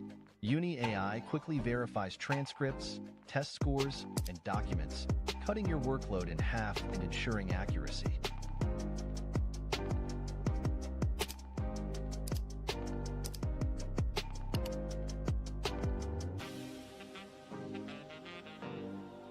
Students don't want to feel like just another number. Uni AI helps you send personalized offer letters and tailored communication, making each student feel valued. Scholarship decisions can be slow and full of errors. Uni AI uses predictive analytics to allocate scholarships fairly and efficiently, helping you maximize enrollment by up to 20%. Ready to transform your admissions process? Uni AI saves time, increases accuracy, and provides a personalized experience for every student. Schedule a demo today and see the future of admissions in action.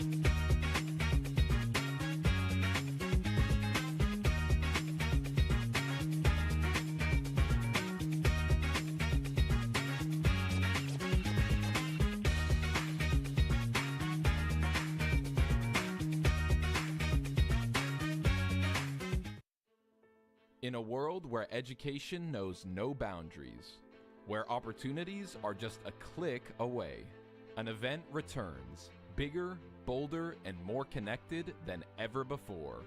In January 2025, dive into the future of student recruitment for online programs. Over 120 pre-screened education agents, more than 60 leading e-learning providers representing over 50 countries, all ready to connect, engage, and shape the future. ICEF Student Recruitment for Online Programs, January 28th to 30th, 2025. Find out more at icef.com/ISROP.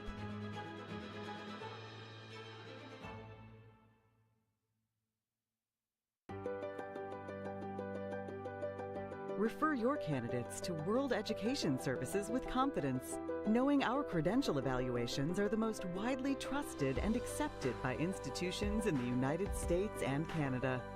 Our highly trained staff are equipped with the latest research and an extensive evaluation database built from nearly 50 years of experience.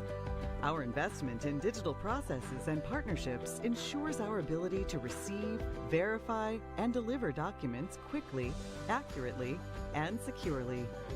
A WES credential evaluation has a lifetime value.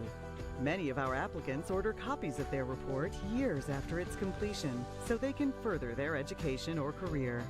As a nonprofit social enterprise, we also invest in programs that support global and economic mobility for immigrants and refugees in the U.S. and Canada. Learn more at wes.org.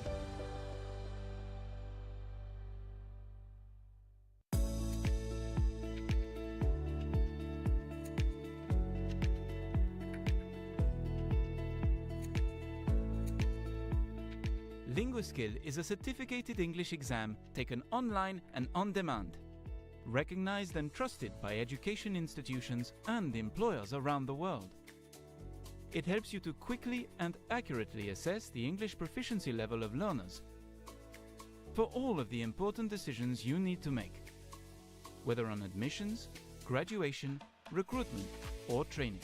LinguaSkill is developed by Cambridge University Press and Assessment, part of the University of Cambridge.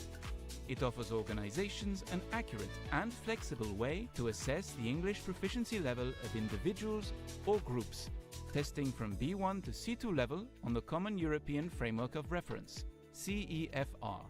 The exam is modular. You can choose which combination of skills is right for your organization, from speaking, writing, reading, and listening. Powered by AI and computer adaptive technology, you get accurate test results and the candidate receives a Cambridge certificate proving their level of English.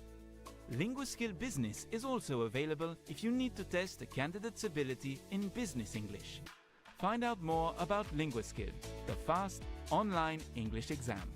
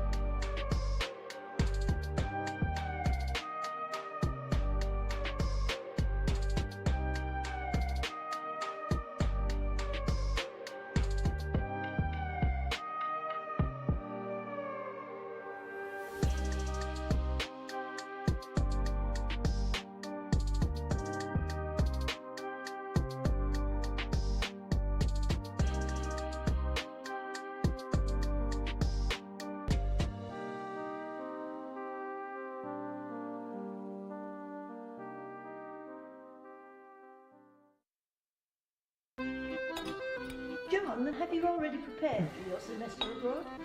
Sure thing. And how is your French?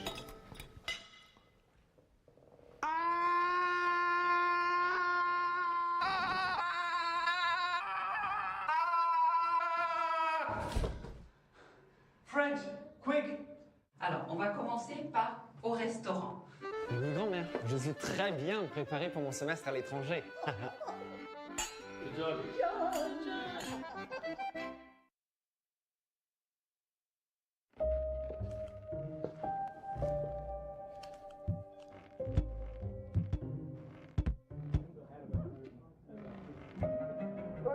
Gentleman, you know my best friend, she left her soulmate for like suggesting a blind date, and I've been thinking about it actually myself for like 1, 2, 3, 5.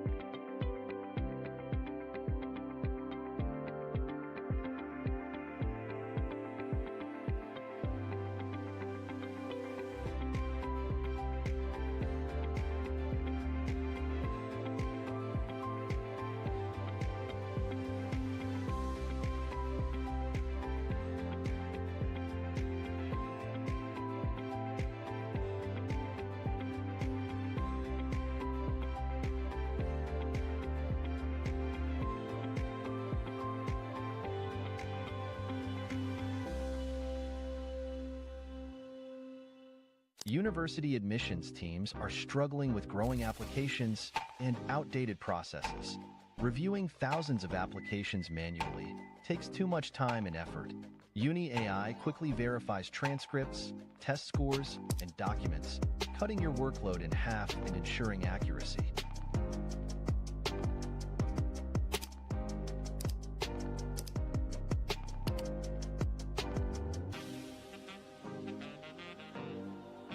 Students don't want to feel like just another number. Uni AI helps you send personalized offer letters and tailored communication, making each student feel valued. Scholarship decisions can be slow and full of errors. Uni AI uses predictive analytics to allocate scholarships fairly and efficiently, helping you maximize enrollment by up to 20%. Ready to transform your admissions process? Uni AI saves time, increases accuracy, and provides a personalized experience for every student. Schedule a demo today and see the future of admissions in action.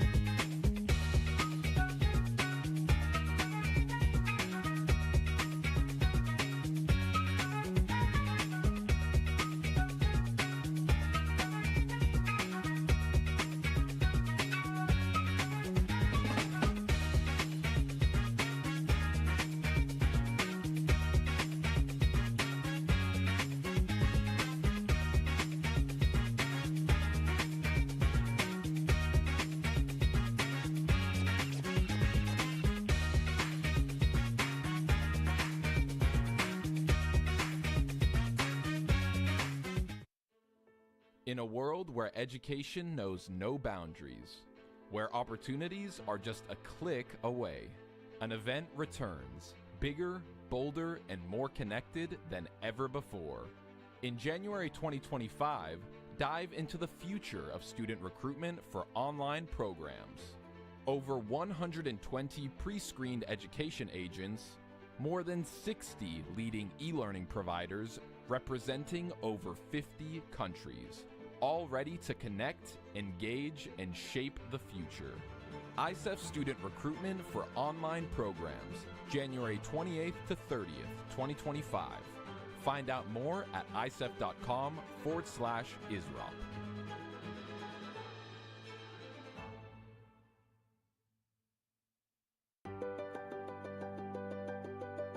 Refer your candidates to World Education Services with confidence, knowing our credential evaluations are the most widely trusted and accepted by institutions in the United States and Canada. Our highly trained staff are equipped with the latest research and an extensive evaluation database built from nearly 50 years of experience. Our investment in digital processes and partnerships ensures our ability to receive, verify, and deliver documents quickly, accurately, and securely. A WES credential evaluation has a lifetime value. Many of our applicants order copies of their report years after its completion so they can further their education or career.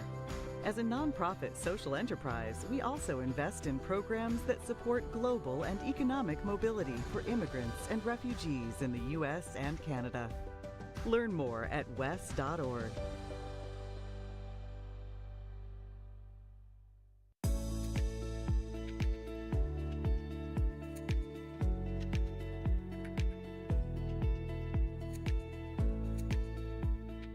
LinguaSkill is a certificated English exam taken online and on demand, recognized and trusted by education institutions and employers around the world.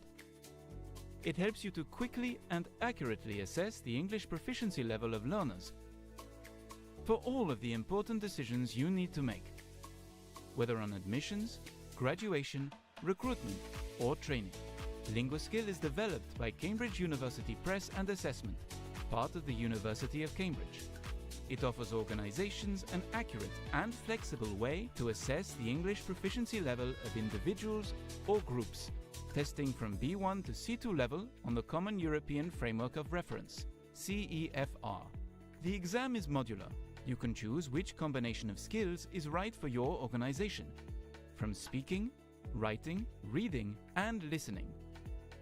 Powered by AI and computer adaptive technology, you get accurate test results and the candidate receives a Cambridge certificate proving their level of English. LinguaSkill Business is also available if you need to test a candidate's ability in business English. Find out more about LinguaSkill, the fast online English exam.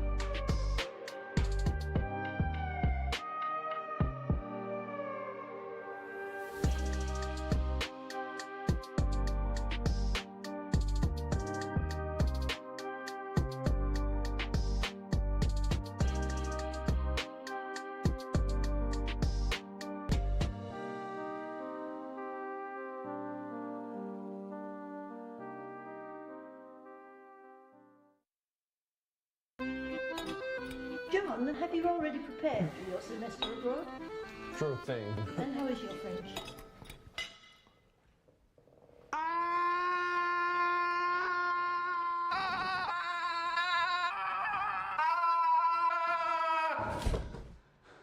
French, quick! Alors, on va commencer par au restaurant. Oui, grand-mère, je suis très bien préparé pour mon semestre à l'étranger. Good job.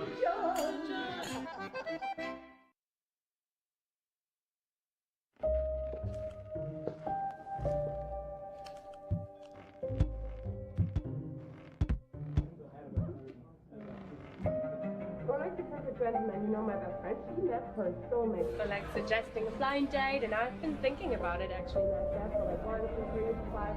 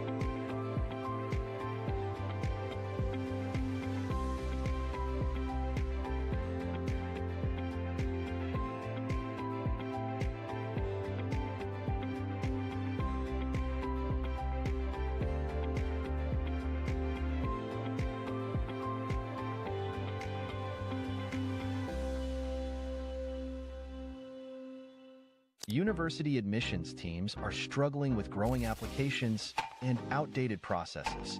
Reviewing thousands of applications manually takes too much time and effort. Uni AI quickly verifies transcripts, test scores, and documents, cutting your workload in half and ensuring accuracy.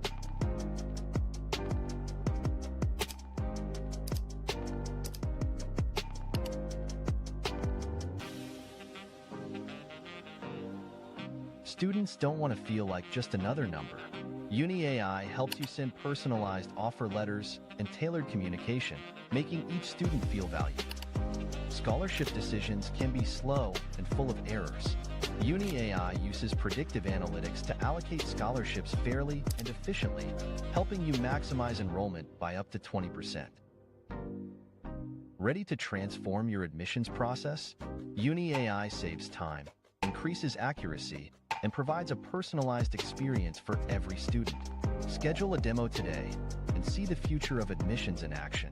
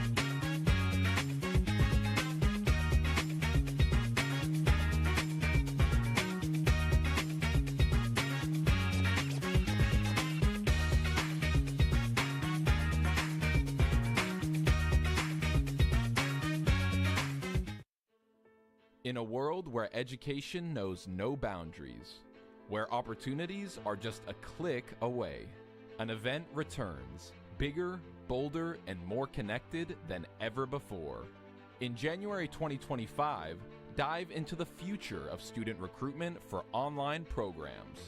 Over 120 pre-screened education agents, more than 60 leading e-learning providers representing over 50 countries, all ready to connect, engage, and shape the future. ICEF Student Recruitment for Online Programs, January 28th to 30th, 2025. Find out more at icef.com/ISROP.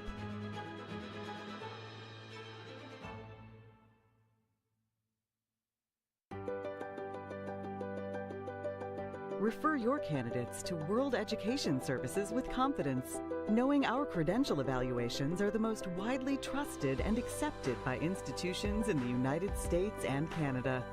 Our highly trained staff are equipped with the latest research and an extensive evaluation database built from nearly 50 years of experience. Our investment in digital processes and partnerships ensures our ability to receive, verify, and deliver documents quickly, accurately, and securely. A WES credential evaluation has a lifetime value. Many of our applicants order copies of their report years after its completion so they can further their education or career. As a nonprofit social enterprise, we also invest in programs that support global and economic mobility for immigrants and refugees in the U.S. and Canada. Learn more at wes.org.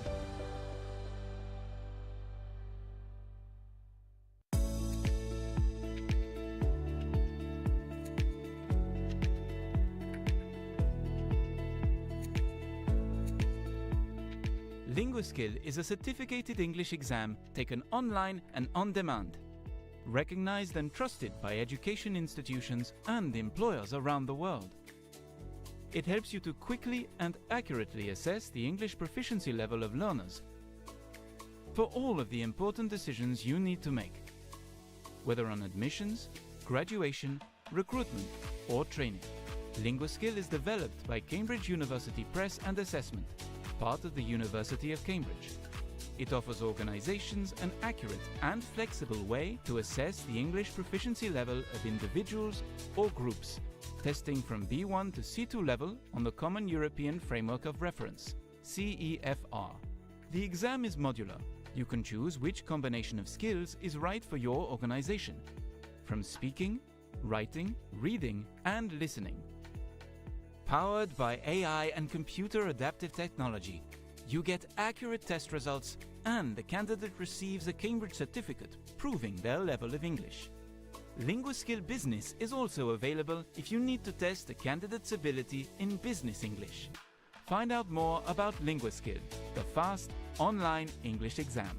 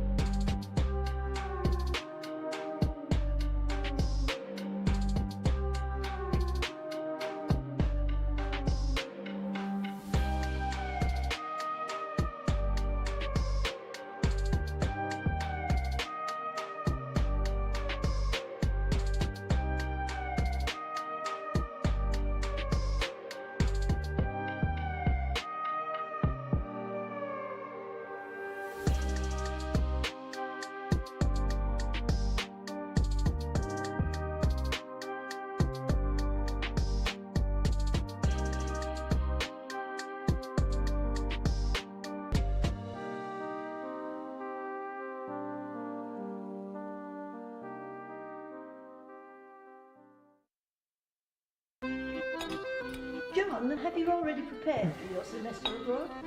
Sure thing. And how is your French?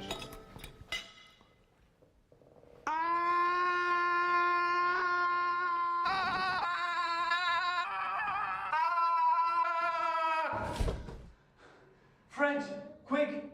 Alors, on va commencer par au restaurant. Oui, grand-mère, je suis très bien préparé pour mon semestre à l'étranger. Good job.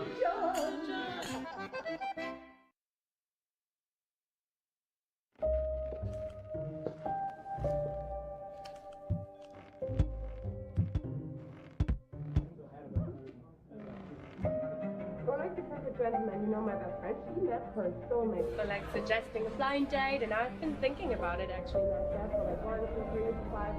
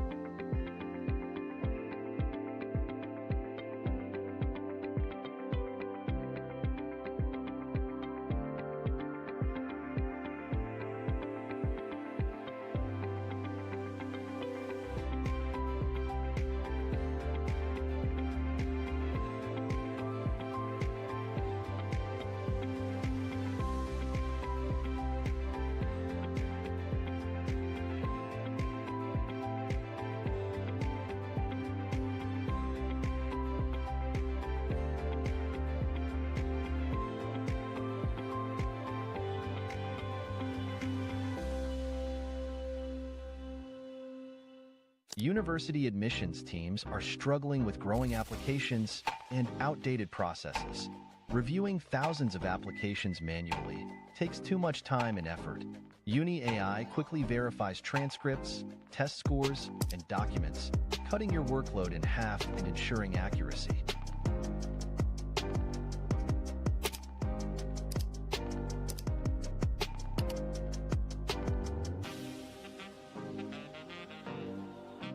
Students don't want to feel like just another number. Uni AI helps you send personalized offer letters and tailored communication, making each student feel valued. Scholarship decisions can be slow and full of errors. Uni AI uses predictive analytics to allocate scholarships fairly and efficiently, helping you maximize enrollment by up to 20%. Ready to transform your admissions process? Uni AI saves time, increases accuracy, and provides a personalized experience for every student. Schedule a demo today and see the future of admissions in action.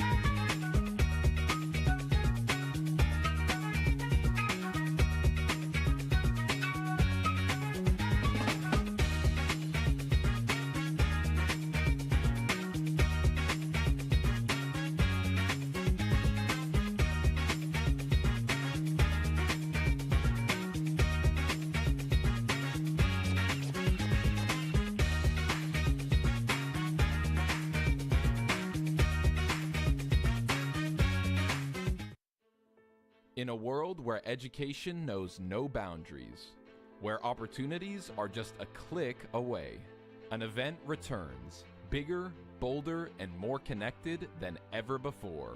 In January 2025, dive into the future of student recruitment for online programs.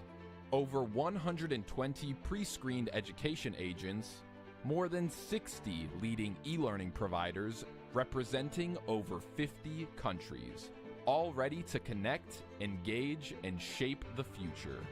ICEF Student Recruitment for Online Programs, January 28th to 30th, 2025. Find out more at icef.com/ISROP.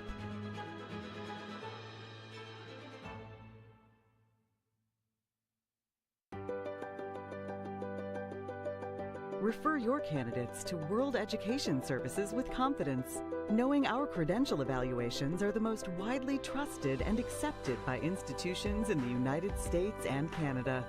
Our highly trained staff are equipped with the latest research and an extensive evaluation database built from nearly 50 years of experience. Our investment in digital processes and partnerships ensures our ability to receive, verify, and deliver documents quickly, accurately, and securely. A WES credential evaluation has a lifetime value. Many of our applicants order copies of their report years after its completion so they can further their education or career.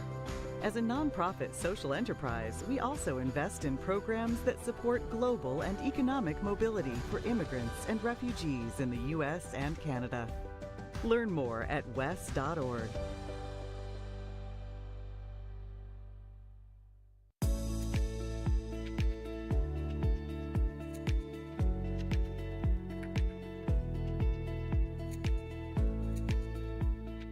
LinguaSkill is a certificated English exam taken online and on demand, recognized and trusted by education institutions and employers around the world.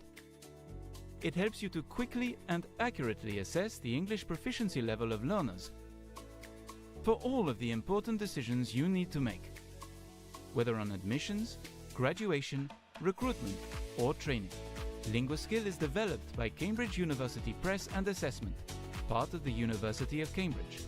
It offers organizations an accurate and flexible way to assess the English proficiency level of individuals or groups, testing from B1 to C2 level on the Common European Framework of Reference, CEFR.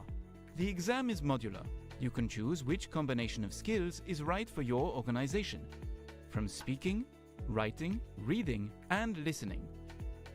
Powered by AI and computer adaptive technology, you get accurate test results and the candidate receives a Cambridge certificate proving their level of English.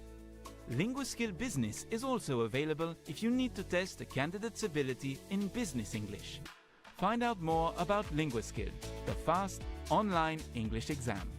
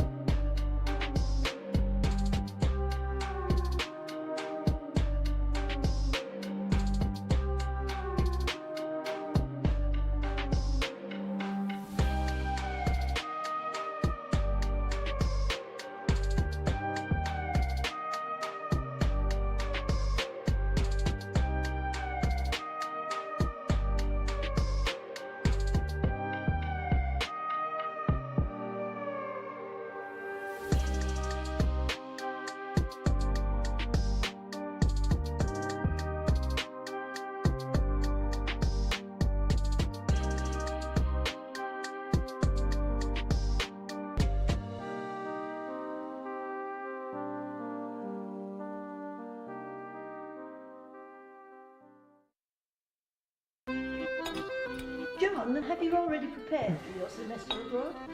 Sure thing. And how is your French?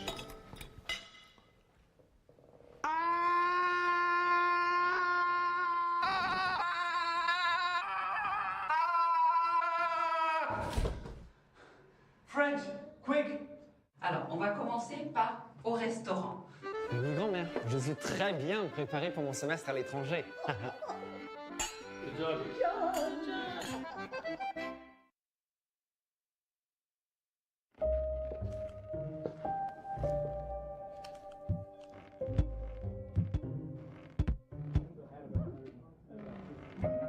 Or like the perfect gentleman, you know my best friend, she met her soulmate. So like suggesting a blind date, and I've been thinking about it actually myself for like 1, 2, 3, 5.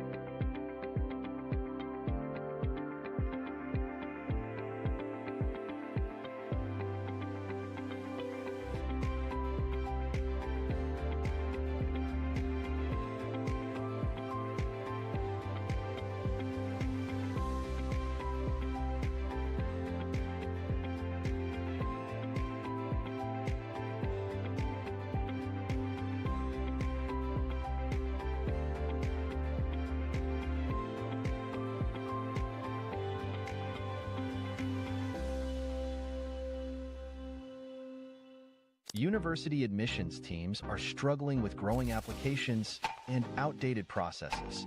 Reviewing thousands of applications manually takes too much time and effort.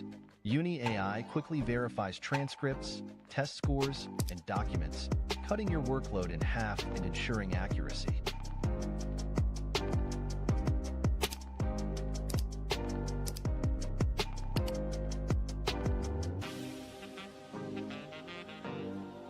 Students don't want to feel like just another number.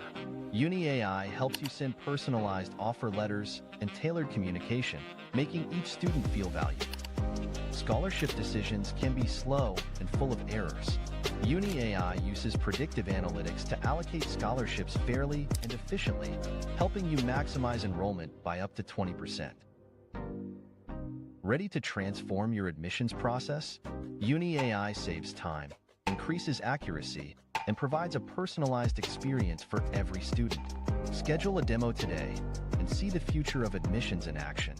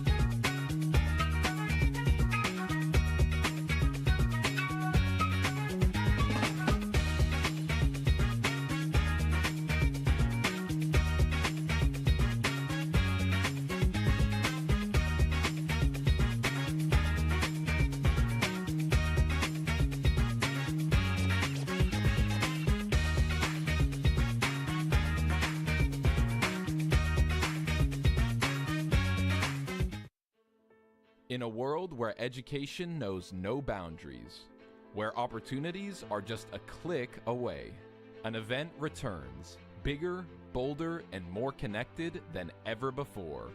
In January 2025, dive into the future of student recruitment for online programs.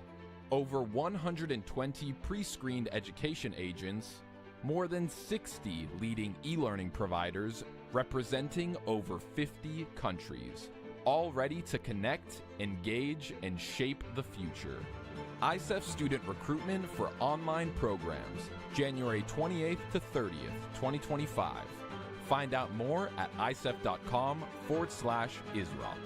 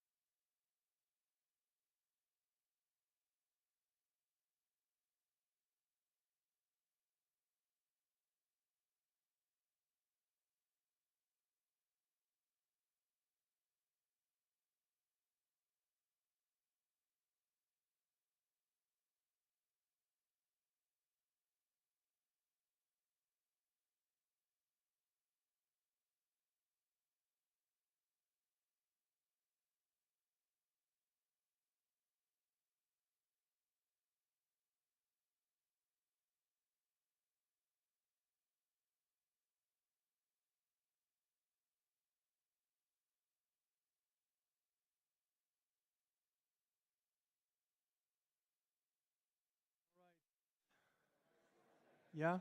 Okay, working. Good. I hope you enjoyed a nice little lunch break after so much information this morning. Welcome back, everyone. If I can have everyone's attention, please. Welcome back, and welcome back to school, I might say, because our next session we have an actual professor with us. He teaches IT management at the International University of Applied Sciences. And will teach us, what is blockchain really, and how is it used to prevent fraud, for example. So I'd like to welcome on stage Professor Dr. Markus Hammer.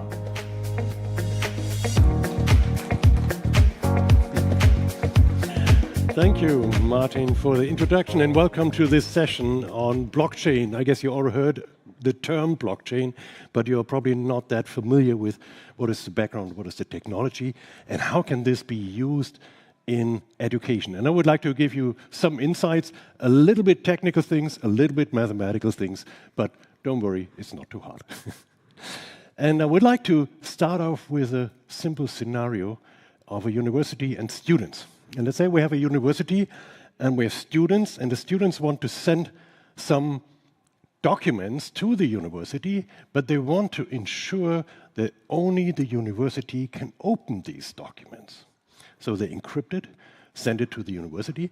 So what we do here is we have to provide some keys, some cryptographic keys to encrypt things, and we have to provide this to the student. The student can use the key and encrypt a document, send it over to the university, and the university can decrypt it with the same key. This is what we call the symmetric key cryptography, because we have the same keys on both sides.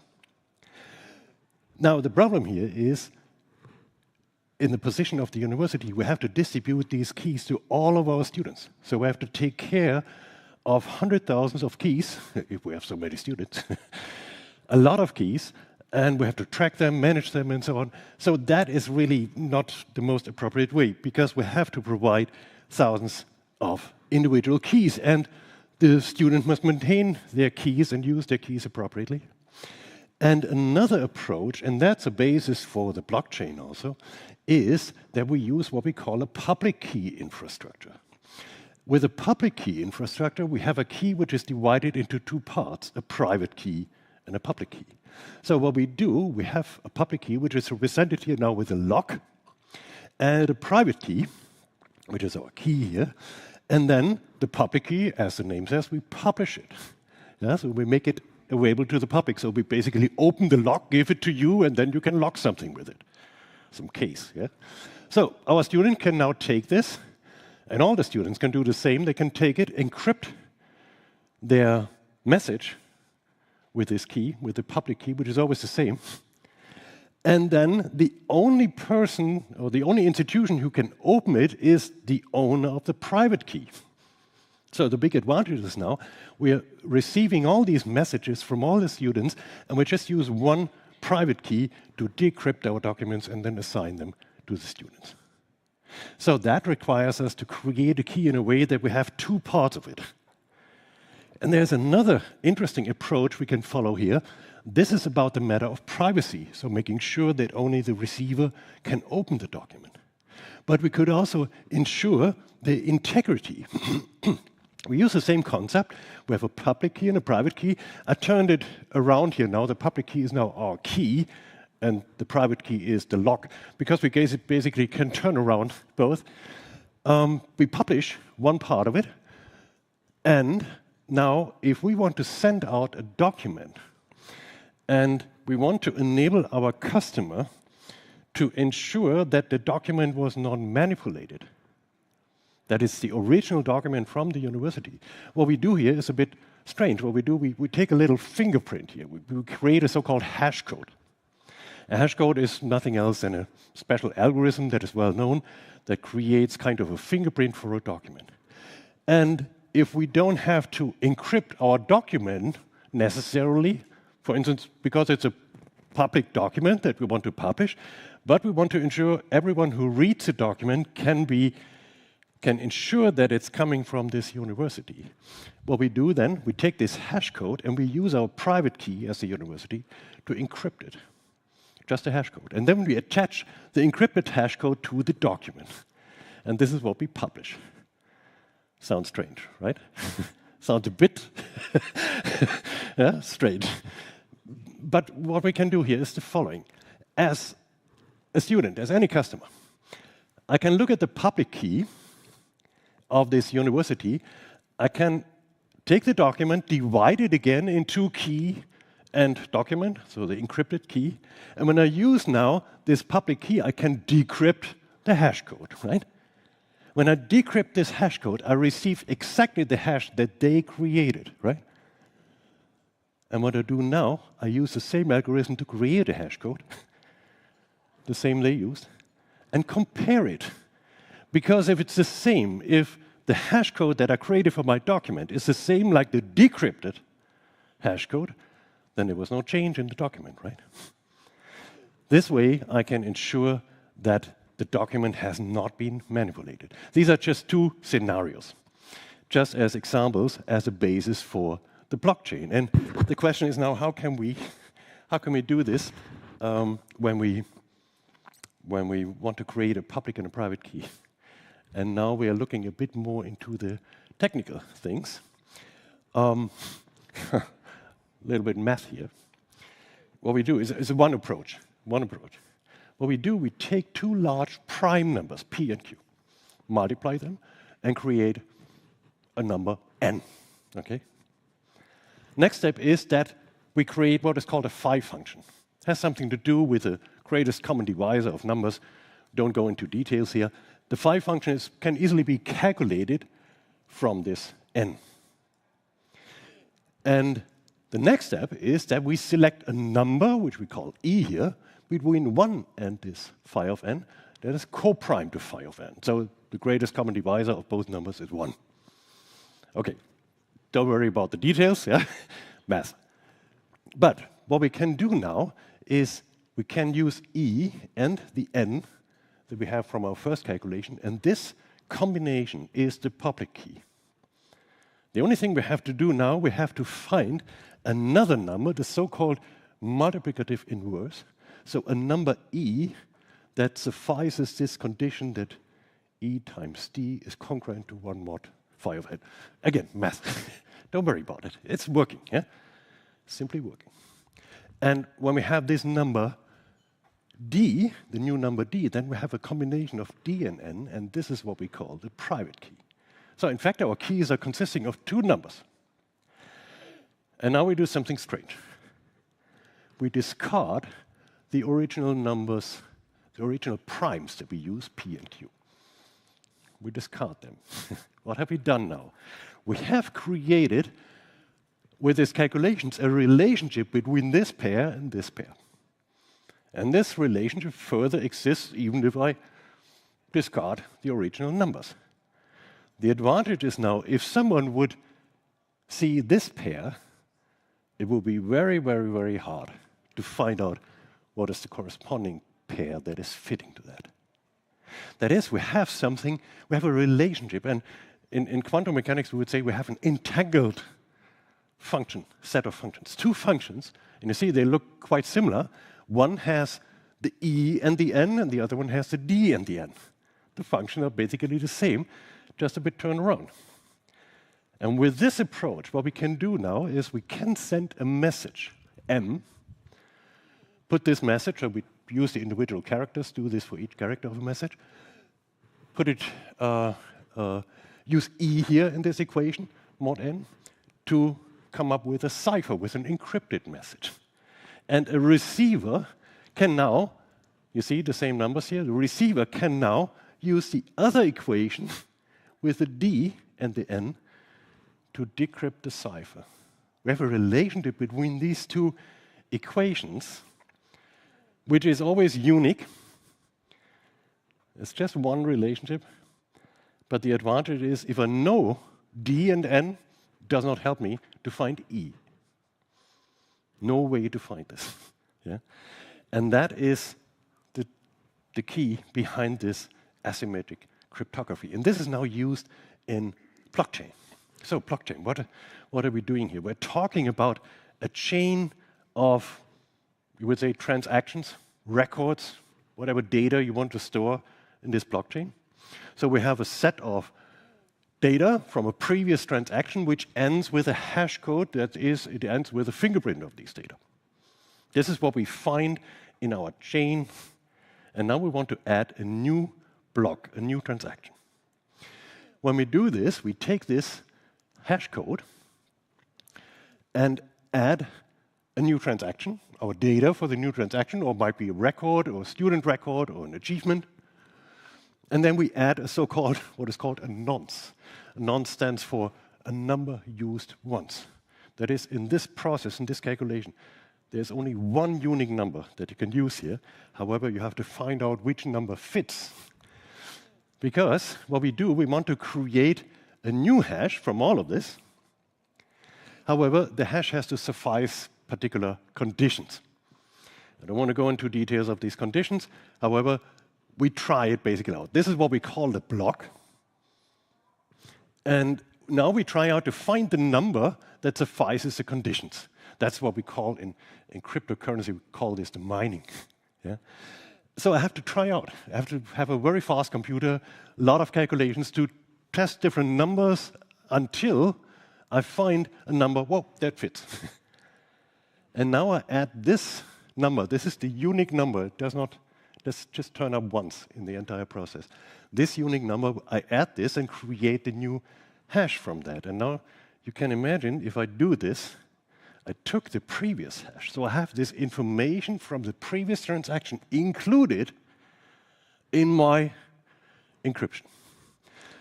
So in the world of Bitcoin, where they also use this, they would distribute it to decentralized computers. They would distribute this question of what is the appropriate nonce to the entire network. They all calculate, and one of them is fast enough to say, hey, I found it. If you found it, it distributes it back to the other members. So now we all know one is found. And then this guy would receive, in the world of Bitcoin, would receive some Bitcoins. receive an award for that. And then this is added to the block and makes a new, to the chain and adds a new block to it. But you can imagine we have used the hash of a previous block to create this very complicated thing here. So if I change a single bit in any of the previous transactions, I would invalidate this calculation, right? And that makes it secure. And now the question is, can I do this, do I need a third party or not? In the normal technology like here, it's decentralized. We don't need a third party. We can also create our own kind of little blockchain solution for universities, also possible. But in general, we would say it's decentralized. So no third party is involved, which has a cost advantage. And the matter of fraud is minimized, because it's decentralized. It's distributed on 1,000 servers out there. And when we think about what we can do in education with such a solution, what do we have? We have a solution that records different transactions or data, and I cannot manipulate these data easily without changing the entire blockchain. So everyone would recognize there is a manipulation. So I can secure these records. And I can use this for different purposes. I can store the certificates, the students' certificates, with this blockchain because it cannot be easily altered. I can create digital transcripts, so do everything digitally, transfer the transcripts to other universities, to other institutions, to employers.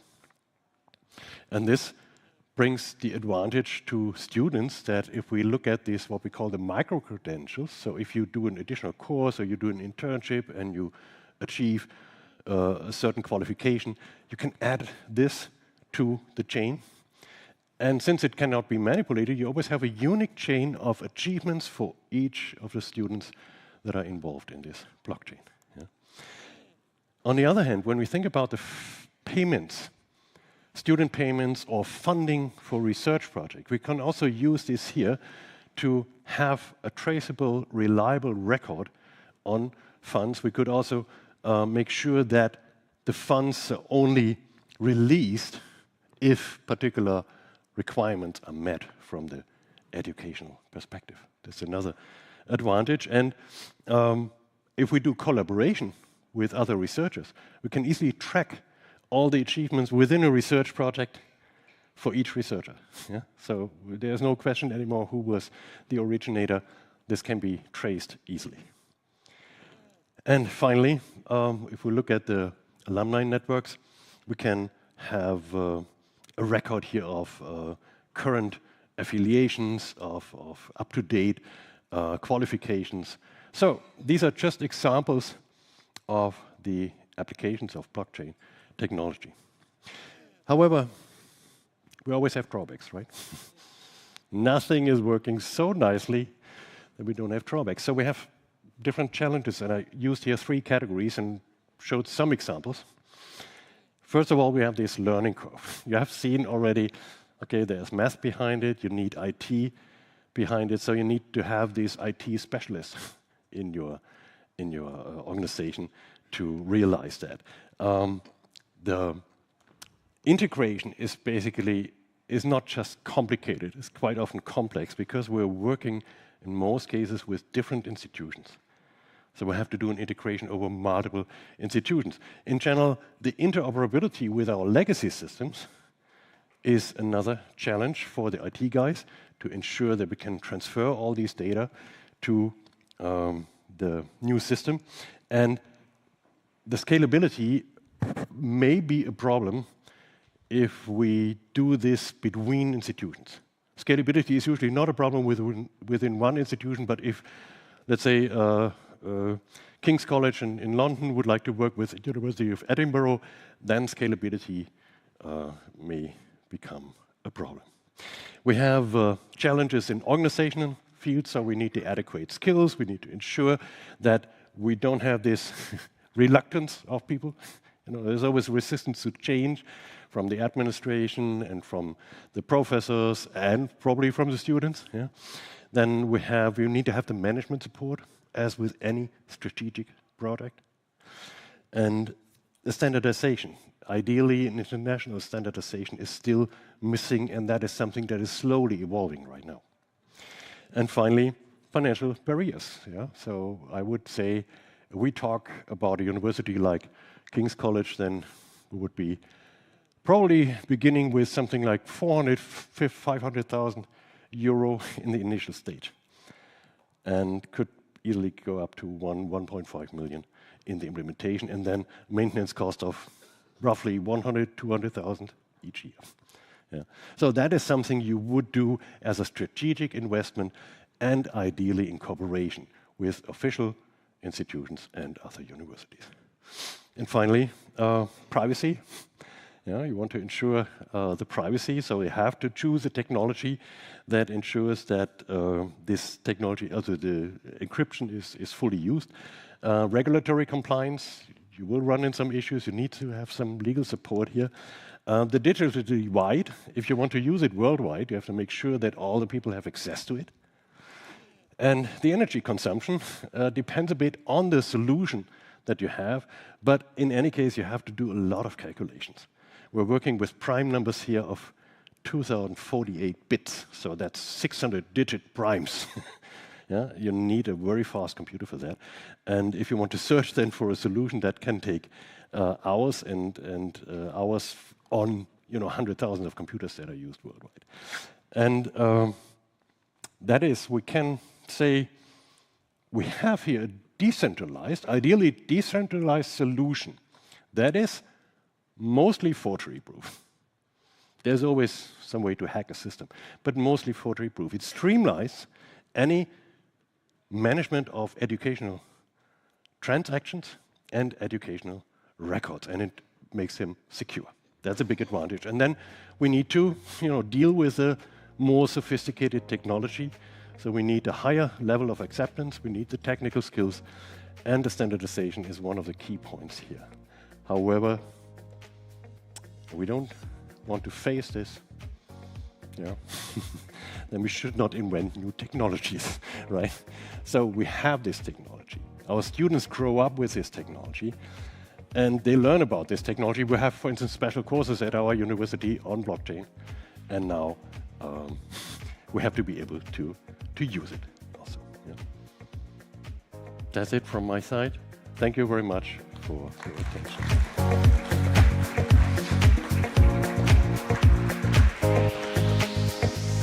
Thank you very much, Marcus. I am confident that everyone now knows exactly how blockchain works.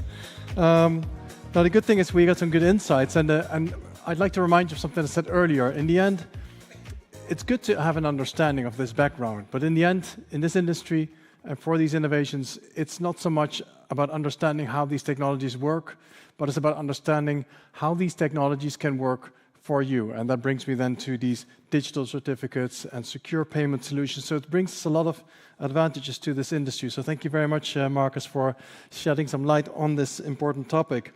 Now, we're sticking to blockchain a little bit because actually our next demo sponsor is a blockchain verifiable digital certificates provider, Proof of Knowledge, POC, and there's a short video for you coming up.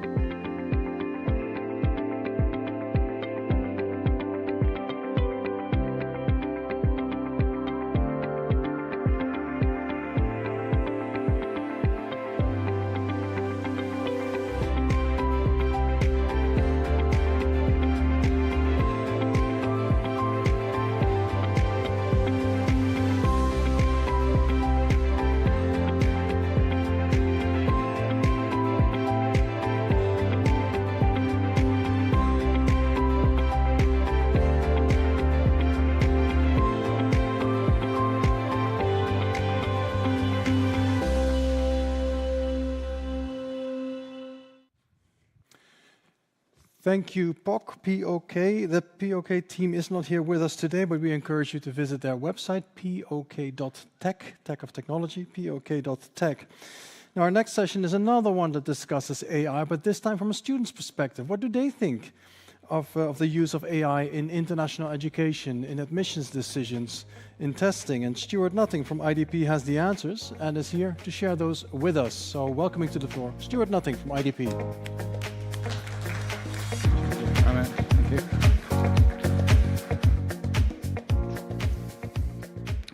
Thank you. Yeah, so today we are here to talk about the student perspectives on AI in student recruitment and admissions processes. So at IDP, we've ran a biannual survey since April 2020, where we've asked all of the students in our sort of student placement business various questions around the higher education space. So that's it got rebranded as Emerging Futures in March 2022.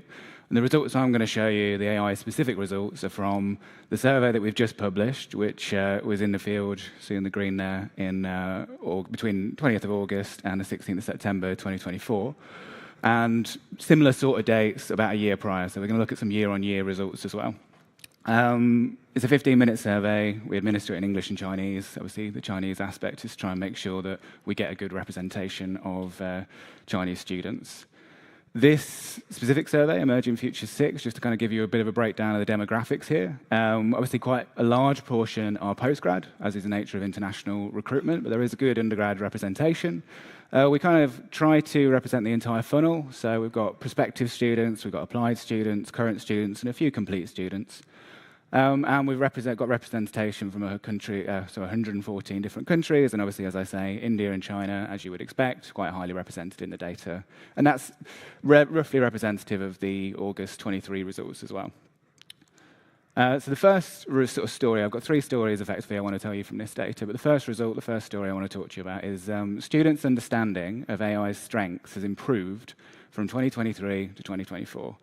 So all of these are going to be the sort of year-on-year questions. So we asked some additional questions in the August 24 survey, which I'll come to a little bit later, but all of these are the year-on-year questions. So the question we asked here, do you intend to use or have you used ChatGPT or any other form of AI to, and it was a sort of several forms on the left-hand side here, help to write your application to overseas institutions, help to decide what institutions study at, and help to decide what subjects to study. So there's a sort of clear difference here in these bottom two being very kind of research-focused, like where are you going to go, what are you going to do, whereas the top one is more of a sort of practical writing exercise, right? So as you can kind of see that what happened a year ago, well, in August 23 even, was that there was this skew, obviously higher in the yes bits of those kind of more research-focused topics, right? And then what we've actually seen, if you can look on the right-hand side, that movement year on year from, yes, we're going to do this, in these two areas, is dropped by 10% in those more research-focused areas, but it's sort of remained consistent, gone slightly higher in what ChatGPT, LLMs, AI, and in these kind of instances is good at, which is more writing-based topics, right? And you can also see actually the red has gotten slightly smaller as well, so people are more sort of willing to do that. To give some timelines on this, so where am I? Sorry. So ChatGPT we didn't allow access to the internet in its earlier versions, right? So that only came about in May 23, but it wasn't available into its free customers in May 24. So that would obviously facilitate some of that research-based topics, but in the times that these numbers were taken, that wasn't really ubiquitously available. So that's an interesting sort of addition to point out there. So I'm going to drill into that top line that we saw on the previous slide. So these are the students that it's about help to write your applications in overseas institutions. So in this data, we've got a lot of different dimensions that we can look at. Primarily, I'm just going to talk to it today. I'm going to talk to source markets and age. There are other things that we looked at, frankly, didn't impact some of these trends very much. So what's really interesting here, obviously, so this is ordered, those of you can see at the bottom, from left to right, those who have had the biggest difference in the green bar, the yes answers, from August 23 to 2024. China is a huge outlier here, right? So we've gone from 73% saying they're willing in August 23 down to a sort of more normal 38.3%. Now, that is an interesting result. And again, I'm just going to put some dates around this data. So ChatGPT 3.5, which I think, and if you remember, there was like really start of this hype cycle around AI, right, was December 2022. In March 2023, the Chinese government effectively banned the use of ChatGPT. The other thing to bear in mind is that culturally in China, what's actually happening at universities is that they largely banned use of AI, right? So it's sort of seen as cheating. And so this movement could potentially be explained by that. Another thing to bear in mind, I think, is probably relevant to this question specifically, although China is an outlier in some of the other questions we're going to look at, is that the agent process in China is much more kind of hand-holding. They will help you a little bit more with the applications and perhaps in some of the source markets. So that's something that may factor in here. Now, all of this movement in time, this was mentioned earlier, but I think it's really useful to look at this slide from Gartner, right? So this is the hype cycle, as they've termed it, from 2023, right? So this was exactly when we were taking our first set of survey results that we're looking at today. Now, what's effectively happening is, or this is the way that we're explaining this, is there is a sort of media hype that's happening as a new idea comes out. So if you think about autonomous cars, if you think about drone delivery, those kind of things, everyone's expectation goes through the roof due to a lot of media attention coming up. Then those things don't ever quite work. AI being perhaps another example, and then obviously when our expectations are adjusted, we move down into this trough, and then we find some actual use cases that work, and then then that gets adopted. So what Gartner have done here is put various aspects onto the curve and sort of try to say, well, this is when we expect to actually sort of see the fruition, right? And obviously from our topic today, bear in mind this was 2023, right at the top there, generative AI. So when we ask these questions, theoretically, this was the peak of the hype cycle, and now we're seeing it slowly descend. So the next question that sort of illustrates similar sort of points. Do you expect the institution where you're applying to use AI to assess all or part of your application? Now, this time I've used the dimension of age, because I think it's got an interesting trend. So I've ordered this again on the bottom there by movements in between the yes categories, and you can see an adjustment of all age categories apart from the 18 to 21-year-olds downwards, where they're saying we don't actually think that we thought this in August 2023. Now we're probably less inclined that people will be able to or would want to do that. But yeah, obviously a real clear trend to the sort of older generations that are going into higher education, so your 30-year-olds, your 40-year-olds versus some of the younger ones on the right-hand side. Another question, we only asked this one this year, but I think it still sort of illustrates the point. Have you used or do you intend to use ChatGPT or any other form of AI during your studies too? And obviously all these points on the right-hand side. Now, again, coming back to what ChatGPT, LLMs generally are good at, it's things like improving efficiency. It's like helping to write. It's generally not, or in some of the tones of these questions, generally not more research focused. So you can see right at the top, two really kind of big illustrative points, improving efficiencies, supporting writing skill. Now, some of you may be reading that third line item and thinking that's a bit of an outlier. I acknowledge that is. I don't really have a good explanation for that, just to be honest with you. The final question in this section, again, just sort of wanted to, this is another one we've asked both years. How likely are you to apply to an institution in the following situations? If the institution is using AI to assess the application, or to make an initial assessment of the application, but your final decision is made by a member of staff. So that bottom bit really kind of talking about humans in the loop. And I think that's an interesting phrase across this whole presentation. A lot of the data is, there seems to be a reasonable acceptance within the students that we surveyed here, going, AI is going to be useful, there's efficiencies, but we feel more comfortable if there is a human involved as well. If that decision maker is also validated by a human. That's the generally sort of consistent result you're seeing between the top lines and the bottom lines in both surveys. Looking at it from a sort of year-on-year perspective, though, the green arrows on the right-hand side are basically trying to measure what the movement from the sort of stronger emotions of positivity and negativity in the green and red to the more neutral emotions and answers of the yellow and the grey. So it's that top line is saying the sort of movement of the students towards neutrality in both of their instances, like people just aren't less opinionated about these kind of topics than perhaps they were a year ago. So that's my first point. My second story. Students' concerns of AI often differ from what we might expect. So we asked one specific question in the most recent survey, so this is the first time we've asked this. What are you most concerned about with AI? Please rank your top 3. 1 being the one you're most concerned about, 3 being the one you're third most concerned about. And then we gave them 10 options, again, all the way down on the left-hand side, and then obviously asked them to pick.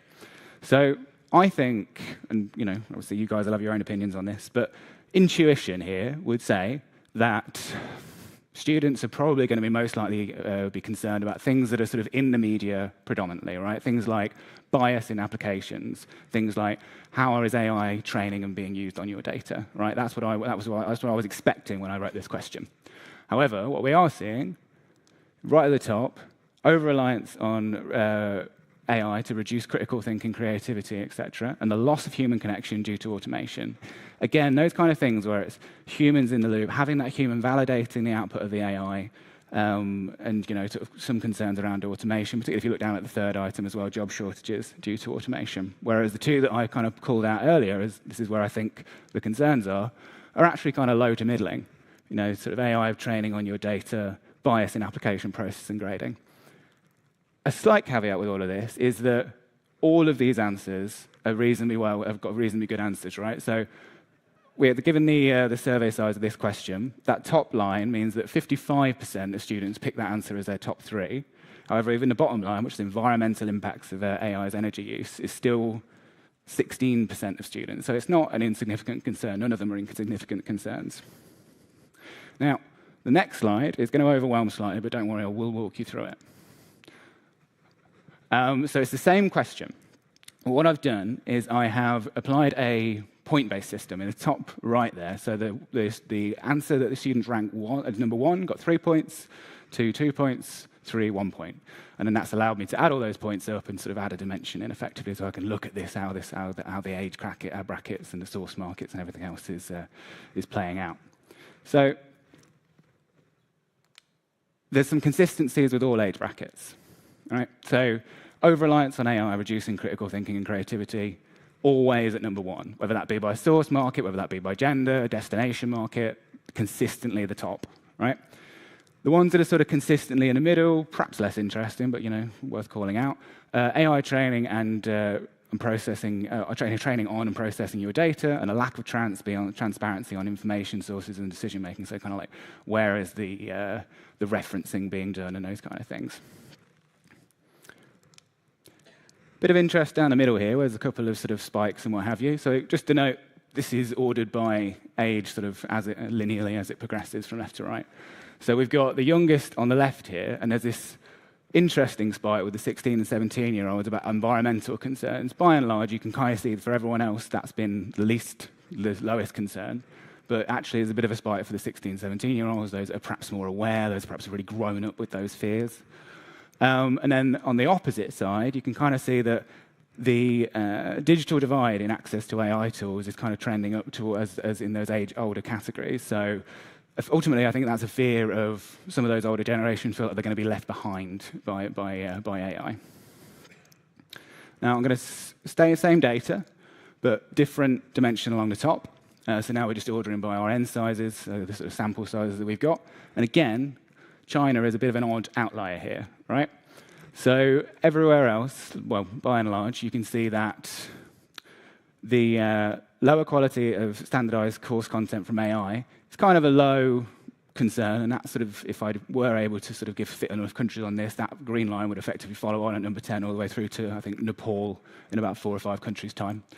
Bit of a spike, obviously, in the Philippines, but generally it's this kind of big concern for Chinese students where it's not really as big a concern for everyone else. Whereas on the inverse, down at the bottom here, you've got job shortages due to automation and loss of human connectivity due to automation being a reasonably big concern for Chinese students. Sorry, inversely, being a small concern for Chinese students in comparison to most of all the other source markets. So again, some really interesting kind of results for China in specific. My final story that I wanted to tell from this data, overall, students view AI in higher education somewhat positively. So we asked a very specific question, again, just in this survey that we've just done. What is your opinion on the impacts of AI on the higher education experience? And we asked them to rank that from 0 to 10, 0 being extremely detrimental, 10 being extremely beneficial. So obviously, very directly tied to the purposes of this talk, like just literally asking the question that this talk is trying to sort of answer very directly. So generally speaking, what does that tell us? It's kind of, in this version, I mean, I've kind of included gender here just to show that we've got it, but as I say, it didn't really have a big impact on the data. But a sort of 7, right, which, sure, fine. Doesn't really tell you a vast amount. That's maybe what you would expect. So what I've done is applied a sort of NPS-like methodology. So those of you who are sort of aware what NPS is. But what I've effectively done is I've grouped the respondents that were sort of more positive around this sentiment in the sort of 8 to 10 bracket. I've put all the more negative ones, the 0 to 5s, in a sort of red, and then everyone else has gone in kind of a neutral. So trying to get a sense of spread. And then I've taken the proportion of the the positives away from the negatives, and then that's that line in the middle there. Again, so sort of by gender, again, it's not a huge difference. I mean, arguably, this is kind of pulling the sort of females along, sort of a slightly more negative sentiment. But where it starts to tell a slightly more interesting story, if you look at this by age. So again, we see a clear divide between the sort of younger cohorts down the bottom of this chart. So this is ordered by the net scorers that I put in here, and then the older cohorts at the top. So, again, this is 16, 17-year-olds kind of really being outliers. Obviously, they were the ones that we saw kind of having slightly different sentiments on a few of the other questions as well. So, almost sort of net neutral about the impacts of AI, whereas a lot of the older generation generally feeling more positive about it, I would say. So, however, again, next slide. This is now by source area. So I've kind of grouped some of those source regions that we were seeing on previous slides into sort of more regions. And you are seeing the Middle East. I mean, obviously, it's worth looking at some of the ends here. Some of the ends are a little bit small, so take that with a pinch of salt. But Middle East, obviously, the most positive. You can see a really kind of strong green bar. They're pretty pro the impacts of AI in the higher education space. Down at the bottom, Central and East Asia. That is predominantly China. That is 90% China. And again, they're the ones that are actually in a negative on this net score. You can see the only source market where the reds are outweighing the greens. So there's a real kind of negative sentiment towards this impact of AI in China in the higher education space. Everywhere else, just so generally summarised, I think sort of reasonably neutral or too positive, I would say. So just to recap my 3 stories, in case you forgot them. Students' understanding of AI strengths has improved from 2023 to 2024. Students' concerns of AI differ from what we might expect. Overall, students view AI in higher education somewhat positively. And that's everything I have. Thank you very much for your time.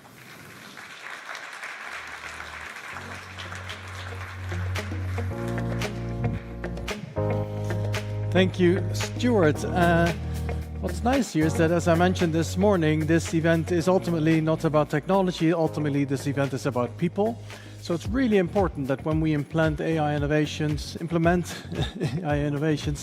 into our processes, that we always consider what that means to our students. And it's an interesting conversation to have in general, right? That human factor in international student recruitment, and that's exactly what's coming up in our next panel discussion. Balancing automation with authenticity, understanding the human factor in digital student recruitment. And for that, I'd like to call onto stage Alejandra Otero, Andrew Plant, Leanne Lineker, and Craig Riggs. And for the introduction, we also will show you a brief little video. Thank you very much. To admissions to enrollment and anything in between, increasingly sophisticated digital tools are available in every step of the international student recruitment funnel and beyond. They provide revolutionary opportunities to improve efficiency, increase quality, create more transparency, and reduce cost and time. And it doesn't end there. Artificial intelligence is now making it possible to automate different stages in the recruitment process, in part or in full. But what about the balance between authentic and artificial, the balance between human involvement and automation? This is one of the main themes at ICEF Digital, and therefore we bring you, in partnership with Lead 50/50, this panel discussion titled Balancing Automation with Authenticity, Understanding the Human Factor in Digital Student Recruitment. This session will be moderated by ICEF Monitors Editor-in-Chief Craig Riggs, together with Alejandra Otero, founder and CEO of Genius, Leanne Lineker, CEO and co-founder of Lead 50/50, and Andrew Plant, Senior Business Development Director at QS Quacquarelli Simmons. Fantastic. Well, hello, everybody. And I'm Craig Griggs, the editor of ICEF Monitor. It's my pleasure to introduce our next panel this afternoon. And we have an outstanding panel for you and a fascinating question to explore, balancing automation with authenticity and the human factor in digital student recruitment. We're very proud to present this session in partnership with Lead 50/50. As we've been hearing all day, there's a very large field of digital tools available to us and to the students that we serve, tools that make it easier for students to explore study abroad options, engage with institutions and counselors, and tools that make it easier for us to engage with students across the entire process, from their early stage of research for study abroad to inquiry and seeking more information, to admissions, and eventually to enrollment. And of course, that toolkit is getting larger all the time, providing us with game-changing opportunities to improve efficiency, increase quality of service, create more transparency, reduce cost and response times, and automate some of parts of that recruitment process, as we're going to start to unpack today.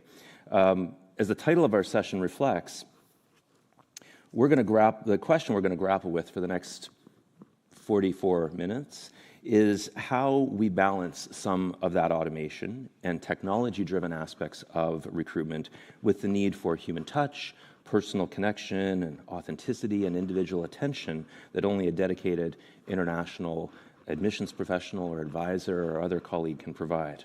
And I think perhaps that's the place for us to pause and to ask you a question. We're going to step away from the poll experience for a moment and experiment with a word cloud. And the question that we would like you to answer, with just one word, if you would, please, is what is the true and indispensable human factor in student recruitment? And you can answer that by, everyone now knows the drill, step over to slido.com and use, if you haven't already, the code ICEF Digital. That will get you in, and it will allow us to start to assemble a word cloud in front of your very eyes. And as that's happening, let me introduce you to the outstanding panel that we have for this discussion this afternoon. We have Alejandra with us, of course, who is the founder and CEO of Genius, which is a consultancy offering training and advisory services in digital recruitment and technology to clients across the sector. And what I want to say about this panel is that each has a really interesting and valuable perspective on the question. I think we've got a great group for this discussion. So Alejandra has that consulting perspective and is kind of a subject specialist in technology and digital recruitment. Then we have Leanne, who is the director and owner of Lila, a noted college in the UK. And she has that frontline perspective as someone who's supporting her staff and in touch with students that are going through the journey that we're going to be focused on today. And then, of course, we have Andrew, who is with QS. And you may know QS from their rankings and other important insights and research that they provide in the industry. But what you may not be as aware is that they also play a very direct role in supporting recruitment for university clients, and quite a good number of them indeed, so much so that it gives Andrew and his colleagues a very interesting aggregated view of that student journey, and backed by a lot of the original research that QS does as well. So Andrew has a lot of fantastic insights to share with us this afternoon as well. And the word cloud is, some real obvious points of emphasis there in the word cloud already. We'll just let that unfold a little bit more, a minute or two more. If you haven't had a chance to make your addition as yet, please do. But we are talking today about striking the right balance between the use of technology and human attention and care in supporting international students. And just to set the frame for that discussion a little bit, I want to say clearly that we're taking a very broad view of technology for this discussion. So we're including tools relating to project management, to CRM systems, digital communications channels, and of course AI, which has been front and center for much of the day today. And I want to add as well that we are focused on enrollment management in this session, where the student journey can be understood in different ways. For us, we're concerned with everything that happens from the point at which the student begins planning or researching for study abroad, and then the point at which they actually begin their studies, right? So here we have our word cloud. The clear leaders are empathy, trust, connection, emotion, and then we have another of other important entries there as well: honesty, personalization, authenticity, right? These are all, I mean, I think nobody can be surprised by these responses. It's reassuring to see those coming through loud and clear.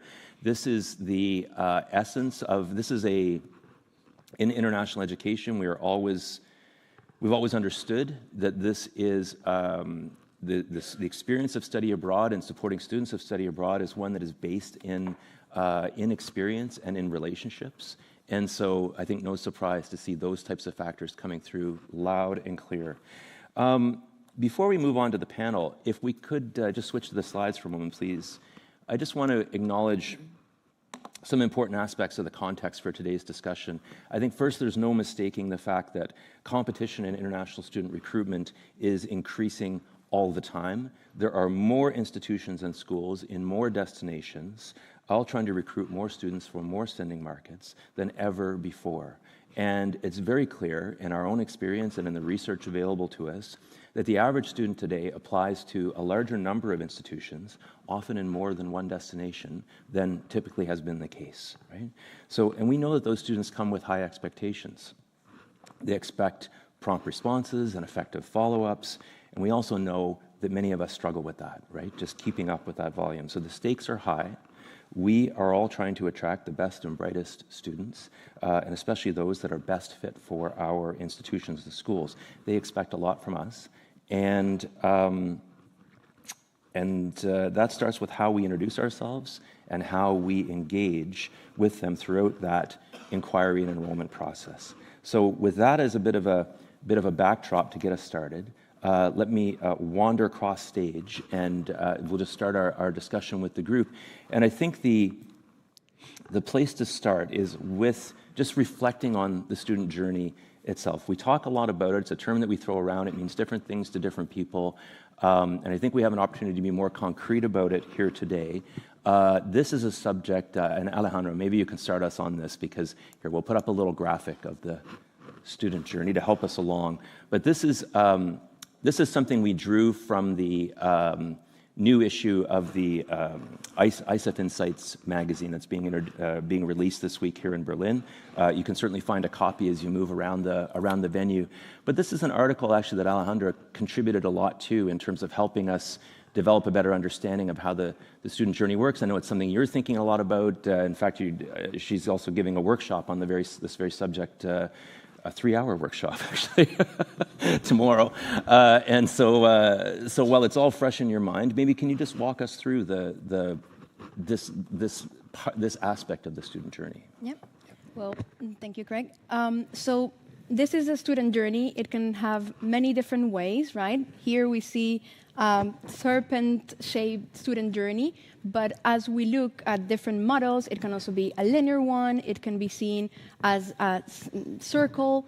There's many different models to look at it from a student journey perspective.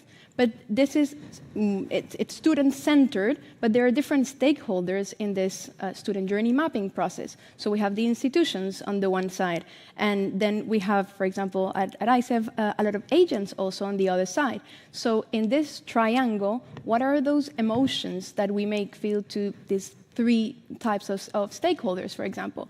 How can we balance all of these emotions, priorities, and outcomes throughout the different processes of the journey? So we may start from the marketing side, communications, recruitment, towards enrollment. But does it end there? Not at all. It might end there for some team members within a specific institutions. But if we look at that same journey from the agent side, for example, we have marketing, then sales or counseling. We have also pre-departure, visa guidance, et cetera, et cetera. Now, what happens from the student side? There's so much information out there, so many different touch points. Well, let's first start by mapping those out. And this is the process of the student journey. Then comes the question of how can we optimize it, right? And of course, we'll talk about it a lot, about technology, but also the human factor, and at which point of this journey should we balance and make sure that the human is equally important and the technology can support, complement this process to enhance the satisfaction, retention, and enrollment levels. So this can be, at a glance, very quickly, an enrollment management perspective of the student journey, but let's definitely not forget also that it doesn't stop there. It's not a one-time event, and we should also be looking at this from a re-enrollment perspective, because those students who already enrolled once hopefully can also become students that re-enroll in your process. And this is something that a well-mapped student journey process enables you to have. Fantastic. Okay, so that's a great primer on our context for today. So maybe let's do a little problem definition. Leanne, maybe I can turn to you at this point and just ask, like, where are for institutions, for schools, for agents that are serving students throughout this process, like, where are the pain points? Where are the trouble spots? So I think the trouble spots from my perspective as a school owner is that you can be communicated with in lots of different ways, and I'm sure it's the same for the agents as well, and trying to keep on top of whether students are contacting you through email, Instagram messaging, or WhatsApp. Lots of different ways of getting in touch. It can be really overwhelming, the different ways you respond. Not always, you can coach your team, but they don't always respond with the same levels of quality because they're busy and they're jumping from from live chat to this to the other. So I think this is where like a really slick automated process or AI can be really beneficial and can sort of streamline and help with efficiencies. And as a business owner, it's something that you're always looking at.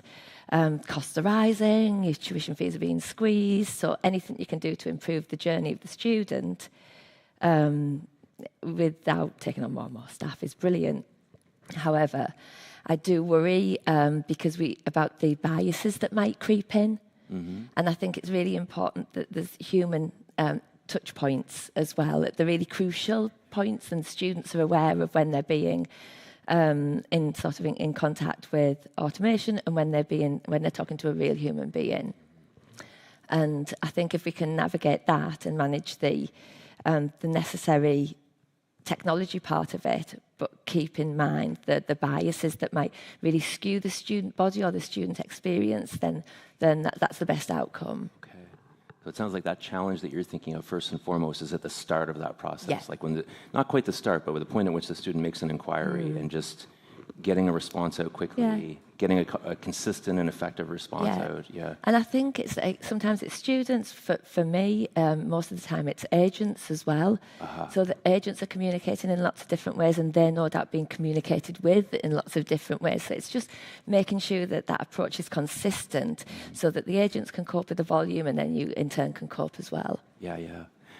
What about from your perspective, Andrew? You're seeing it across a large field of institutions, but where do you see the real challenges are there? Yeah. Well, first of all, I want to say hello, Berlin. This is my first time here, and I'm incredibly excited to be here. So thank you very much for inviting me. We're all familiar with the enrollment funnel, I guess you'd call it, and it starts with inquiries at the top for us where students become visible. When they first make that inquiry, or where an agent makes an inquiry on their behalf. And often the problems that Leanne was describing there are prevalent, but also the sort of triage of quality within quantity. That's really, really important for a lot of our clients. And then as you move down into the application stage, the problems seem to be around turnaround time, and mostly because of manual processing. And actually, really interestingly, we survey students. We do something called the International Student Survey. It's had about 1 million respondents of pre-enrolled students, so it's no small thing, about 165,000 respondents this year. And when you ask them about turnaround time, of course, I mean, you may have noticed that students are becoming less and less patient these days. They really, really want a turnaround time to be quite quick, quite fast.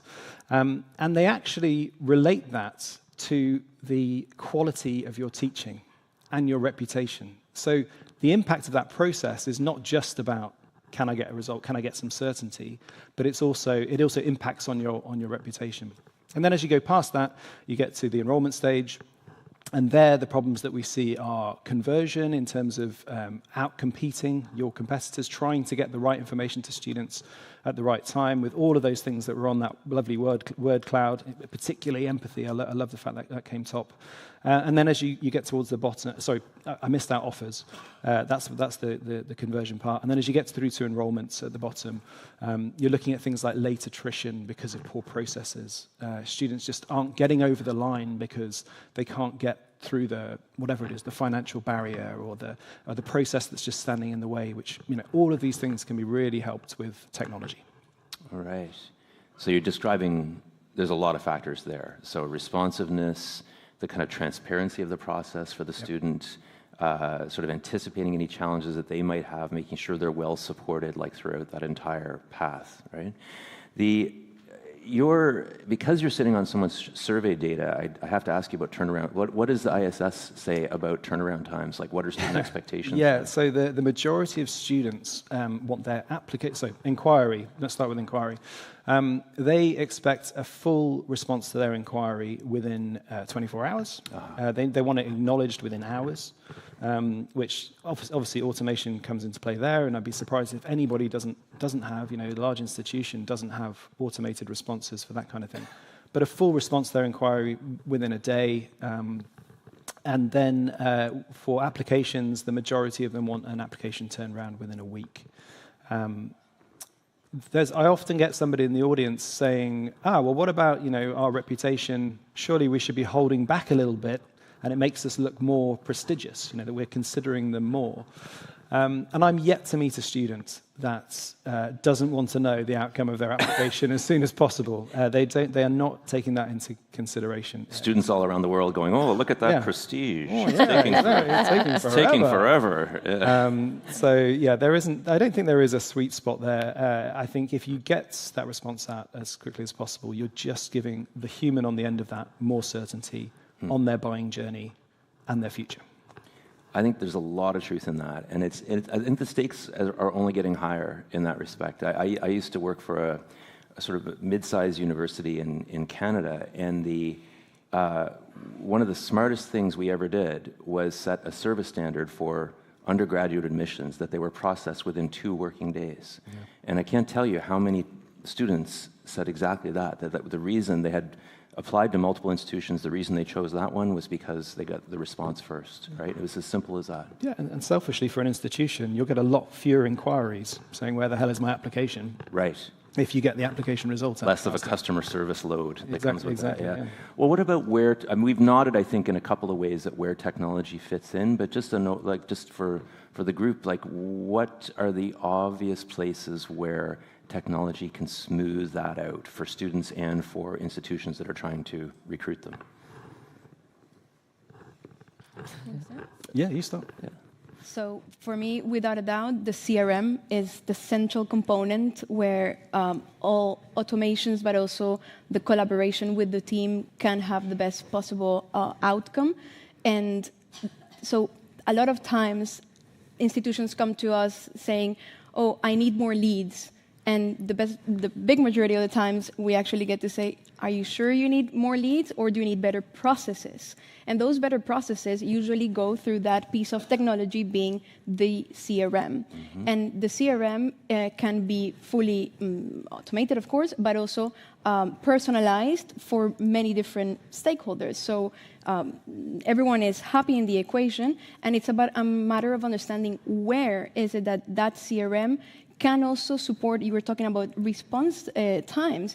What if we stop thinking that the human added value has to start from the very, very, very beginning and be throughout the whole funnel all the time available with the expectations of the current generation. And if we move forward, Generation Alpha is even going to be more demanding. So how on earth can humans be there on evenings, weekends, sick days, holidays, everywhere for everyone, whenever they expect it, at their fingertips, in social media, on landing pages, everywhere around? It's humanly impossible. And that's where the technology can support, not replace, but support humans, in the sense that if a CRM is well crafted and well configured, it can support the humans in identifying earlier on which of those potential students are the right fit as well for your institution,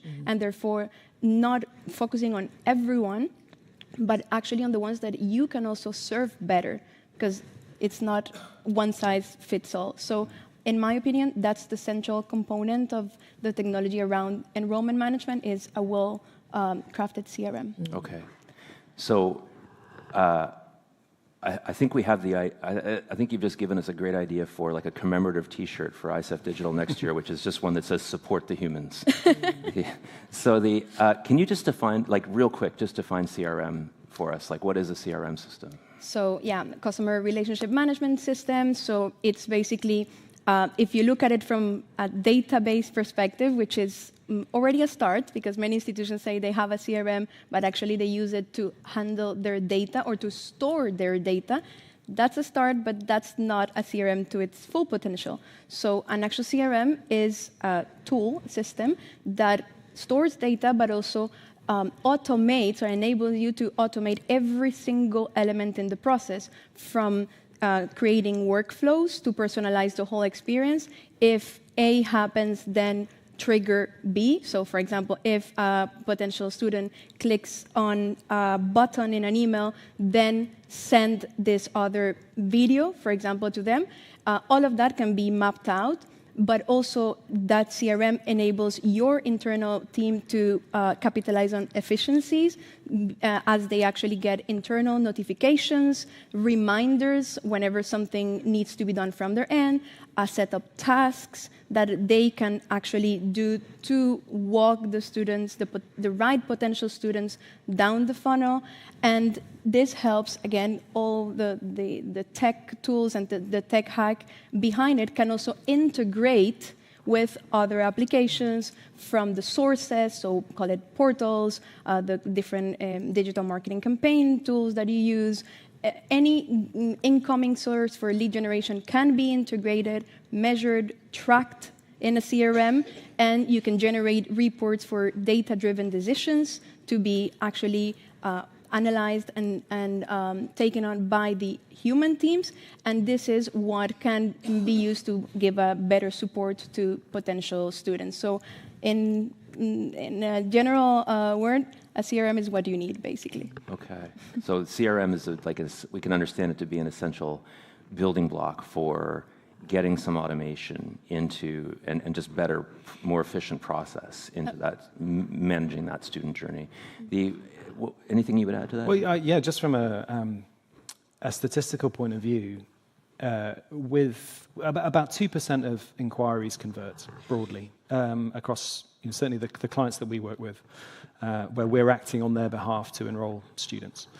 And about 25% of offers enroll, but about half of all inbound communication from the students comes out of hours.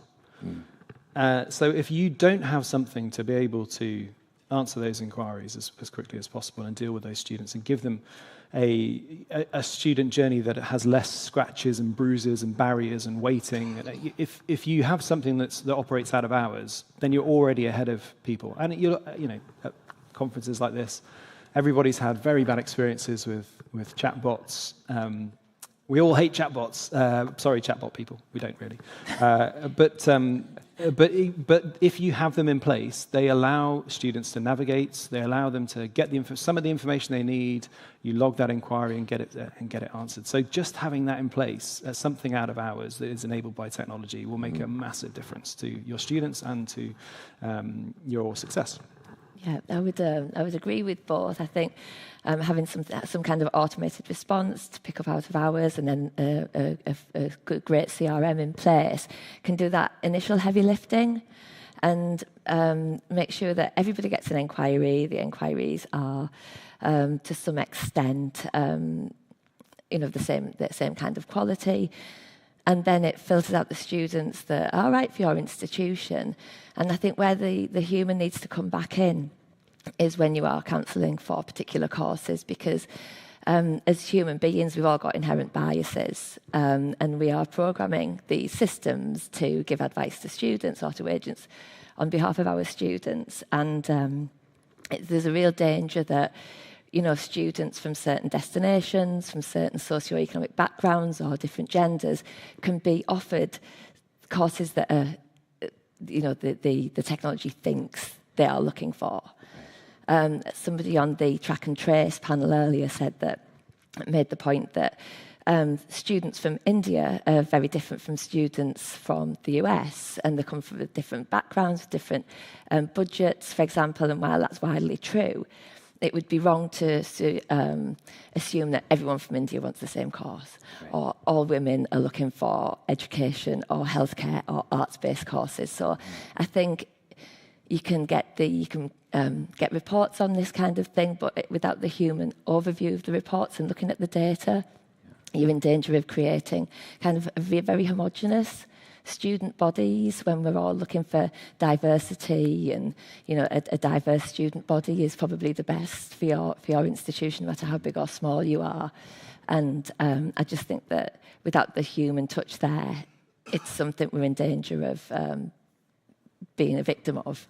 So you're concerned about sort of any kind of bias that would be introduced, like in an automated system that could misdirect a student or discourage a student in some way. Yeah, and it's not beyond the realms of possibility. I was listening to a podcast yesterday, a TED AI podcast with a woman called Hilke Schellman, and she's written a book called The Algorithm, and it's about using algorithms in recruitment. And a huge recruiter had noticed that the algorithm was biased towards men called Thomas, because in one particular organisation, a handful of Thomases had been very successful.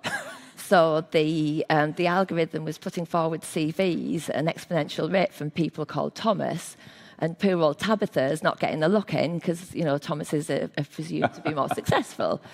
So it happens, and without a human being looking at that, you're not going to be able to mitigate it. Right. So that's a good caution for us, for sure, and maybe a segue to the balance question that we're kind of walking around so far in the discussion, because we're talking about through CRM or other tools, like automating that initial response to students, so they get and especially working across time zones, as you're saying, Andrew, like getting a timely response back out. By the way, this panel, I think, deserves a special recognition for going this far without once mentioning AI. But I'll do it now. Yeah, yes. Let's use the full toolkit. But there was a really interesting example given this morning of an AI tool that obviously responds across time, responds immediately to students, but also responds in multiple languages. Like there are layers of improvement here that we can imagine through the use of some of those tools. But the Thomas example is a telling one. So good for you if you're Thomas, and bad if you're not.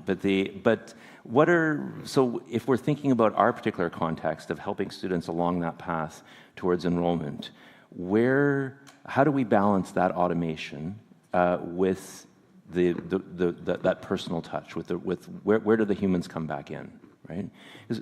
I'll just ask it in that way first, and then we'll dig in a bit. Do you want to have a go? Yep. For me, it's a matter, again, a balance between quality and quantity. And so we need to start thinking, do we want to have, this applies to all stakeholder times, do we want to have many potential students, many agents, but in reality they're not the right fit for the institution? But also, from going back to the funnel also, at the very beginning, if you have a lot of quantity rather than a good quality, and you don't have solid CRM systems, for example, through lead scoring techniques and lead nurturing processes, so how can you do everything, right? That's the main question. And where should you focus your technology efforts to be combined by the human? And in my opinion, it's a matter of helping or getting more help from technology at the beginning in a certain way. So, for example, in replying in the places where you're not. So 1 out of 4 inquiries on social media channels, for example, are actually not receiving any response. So why is that? It's because the admission staff or recruitment staff can't be everywhere, right? They have a lot of things to do. They have to travel. They have to respond on their emails. They have to be on socials. They have to be everywhere. So already a tool that can be integrated with the CRM, but I'm going to use the word AI now. AI based, for example, an AI tool that is integrated in on Instagram, for example, or on social media to handle these very initial questions. So at that very initial stage is already going to help the humans to focus on the right students. But as we go through the funnel as well, the word empathy, which came really high on that word cloud, it's not surprising at all, because that's where the humans actually need to understand that this is our added value. The tool can do work for me so that I can get more time to focus less on administrative tasks and actually be there for the potential student, for that relationship to be built with institutions, and that's my focus. But it doesn't mean that as we go down the funnel, we need to ditch technology. No, we need to use it in different ways. So for example, post-application, technology can also serve with integrations, for example, to generate automated offer letters, to integrate also financial payments in the funnel. And of course, technology can serve with a set of rules, but the human is very much still and forever needed for exceptions handling. So I believe in that sense, it's a good balance to have to make sure that everyone has a role at the different stages throughout the funnel and the journey. There's so much here. I feel like we could stop on each of your responses and kind of dig in. Like I'm watching the clock tick down alarmingly quickly. So this is maybe a good time for us to trigger the question role on Slido. Patrick, if you want to kick that in any time. And just for everyone in the audience, you can return to Slido and ask your questions, and people that are watching online, of course, can ask through the same channel. And we'll take some time before the end of the session to field those questions, at least in as much as we can with the time available. But you referred quickly to lead scoring, and I felt, Andrew, like you were saying something similar earlier in terms of, there's all this activity, large volumes of inquiries coming in at the top of that enrollment funnel, and there's a huge question there about how you kind of qualify those prospects and identify those that are best fit for your institution or school. And I wonder if you could say a little more about that and where sort of technology and human, action interact there. Yeah, I mean, they're just tools, aren't they? And the saying is that a poor workman blames his tools, and I think we're always looking for the next new shiny thing. And I went into my local car garage recently, and the guy in there was typing up the invoice, and he was typing it on an electric typewriter. And I said to him, what are you doing? Why are you still using that? Why haven't you got a computer to do this for you? And he looked up to me as if I was stupid. And he said, well, I don't need one. To do that job, he didn't need to buy a MacBook, buy a printer, buy all the ink for the printer, do all that. That did the job that he needed it to do. He needed invoices printed out for each client. He leaves them in their car. And it's the same for us. I love that journey that we had at the beginning there, where you see the roadmap for the students. And if you plot against that the journey that you need and the goals that the journey that the student needs and the goals that you have along that journey, then you can start to think about how tech can enable that. And at the beginning of that, answering your question around inquiries, very much, as we were discussing just then, a CRM can play a huge role in dealing with a lot of information and being able to score those students so that you can create an efficient workflow. And at that point, that's what you need. It's less about the very nuanced detail that you might need further down the funnel for that particular hyper-personalized student that's very serious about your institution, and much more about how you handle the workflows yourself to get the responses out that are going to be the same over and over again. So that's where something like a CRM can really, really help you. Yeah. So we're not only talking about technology tools to provide that sort of quick and effective response to initial inquiry, but also to help us kind of identify the most promising candidates, like within that pool, yeah? Yeah. Okay. All right, so we've got about 10 minutes left, a little more, and the questions are starting to stack up. So I think let's have a go at a couple of them. And good job on whoever the first questioner was here, because that's a good provocative question to start us off with. This audience member says AI will also be able to develop empathy. Don't you think the role of humans is decreasing, and do we need to be honest about it? Let's start there. Is the important role of is that human factor important still because of limitations in technology, or will it always be important? Is maybe another way to answer that question. But will AI be able to develop true empathy, or is it just like a simulation of it, surely? And it only is as empathetic as the people that have programmed it.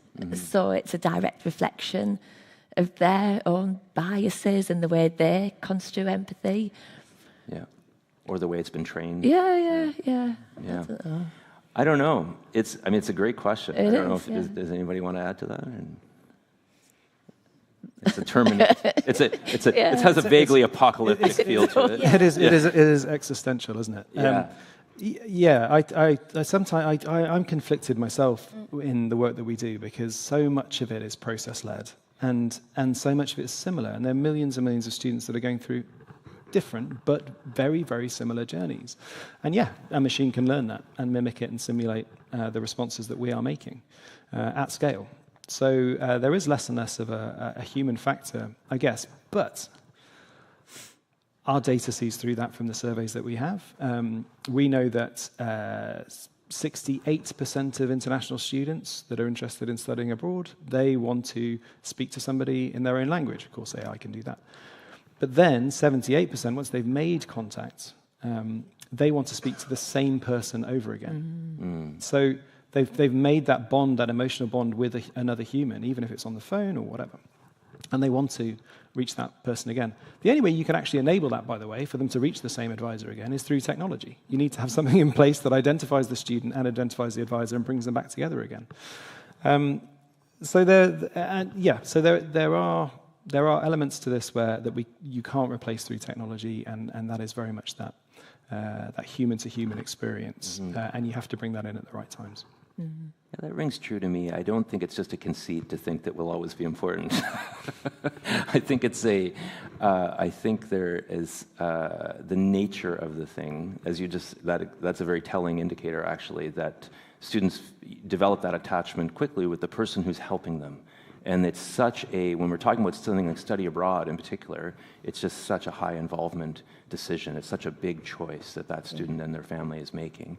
And so the stakes feel uncomfortably high to rely strictly on an automated process or an AI agent or something. And another one of the panels this morning, which shows I was listening and paying attention. Well done, you. Yeah, they've been brilliant, by the way, really interesting.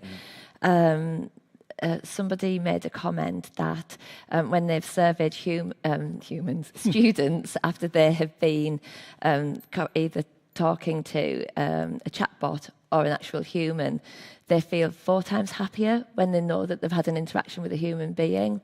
And that kind of feel-good factor is really important, because, you're saying about the immediate reputation on your university, of the speed of response. Well, also, the fact that the students feel good having had an interaction with an actual person. I know we can't respond to everything, be everywhere all at the same time on all the different channels, but I do think it's important to remember that does have a beneficial impact. And also, a business impact in terms of success. Yeah. If we reach somebody on the phone, remember that, students talking to you on the phone, but if you can reach a student on the phone, they're almost twice as likely to convert.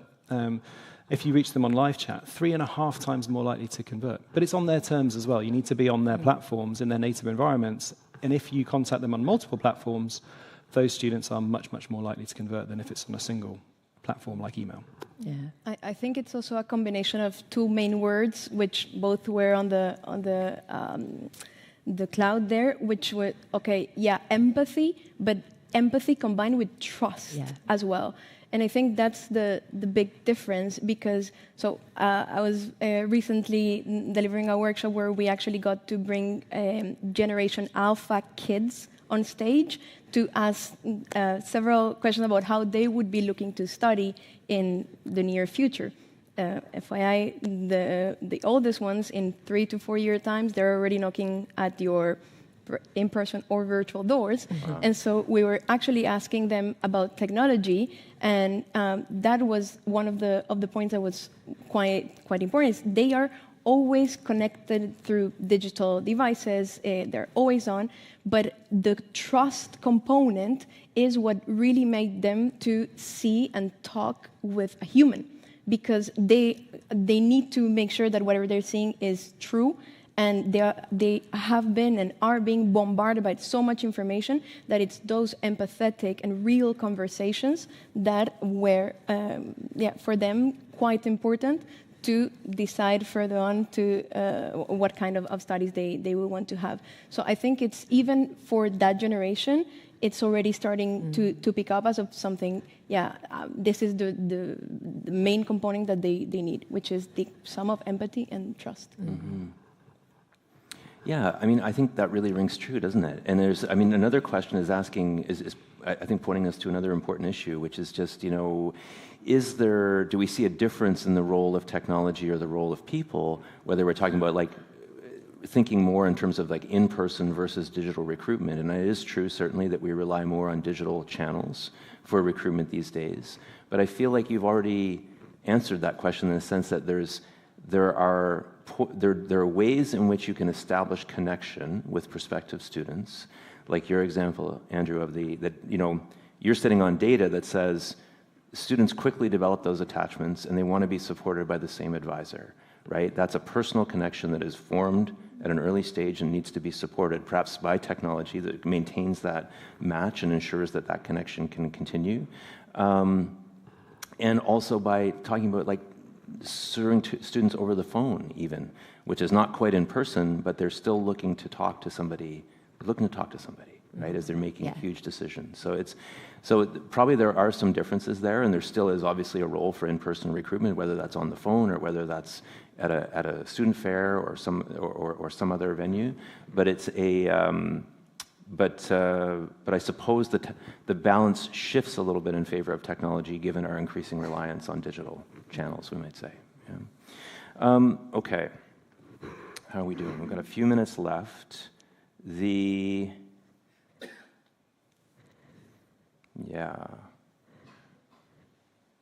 Sorry, I'm trying to catch up on all the questions. So someone points out that younger cohorts are avoiding social channels, or at least some social channels, right? You can see that there's growth and decline across different channels. Do we think that people will avoid AI at some point? Will people privilege opportunities to step around AI agents or systems in favor of dealing with people? Is that a scenario that we should consider? I mean, through we do ask in our survey again about this, and about just over a third, a little bit more than a third, say that they're very comfortable with the use of AI in the process of applying to university. They're happy with AI-enabled chatbots as a way of getting information. Now, that might seem like a small number, a third, but actually that's quite big in a survey term. If people are very much against something, you see much smaller numbers. So having over a third it means that they are increasingly comfortable, and we've seen that grow over a couple of years. So yeah, I think they are comfortable, and I think there's also a misconception about where students are getting their information. And I often talk about channels that students use, and I think, I ask the audience, where do you think students are finding out about, doing research about your university? TikTok, this kind of thing. And actually, it's not. It's YouTube has been the king for ages. So enabling what already exists, enhancing what already exists, YouTube, and then they want to be contacted through WhatsApp. So yeah, the things that already exist, I think, are just a way of you contacting them in places that they're already native and they already feel comfortable with. Mm. What do you see at the college, Leanne? So I've got 2 daughters, and I don't think they're avoiding social media at all. They're 15 and 17, just maybe different types of social media. Yeah. And I've also, my eldest daughter's just been on, she's on a kind of hybrid course, doing an athletics program. Some of it's theory, where she has to do a lot online and webinars. And a couple of times a year, they meet in person. She was a little bit about it. And then they went to their first camp last weekend, and she's come home all like completely enthusiastic, buzzing about it, really, really keen to get back. So just that, again, it's that balance between the online, the social media channels. She's using Teams to do her lessons, but the in-person 2 days they all spent together with the tutors has made a massive difference to her, and I think we need to remember that. Yeah, you need to remember, I guess, just because you can do everything online doesn't mean you necessarily should all the time. I think, do we know enough about how students feel about your research is telling you that students are not concerned about AI, or some percentage are comfortable with AI, like in an admissions process? Even like no. Yeah, we're asking them if they're comfortable with AI being used in the decision-making process for their application and the process of them getting to university, and over a third of them are comfortable with it. Yeah, I think those are important indicators to pay attention to. Like there is, we're seeing some early surveys that give some indication of how students feel about AI or their expectation for like AIs that they might encounter during the sort of inquiry or admissions process, but also some concern, I think, too, about relying, maybe to your point about bias, relying on those tools too much, and they're being concerned that they may not be fair. They might be more Tabitha than Thomas, like when the application process comes through. Okay. That familiar soundtrack is our clue that we're running out of time here. So it's a very artful device that we're using this year. So let me just take a minute to thank you for a great discussion. I feel like that could have been a 3-hour workshop this afternoon. You're braced up for one tomorrow, I know, but but this was a great way to kind of find our way into the subject. So thanks very much to the panel and to everyone for your questions. And sorry we didn't get to more of them. But I think we've identified some important ways in which technology can play an important role, certainly at the front end of that student journey, and certainly in terms of smoothing out some of the real pain points in conversion throughout the process, identifying better prospects and ensuring that they stay engaged throughout that student path. So some good pointers there for us, but also some good pointers from the audience and from the panel that those factors of empathy, trust, developing that personal connection with the prospect are quite durable, right? So we are talking about striking that balance, I think. And thank you. We need to change our name to Thomas. That's right. It's been holding us back. Yeah. Nice to meet you, Thomas. All right. Thanks very much, everyone, and thank you for your attention just now. Thank you.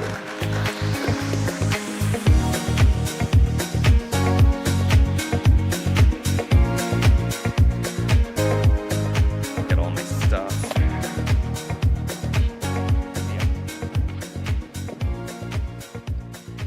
Well, thank you so much. What a panel. I really enjoyed seeing that balance with using AI tools, but to enhance the human connection by helping to establish trust and empathy. Now, before we move on to our next speaker, we have a quick word from our demo sponsor, Uni. University admissions teams are struggling with growing applications and outdated processes. Reviewing thousands of applications manually takes too much time and effort. Uni AI quickly verifies transcripts, test scores, and documents, cutting your workload in half and ensuring accuracy.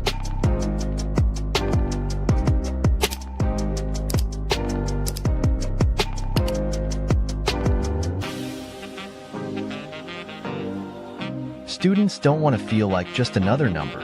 Uni AI helps you send personalized offer letters and tailored communication, making each student feel valued. Scholarship decisions can be slow and full of errors. Uni AI uses predictive analytics to allocate scholarships fairly and efficiently, helping you maximize enrollment by up to 20%. Ready to transform your admissions process? Uni AI saves time, increases accuracy, and provides a personalized experience for every student. Schedule a demo today and see the future of admissions in action.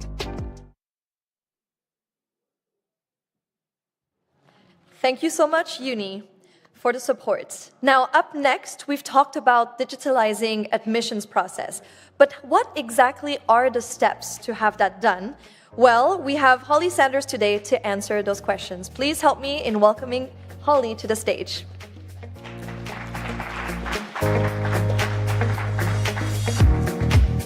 Thank you very much. I'm thrilled to be able to be here for my first ICEF. It's great being here in person and being able to kind of talk to you today about transformation, kind of the process of transformation, using two lenses. The lens of my organization, which is going through who's just celebrated its 50th year and is going through a major digital transformation of our own, as well as admissions.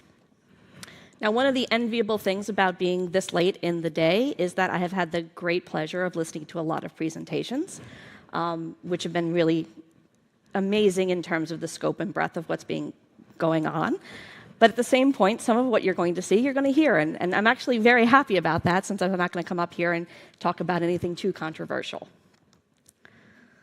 So one of the things I want to amplify a bit, we've heard it a few times today, is establishing the why you're doing a digital transformation, why you're looking to do digital admissions, what it is you're hoping to gain.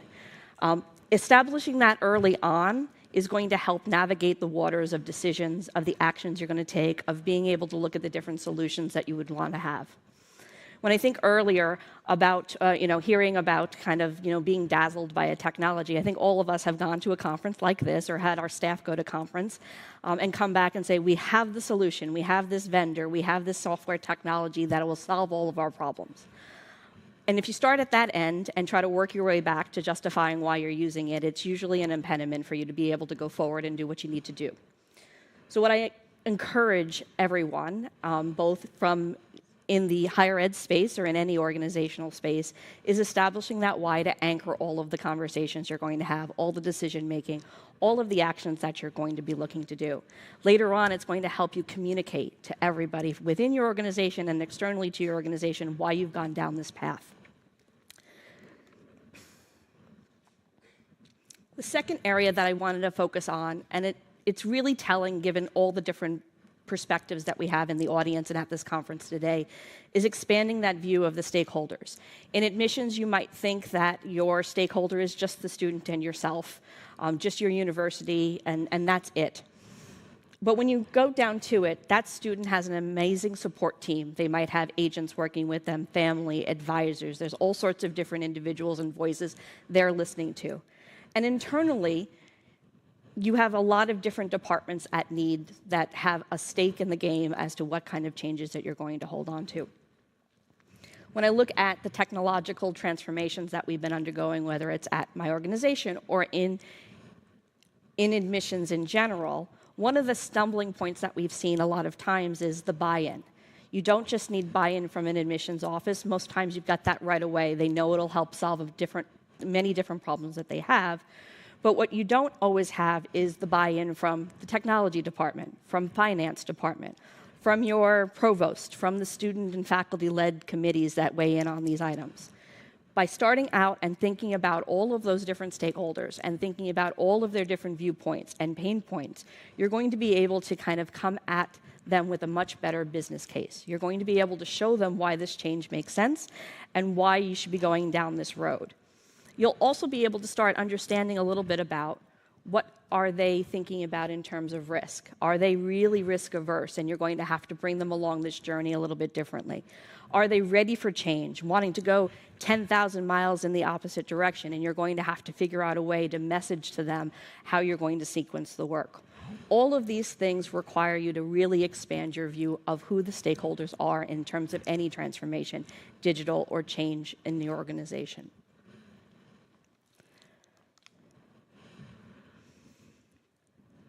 I don't think I need to tell this crowd who's coming to a conference and looking to speak to others, to network, to engage with solution partners, that you have to figure out ways to enhance your expertise. But think about an admissions office, for instance. They know the admission cycle at their universities. They know there's motivations of their students. They may know exactly where their pain points are, but they might not know what's the best path to solve the problems that they're facing or to move themselves into the future. One of the items that we talk about a lot in terms of this is looking at ways to partner with organizations, entities, consultants, solution providers that are going to be able to sit at the table and partner with you, understand what it is that you're trying to do, and ensure that the solutions that they're providing are going to be able to meet the needs that you have. I bring this up because when I first came to my organization, WES, some 19 years ago, one of the first things I was tasked with was to look at this really fancy stuff called OCR. We had lots of mail coming in. They wanted to figure out, how do we digitize this quickly? How do we use the information? How can we get this working a little bit differently than what we currently do? And at that point in time, there had been evolutions. There had been ways in which this technology was going to be able to be utilized. And time again, I would sit down with solution providers who would tell me, absolutely, we can completely do exactly what you need to do. You'll be able to never have a human touch the document again. It will pull all the information off of it, and you'll be great and good to go. And then I'd start showing them the documents we have. We get academic transcripts and documents from 50,000 different formats from all over the world in different languages, and suddenly their perfect solution that could work for anything was not going to necessarily work for us. Many times we would be told, well, just go out to all the universities and tell them to put it in this format, and you'll be able to get what you need to do. That's very nice talking, but it's not necessarily the reality of the situation we found ourselves in. We were never going to go to every university in the world and say, by the way, World Education Services would like you to change your entire transcript process and provide us with a document that we can use differently. Fast forward a few years. Having these discussions have been able to become much more sophisticated with these solution providers that we have. We go in right away at the beginning and say, we are a complex case. We know that your off-the-shelf is probably not going to work. Will you partner with us? Do you find this interesting enough to kind of dive into this with us? Because it's not going to be the easiest solutions. In the last few years, we found some organizations that are willing to do that with us. We've gone into a method of utilizing intelligent document processing and finding ways in which the format of the document doesn't matter as much as the data in the document does, and being able to kind of work with, in partnership, a solution provider is the way that we've been able to enhance that. We would not get there if we had gotten discouraged off of those initial conversations that we had many years ago. And it was really important for us to kind of keep that conversation going, because we knew how important it was for our customers, the students who come to us, the immigrants that want to move on, to know that the file can and their orders can be done a lot more quickly. It is not a show of weakness to enhance your expertise by tapping into others, and it also provides you with an ability to have someone help you stop being so centrally focused on what you do. While we couldn't change the transcript process, sometimes in what we've been doing with our digital transformation has come about from others saying to us, why do you need to do these 20 steps? Couldn't you do this in shorter steps? What about if you take this approach? We use the guidelines of making sure that every approach we utilize is authentic, that we are taking care with security and data. But now we have someone telling us, hey, is there a way that you could possibly do this faster? This has helped us move our transformation along much further. And when we talk to admissions offices about what we're doing and about how we're going to be partnering with them, we always talk about this, because a lot of times their IT departments are not necessarily having all of the skills or all of the resources to be able to enhance their adoption of technologies and transformations in-house.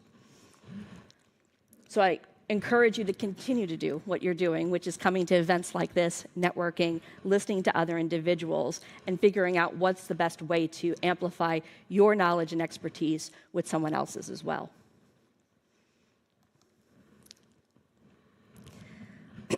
This is a big one. With any types of software or technological solutions, one of the things that we have found is the ability to engage in a pilot or a proof of concept has enabled us to do a myriad of things. First off, it's enabled us to kind of prove the test cases, prove the why, prove the solution that we're going to be utilizing, and get people a chance to kind of see things in action. Transformations like ours, unfortunately, have not been done overnight. They've taken months to do this, and we want to be able to show the progress that we can to our staff at the times that we need to. By doing these proof of concepts, by having something piloted for us, it enables us to course correct. It enables us to take a look at what are some of the ways that we could be changing things up a little bit, or you know what, that is the requirement we asked for, but it did not come back the way we were expecting it to. Many times the solution providers are actually pleased with this approach because it allows them to give us iterative feedback at a time where they can actually make the changes a little bit more easily than if we waited all the way to the end and now wanted to course correct. So when I say try before you buy, really think about ways in which you're going to be able to kind of prove it using your own actual experiences and knowledge in your own systems and organizations work, and not just necessarily what the solution provider can show as a best case or a test case.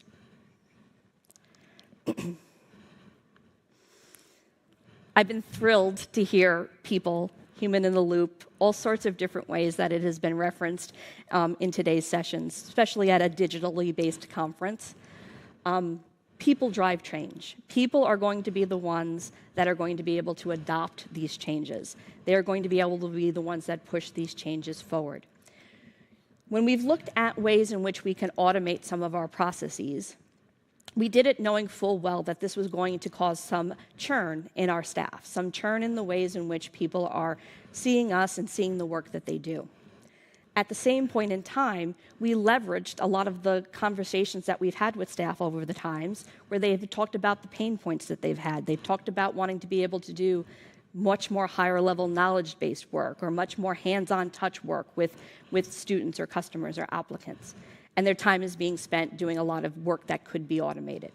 By tackling those automation pieces first and by providing upskilling and a chance to reskill into other areas, we've seen that there's been a greater adoption to the changes that we've been putting forward. It enables the staff to feel more comfortable with the change, but it requires an investment from the organization at the same time. If you think about admissions, this is a big deal. Admissions needs to continuously figure out ways to fill their pipelines, to make sure that they're having the most impact, to make sure that the students that they are attracting in are the students that are going to be able to succeed at the organization. Any way that you can balance out the concerns of people and the staff with the advantages of what new technologies or the transformations will be able to do will enable this change to take hold and be a little less disruptive to everyone's environment.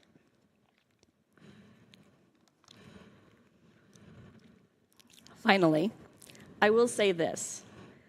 Additionally to my beginning stages of being asked to do OCR, I went to a higher ed focused conference probably within my first year at the organization. And at that time, I sat in on a presentation that was very technologically focused, very future focused in terms of how we were going to use data and automations, led by a number of universities. And I came back all excited to my organization and said, this is great work. You know, we should be partnering them and doing this. My boss at the time looked at me and said, they've been presenting that for the last 5 years. And I said, okay. And they're like, is it the same presentation they've been presenting for the same 5 years? And I said, oh, probably. Is this what they went through? A lot of times there is an academic focus on things. You try to over-engineer or overthink or concerned with every eventual possibility, and you get yourself stuck and can't actually even start the process. One of the reasons why we talk about establishing whys, doing expansive looks at stakeholders, figuring out the change, enhancing your experience, is to be able to try to drive that and move that forward faster. You won't know if it will succeed if you actually never even try. And with technology changing as quickly as it is, with the needs of our students, our customers, changing as quickly as it is, it'll hurt our abilities to be able to be more effective if we don't actually put our foot out there and actually start trying to do some things. Okay, that was very quick, and I apologize in advance if I spoke fast. I am a New Yorker at heart, so sometimes that comes out. My name again, Holly Sanders. I'm the Chief Transformation Officer at World Education Services. We will be here for the next couple of days, so if you have questions or would like to talk to us a little bit more about this or anything else, you can reach me through the LinkedIn scan, and I'd be more than happy to talk to you in person or virtually post this. Thank you so much for your time.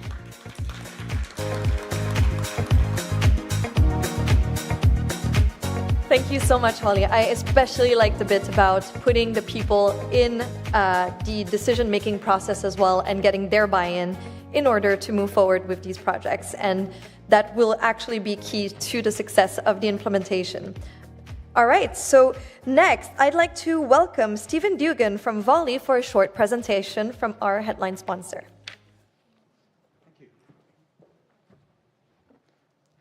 Hello, everybody. We're into the afternoon session. Hopefully, I won't put you to sleep. So my background, I've been working in education and in technology for a very long time. I started teaching in 1983. I spent 12 years as a teacher. After that, I worked for Microsoft for a number of years, eventually rising to the role of Director of Worldwide Education Strategy, effectively trying to figure out what to do with technology within a school system. I also spent 2 serving terms as a member of the governing board of the UNESCO Institute for ICT and Education. My role there was to represent the global IT industry. The picture there is from a TEDx talk many years ago, which came out of a UNESCO project, which was focused on using mobile phone technologies to drive foundational literacy skills in underserved communities in Egypt, Ethiopia, Bangladesh, and Mexico. I also got to write the most out-of-date publication in history. I wrote the first policy brief for UNESCO on AI in education 2 years before ChatGPT. But one of the central tenets in that was my belief, which I still hold to, that AI actually has the potential to be the first technology to make learning more personal rather than less. And it's something I still believe. We work in Volley in a variety of different ways using technology. So for example, we work to help train doctors in training on building what we call bedside manner, building better skills in terms of establishing trust and empathy. We work with police officers, teaching them skills for better dealing with the public, doing things like conflict de-escalation and building empathy and trust in their world. And we also help to train teachers. We work with people like the University of Florida, helping the next generation of teachers to build their communication skills. And we use rather advanced AI in doing that. So for example, we can take raw video and we can use emotion recognition, we strip out the text of what they say and analyze it at a language level, we listen to intonation, we look at posture and body language, and then what we do is we give people personalized learning pathways, because those analyses are specific to them. It points out for those individuals, whether they're doctors or teachers or police officers, here are your strengths, here are your weaknesses, and allow them to therefore accelerate their learning. So, there's huge opportunities there. What we've been doing in language assessment actually started with a challenge. We worked with British Council and Microsoft a number of years ago. They had found technology had caused a problem for them. Effectively, they had provided online courses, which meant they then suddenly had millions of learners, but to assess and certify those learners, they needed human assessors. So they asked the question whether AI could do that. And we built a solution to allow them to do that, to analyze spoken and written English to human parity. And since then, we've worked with a variety of organizations, including at Ministry of Education level. In fact, with the UAE Ministry of Education, we're planning to do a nationwide assessment of both spoken English and spoken Arabic using those AI technologies. So they're quite advanced at this stage. For most of you, however, this is probably new. So what does that AI assessment actually entail? Well, for speech assessment, we take recordings, whether they're done in a testing center or they're done in a student or adult's home on their own laptop, and we analyze them right across, normalize the files, analyze them against a number of factors. Some of them are very basic, looking at things like pronunciation, clarity, and fluency, but we can also assess very, very high-end features within, grammatical constructs, looking at different use of different elements of speech. And then what we can do is we can map those findings against a variety of different rubrics. So we started this with the aptus rubric, but we have trained it against a variety of different rubrics to give you a really accurate score. So it's the same test as you would have taken with a human assessor. Similarly with writing assessments, whether that's done in a testing center or on someone's home PC or laptop, we upload those in a secure environment. We then assess them, again, starting with the basics in terms of grammatical fluency, spelling, pronunciation, or spelling and things of that nature, but also, again, a variety of very advanced features that can be assessed by the AI, and then we map it against whatever rubric is required. And again, this is being done to the level of human parity. And of course, at scale. We can do millions of these things in very short amounts of time. The big concern, obviously, always is security. We have detailed security to make sure that we can avoid personation, so we can be sure that the results are kept private. And actually, what we're going to be doing in January is launching a brand new product called Volley Compass. Please take a note of the website address at the bottom, compass.volley.ai, because anyone who wishes to do so, you can actually sign up to register your interest, and we'll offer you the chance to upload as many as 100 different tests. So you're actually in a situation where you can go and upload tests, spoken or written tests, from January of the new year, and you can analyze them for free. There will be no need for you to take out a contract or a subscription. You can just literally upload the tests and try AI for yourselves and see how it actually works. I look forward to connecting with you all while we're here at the conference, and thank you very much for your time. Thank you so much, Stephen. If you'd like to learn more, please feel free to visit them at the booth in the foyer. Now, we actually have our next session, which will be a thrilling case study on how to harness the power of AI for international admissions. Please join me in welcoming to the stage Bernie Thompson.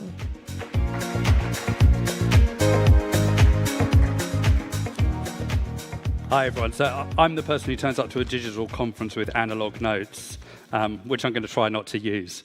I'm Bernie Thompson. I'm the Vice President of UK and Australia Partner Admissions into University Partnerships. And I'm going to talk today about how we used an AI-driven solution to help meet some of the challenges in admissions in trying to deliver greater scale, greater speed, and with more precision. So this case study, I'm going to talk about 4 things. First of all, as we came out of the pandemic, the challenges we had and the opportunities had with increased application volumes. How we used an AI-driven solution to help meet that challenge. Some of the performance breakthroughs that we got in speed and service, and then just some of the learnings that we went through as we carried out that journey. So we all came out of the pandemic and we had this huge increase in application volumes. Just for the big 4 destinations, we were seeing like double, triple application growth in just a couple of years, as this OECD data on screen indicates. And we've heard a number of times today about how students are expecting more and more in terms of speed of response. 2/3 now want a quality response within 24 hours. And I think the quality bit is key. And then admissions is quite a complex process.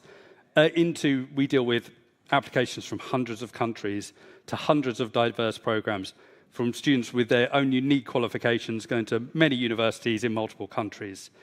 And what does this complexity mean? It means it can take quite a while to train up a new member of staff, and also it has been a barrier towards automation in the past. And those things combined mean that it can be quite hard to scale rapidly. And I want to talk a bit about quality. And we saw earlier on the word cloud, trust came up as key. We've always made sure that we have a gold standard in terms of quality and compliance. And you have to maintain that as you scale.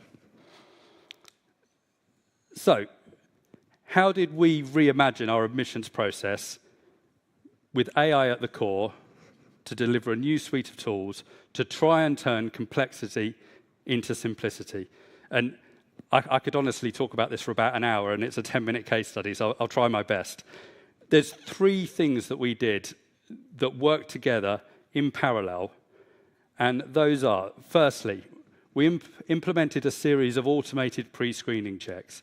These are checks that are customized to the student's country they're applying to, the university, the course. And that can be up to 40 or more automated checks per application. And they're virtually instant, meaning in some cases, if there's something key that's missing, we can get straight back to the agent and let them know what is missing so that they can get it back to us quickly and that application can process through quickly. Secondly, and this is the main AI element, an advanced document AI that we've trained using custom machine learning, OCR, ChatGPT, and some process flows. And for those of you that are interested, we use Azure AI Studio, plugged into Salesforce automation as well. This recognizes documents. What type of document is it? Is it an English test score? If so, what type? Is it a passport? If so, from what country? Is it a transcript, etc.? And then once we've recognized what document it is, we know what information we want from the document, we can grab that information, put it into our admissions process in a structured format, either for further automation or just to make the lives of our admissions teams easier in their processing. And then thirdly, using those two things, we have an intelligent triage and routing process that can then route those applications to the right place. That can either be for a full automation, it can be to one of our experienced admissions advisor if it needs a deeper review, with flags for what they need to look at, or, like I said earlier, straight back to the agent if there's something we need from the agent to help process it. And either way, this unlocks faster processing, more efficiency, and also takes just a little bit of that decision-making burden off our staff and frees them up to spend some time on some other things. So I want to give a couple of really quick examples and some real benefits that we got.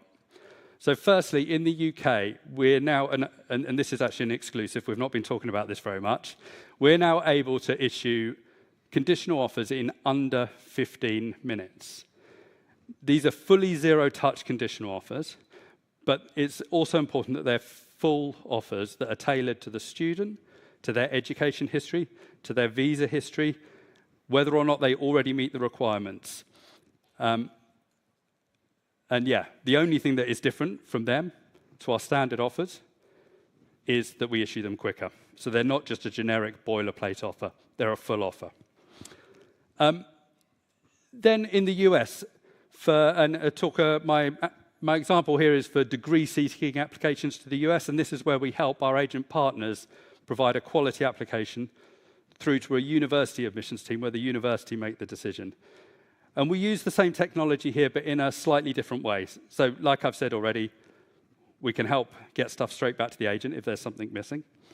But also, we can now send a fully pre-vetted and structured application through to the university, including with a converted GPA. And what that does is that helps the university prioritize the application, process them more efficiently, and ultimately get offers out faster. And from here, we've seen typical offer turnaround times go from weeks to just days. And it's not just me saying that. Our agent partners and students alike have noticed the difference. And you can just see up on screen just some of the quotes from some of our agents about how they like it. So some learnings. We had a philosophy when we started this project that we wanted to create a real balance between the people, the AI, the technology, and the automation. Complex cases really do need that human oversight, where the AI and the automation can take some of the routine tasks or some of the simpler cases wholesale. The next bit is, and we keep hearing about people today, and I'm going to talk about people as well. The people and the processes are the key. If you want to run a successful operation, it's the people and the processes, and the technology is just a tool underneath. And yes, AI can superpower that tool, but you need to make sure your people and your processes are right first. You need that strong foundation. And then another thing that has come up many times today, data. Data, data, data. The amount of data that the AI and the automation need to work properly is huge. Now, that can have some benefits, because if you really focus on your data, you can really drive quality and fair decisions. You can also, if you're focusing on your data architecture, your data collation, your data management, your data maintenance, and you've now all of a sudden got this great set of data, and in Intu's case, talking about these application processing rules. We're also talking about comprehensive entry requirements that are machine readable and structured.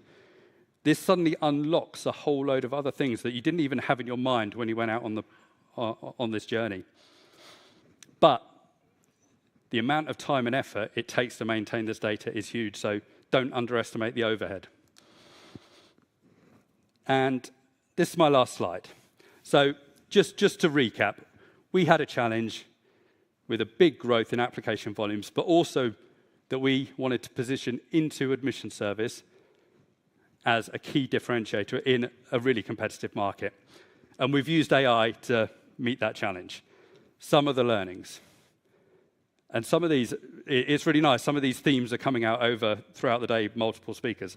AI is just a tool. It's a tool amongst many.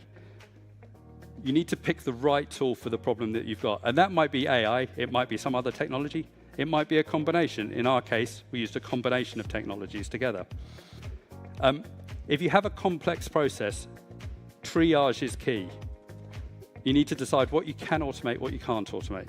What needs a judgment call? What needs human expertise? Don't try and automate everything. And I'll say it again, don't underestimate the overhead of managing all that data.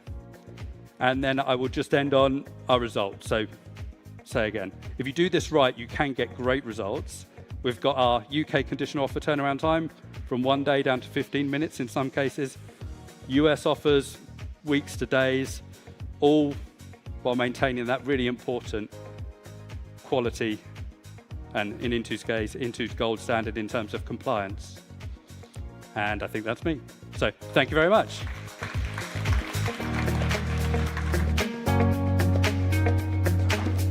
Thank you so much, Bernie. That was really, really interesting, especially seeing such great and big organizations as Intuit adopting AI and seeing the immediate changes and improvements that it's done. So instead of having you and keeping you while I talk, I'm actually going to invite you for a short coffee break of 30 minutes. Thank you so much. We'll be back at 4:30. Refer your candidates to World Education Services with confidence, knowing our credential evaluations are the most widely trusted and accepted by institutions in the United States and Canada. Our highly trained staff are equipped with the latest research and an extensive evaluation database built from nearly 50 years of experience. Our investment in digital processes and partnerships ensures our ability to receive, verify, and deliver documents quickly, accurately, and securely.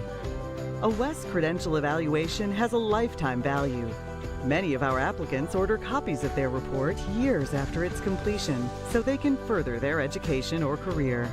As a nonprofit social enterprise, we also invest in programs that support global and economic mobility for immigrants and refugees in the U.S. and Canada. Learn more at wes.org.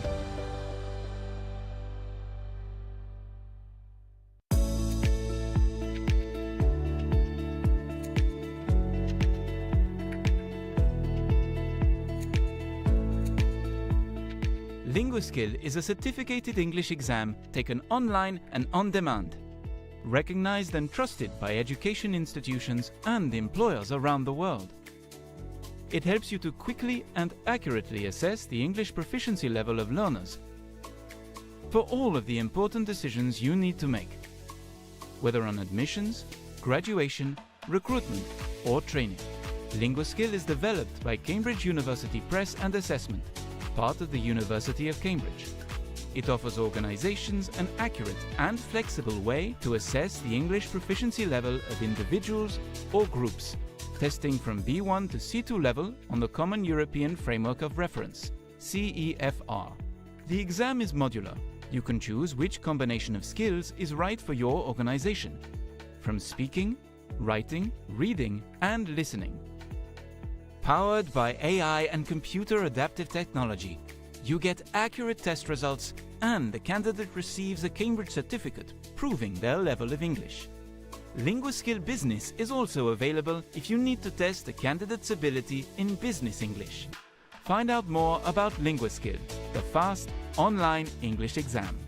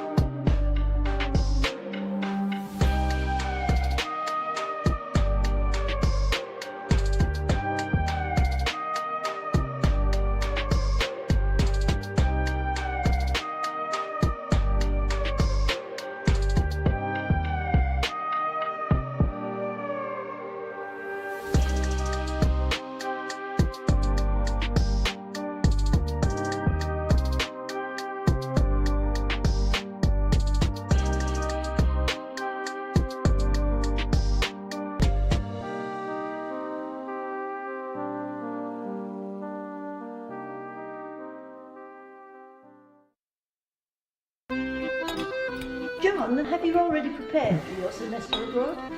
Sure thing. And how is your French?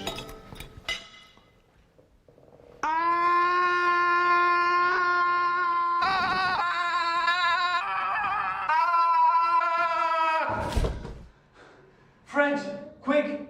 Alors, on va commencer par au restaurant. Oui, grand-mère, je suis très bien préparé pour mon semestre à l'étranger. Good job.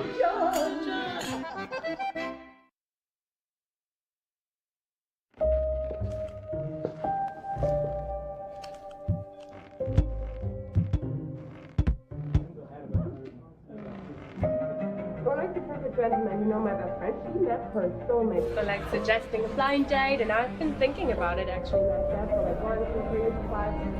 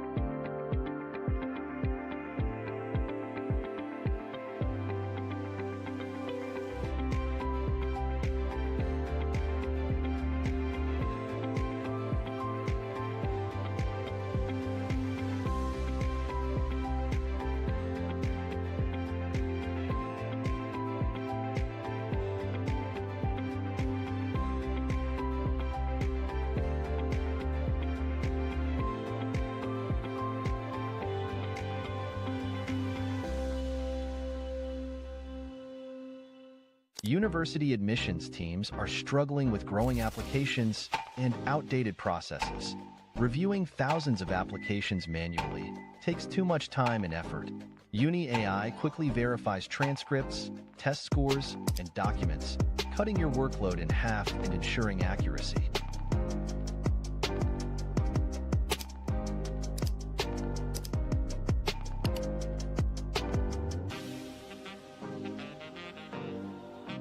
Students don't want to feel like just another number. Uni AI helps you send personalized offer letters and tailored communication, making each student feel valued. Scholarship decisions can be slow and full of errors. Uni AI uses predictive analytics to allocate scholarships fairly and efficiently, helping you maximize enrollment by up to 20%. Ready to transform your admissions process? Uni AI saves time, increases accuracy, and provides a personalized experience for every student. Schedule a demo today and see the future of admissions in action.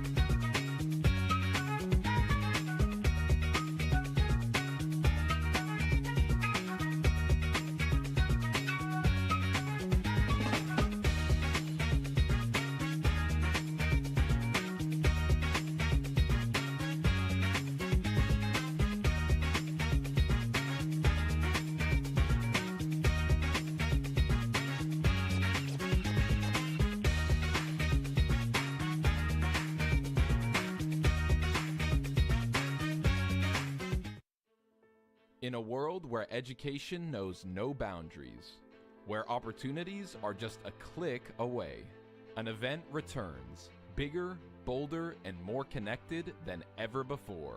In January 2025, dive into the future of student recruitment for online programs.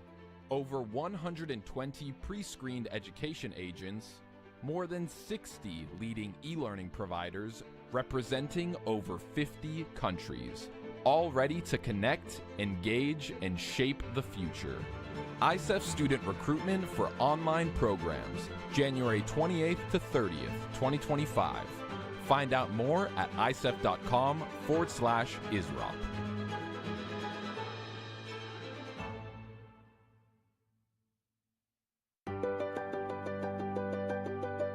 Refer your candidates to World Education Services with confidence, knowing our credential evaluations are the most widely trusted and accepted by institutions in the United States and Canada.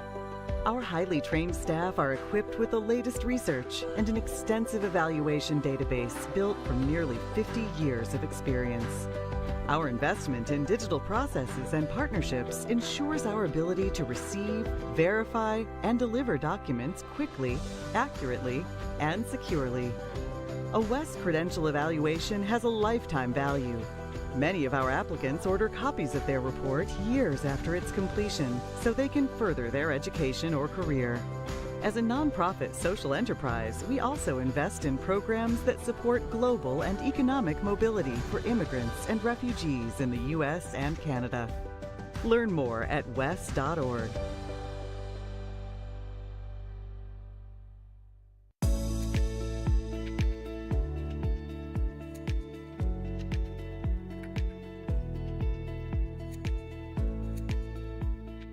LinguaSkill is a certificated English exam taken online and on demand, recognized and trusted by education institutions and employers around the world. It helps you to quickly and accurately assess the English proficiency level of learners for all of the important decisions you need to make, whether on admissions, graduation, recruitment, or training. LinguaSkill is developed by Cambridge University Press and Assessment, part of the University of Cambridge. It offers organizations an accurate and flexible way to assess the English proficiency level of individuals or groups, testing from B1 to C2 level on the Common European Framework of Reference, CEFR. The exam is modular. You can choose which combination of skills is right for your organization, from speaking, writing, reading, and listening. Powered by AI and computer adaptive technology, you get accurate test results and the candidate receives a Cambridge certificate proving their level of English. LinguaSkill Business is also available if you need to test a candidate's ability in business English. Find out more about LinguaSkill, the fast online English exam.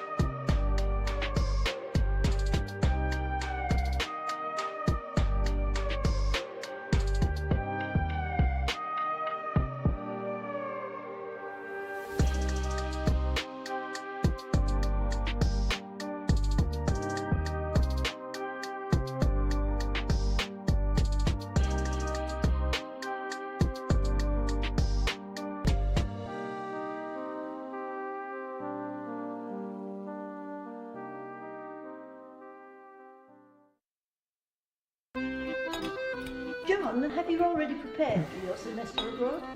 Sure thing. And how is your French?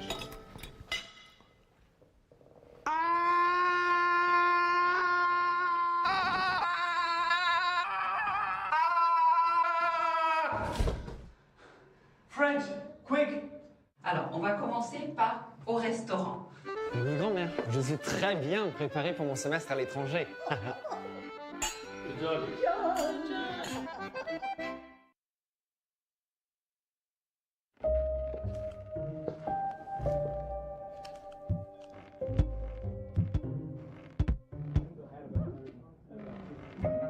Or like the perfect gentleman, you know, my best friend, she met her soulmate. So like suggesting a blind date, and I've been thinking about it actually myself for like 1, 2, 3, 5.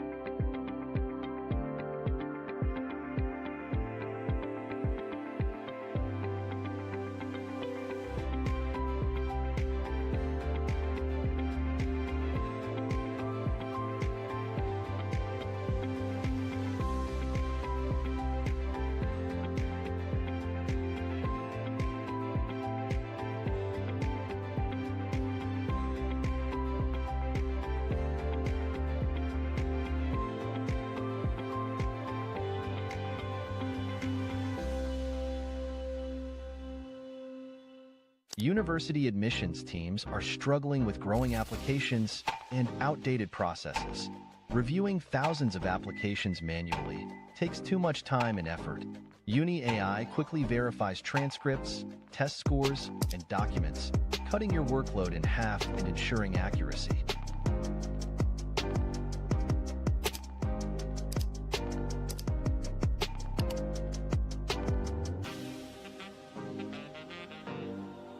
Students don't want to feel like just another number. Uni AI helps you send personalized offer letters and tailored communication, making each student feel valued. Scholarship decisions can be slow and full of errors. Uni AI uses predictive analytics to allocate scholarships fairly and efficiently, helping you maximize enrollment by up to 20%. Ready to transform your admissions process? Uni AI saves time, increases accuracy, and provides a personalized experience for every student. Schedule a demo today and see the future of admissions in action.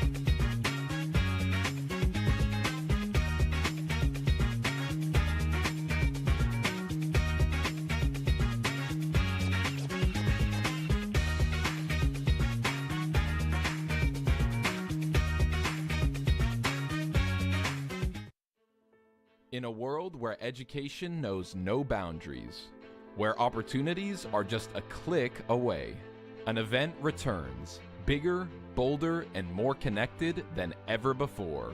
In January 2025, dive into the future of student recruitment for online programs. Over 120 pre-screened education agents, more than 60 leading e-learning providers representing over 50 countries, all ready to connect, engage, and shape the future. ICEF Student Recruitment for Online Programs, January 28th to 30th, 2025. Find out more at icef.com/ISROP.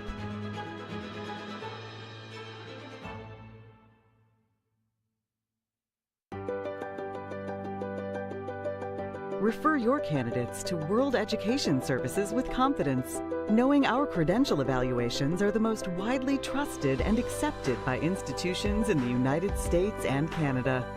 Our highly trained staff are equipped with the latest research and an extensive evaluation database built from nearly 50 years of experience. Our investment in digital processes and partnerships ensures our ability to receive, verify, and deliver documents quickly, accurately, and securely. A WES credential evaluation has a lifetime value. Many of our applicants order copies of their report years after its completion so they can further their education or career. As a nonprofit social enterprise, we also invest in programs that support global and economic mobility for immigrants and refugees in the U.S. and Canada. Learn more at wes.org.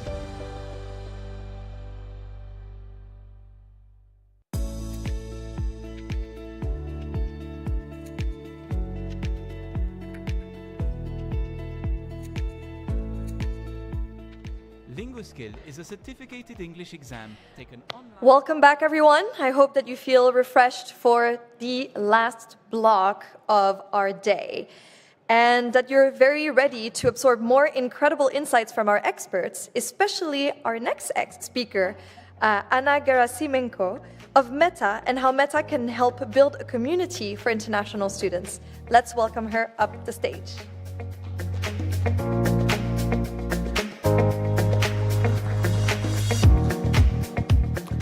Hi everyone, I hope you enjoyed your coffee break. I'm super excited to be here with you. My name is Anna Gerasimenko. I'm a senior product designer at Meta Reality Labs. And my day-to-day job is building a metaverse. And today we're going to talk about how the metaverse could enable building the communities and making the enrichment to the international students' lives. So on the left, you could see myself like around 10 years ago. Originally, I am from Ukraine, and I got an opportunity to study abroad at some point of time. So I went to Czech Republic, Prague, for a summer for the Design Academy and studied with students all around the globe, learned a lot about design. It was great to learn from the best, but what was even more great is to hang out with my new peers, is to have occasional coffee breaks, to have fun time after the studies. And that was actually something that stuck with me a lot. So for a lot of you, I assume your student days also kind of remind you about the fun time you had as a student, the life you had that time. And it's not only our subjective feelings, there are a lot of surveys around that, saying that, for example, the study I mentioned here actually reveals that 43% of students, they kind of reported the major reason to attend the university to be the communication, building relationship that's going to last forever for them. And on the second place, that would be studies. So this kind of suggests that there is a huge opportunity to build a difference around the education by making the social life for students greater. So previously, you should not be looking for these opportunities. You were in campus, you're hanging out with your peers in between of your lessons, but actually with pandemic disruption, it's now kind of trouble for students who learn online to get to the same level of socialization as they naturally would be if they were studying in the university. So the thing is that the traditional like Zoom and Google Meet kind of platforms are not really enabling students to have this informal communication with peers. So last year, I was with my colleagues in the research trip to India, where we were studying how students and teenagers and young adults from abroad were actually getting to get more fun and delight through their day-to-day life. One of the aspects that we discovered back then was that the key element to fun would be to be in the environment where they're not judged. Very often that would be an environment without adults or teachers. That's where they can strive. That's where they could showcase like their real personality. So that brings me to the big question, which is how can we replicate and even expand the fun, freedom, and social connection for international remote students with all the emerging technologies that we have now in hand? I think that's quite possible.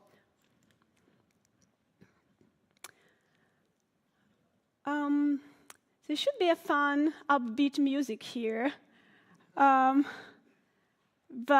let's watch a video then about some solutions that Meta provides for the VR. Oh yeah, here is the music.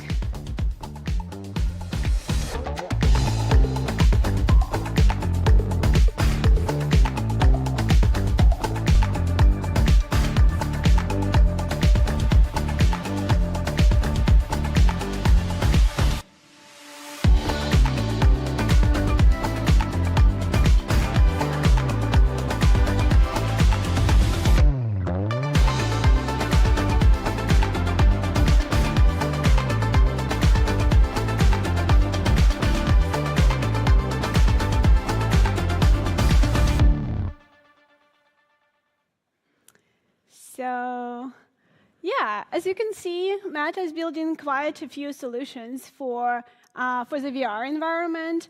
That's all about the education, but making it a bit more engaging, a bit more fun. And there are kind of surveys and studies that consistently prove that including VR into your educational experience boosts students' educational engagement and also increases their attention span. So basically, they could spend much more time learning about new things rather than just like staring at the book. There are a couple of examples that I really like. So for example, if you are a medical student and you need to continuously see how the operations are going, it's much more convenient to do that in the 3D environment and like looking from different sides how that happens, because it does not require investment from like equipping the whole room, inviting students, etc. Or you are a language student and you are learning French, and traditionally you would like check in a book how like would you order like a coffee in the French bakery. But basically with VR solution, you could be immersed into the Paris environment and step into the bakery, order cafe, and just like enjoy it all doing on the language you're studying. So that kind of helps to increase emotional engagement of the students. So besides of the education, as we started with the topic of communication and building communities, there are several points I want to deep dive into about how we can utilize the new emerging solutions to build this sense of connection for students studying remotely. So that could be virtual group activities, virtual co-presence, and also a big aspect for teenagers and young adults would be the enhanced self-expression during their time connecting with their peers. So let's go one by one and start from the virtual group activities. So Quest headset allow you to jump to a lot of different worlds and play games with your peers, which is currently it's the most typical use case for the VR headsets. Basically, you jump and you could do like, for example, here is a Super Rumble game where you could like fight against each other or together. There are plenty of more peaceful solutions, such as dancing together or playing chess, whatever would be the interest. So that could kind of go in parallel with the typical student clubs or some activities they would do in a normal offline environment. The next big scene is co-presence. So in July, Meta launched a Horizon Mixed Reality, which is a very special experience, as you could recreate your own room in your VR headset and invite your friends there. So you could hang out there, play some mini games that are kind of part of this experience, or just like chat about what happened on the lecture earlier today. So there are quite a few interesting opportunities here. So what we learned previously from some research trips that fun is not necessarily like a loud fun and communication. Sometimes it's just being with someone. So there are plenty of solutions like watching YouTube in VR. So it's quite different from just like doing it in a separate environment. But when you like at least virtually together with your friends and watching YouTube, you don't need even to communicate. It's already building some memories and bond between you. And the last topic, which is very dear to my heart, because that's pretty much what I do in my day-to-day job. I'm working a lot on the avatars product, and we are building the way for people to start expressing themselves in a million different ways through their digital identity. So on the 1st of October, there was actually a big event from Meta called Connect, where we announced the new style of the avatars. Previously, they were quite simple, and now you could create like whatever you want.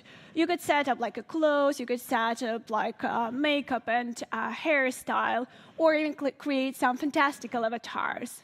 So there are more to come. We're also building solutions where you could just recreate fully the 3D picture of yourself and be present as like fully yourself in the VR environment. So as a student, for me, it was like really important to dress up, to express myself through my style and like making hair every day. And that's pretty much what we were missing all in the like remote environment. So these solutions help students to find people they like and to express themselves, like not only through studies, but also through their appearance in the digital environments. So that all brings me to the conclusion slide, where I want to reflect on how like the metaverse and new digital solutions could be a big difference and actually enable students to express themselves, build connections that are going to last forever. And for the educational institutions, that could be a big differentiator, as integrating these solutions into day-to-day education process could show that students' like emotions and engagement really matters, and that's what could make like a new world much better and break the limits of the remote studies. So thank you so much for joining me while we were looking into this future of new digital and education solutions. And I hope we would be able to evolve and integrate these solutions into our day-to-day jobs, into the students' life, to make them strive in this new evolving world without the limits. Thank you so much.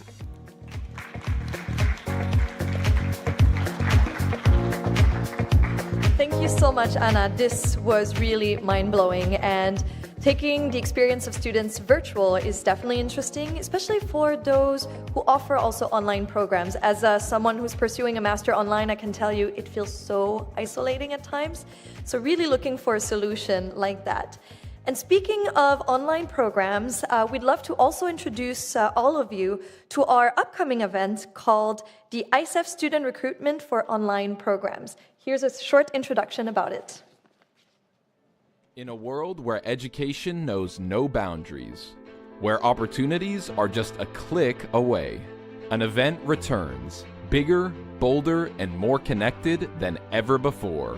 In January 2025, dive into the future of student recruitment for online programs. Over 120 pre-screened education agents, more than 60 leading e-learning providers representing over 50 countries, all ready to connect, engage, and shape the future. ICEF Student Recruitment for Online Programs, January 28th to 30th, 2025. Find out more at icef.com/ISROP.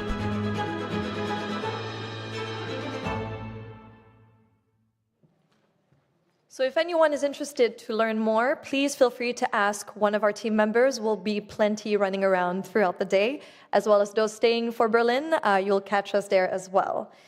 Now, for our next session, I'd like to welcome to the stage Julie Armstrong to speak about smart money, smart students, and how digital innovation in cross-border payments are actually making students' lives easier. Welcome, Julie.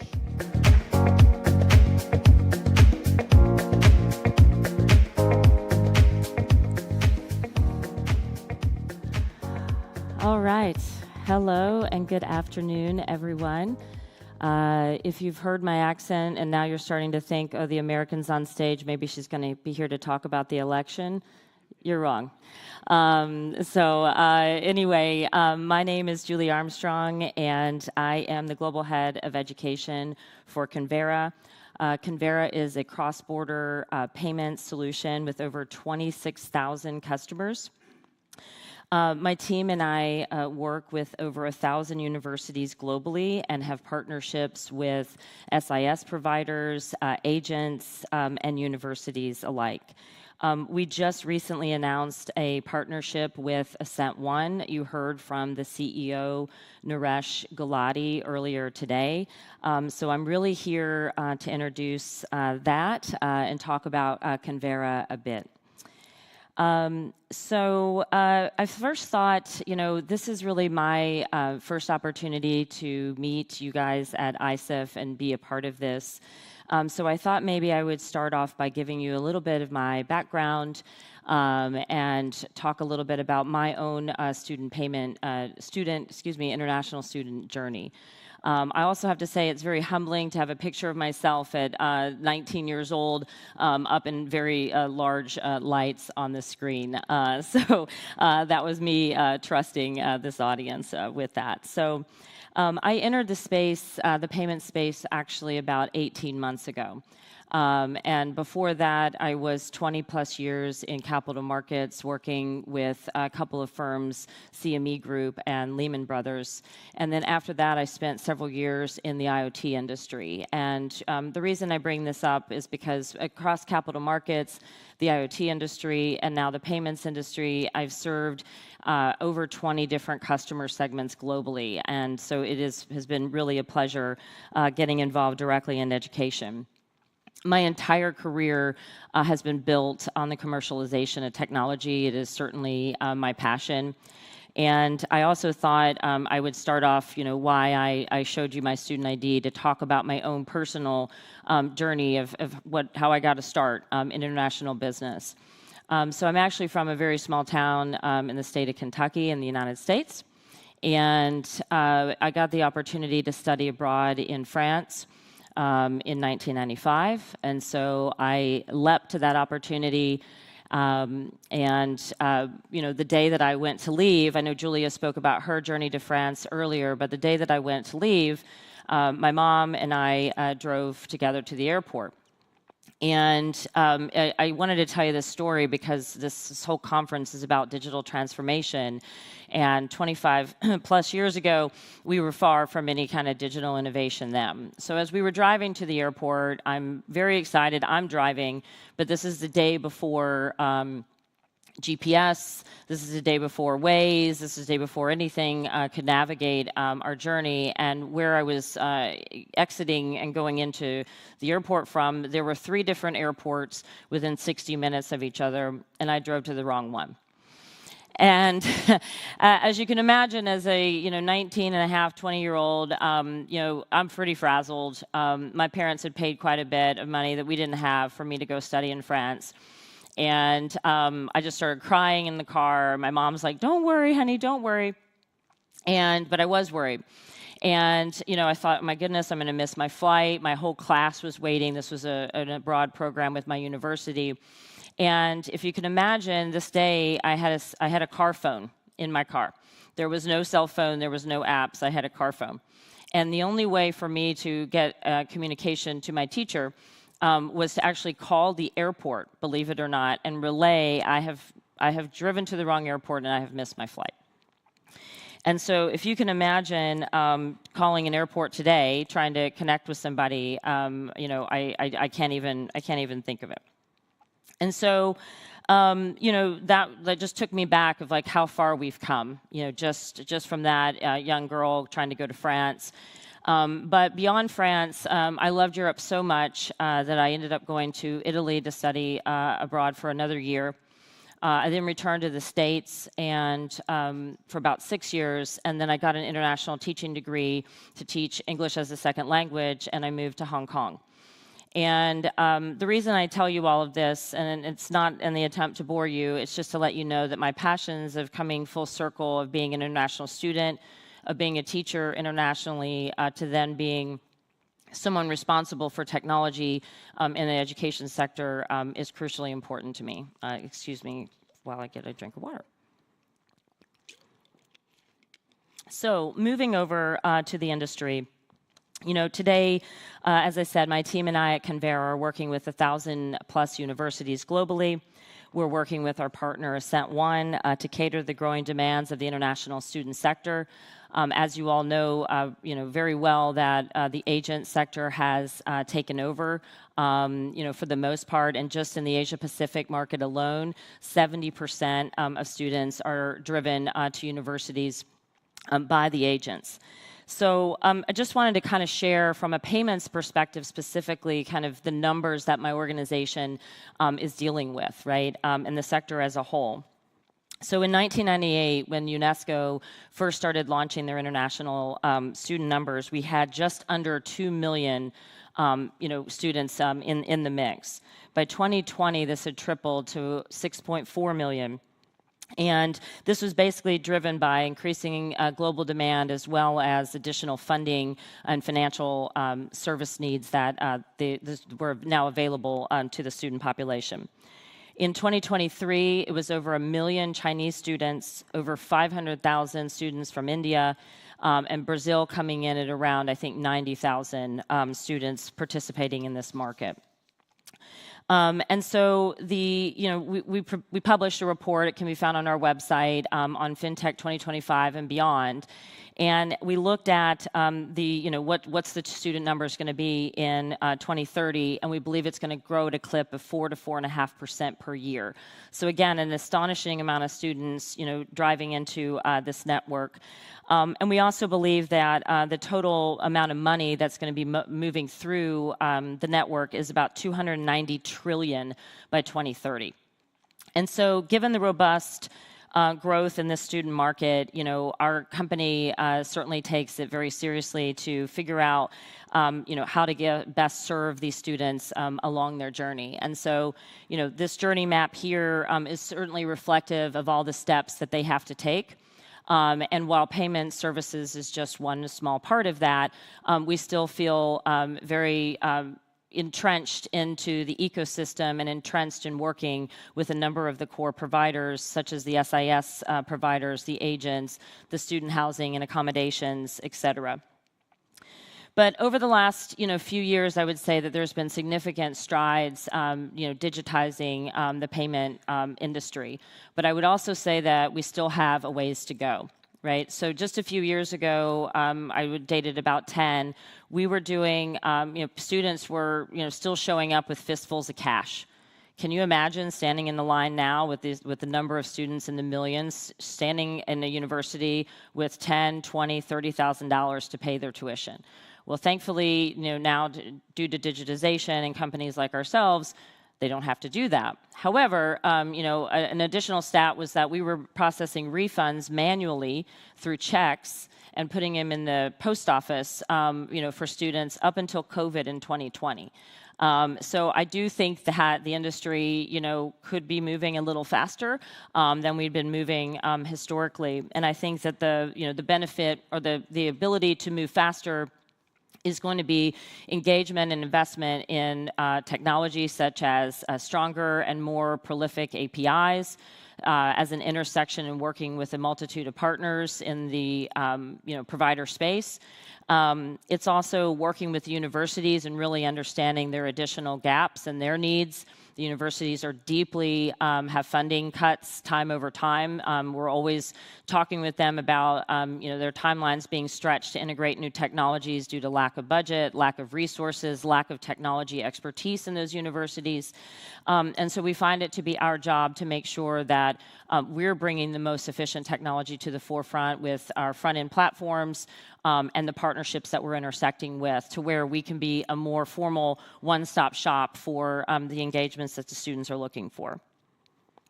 So overall, really my presentation was quite short, but I wanted to first introduce myself to you.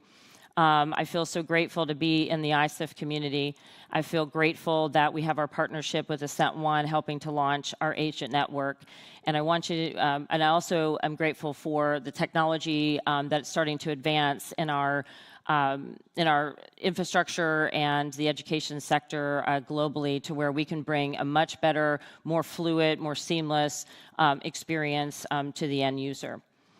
So with that, I hope to meet all of you at the reception this evening, where we can talk a little bit more in depth about our payment services, but also to find potentially new partnerships as we forage more in our global search to accommodate customers and students around the world. So thank you so much for your time.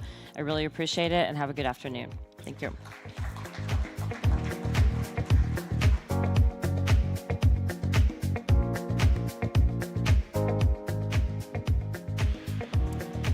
Thank you so much, Julie.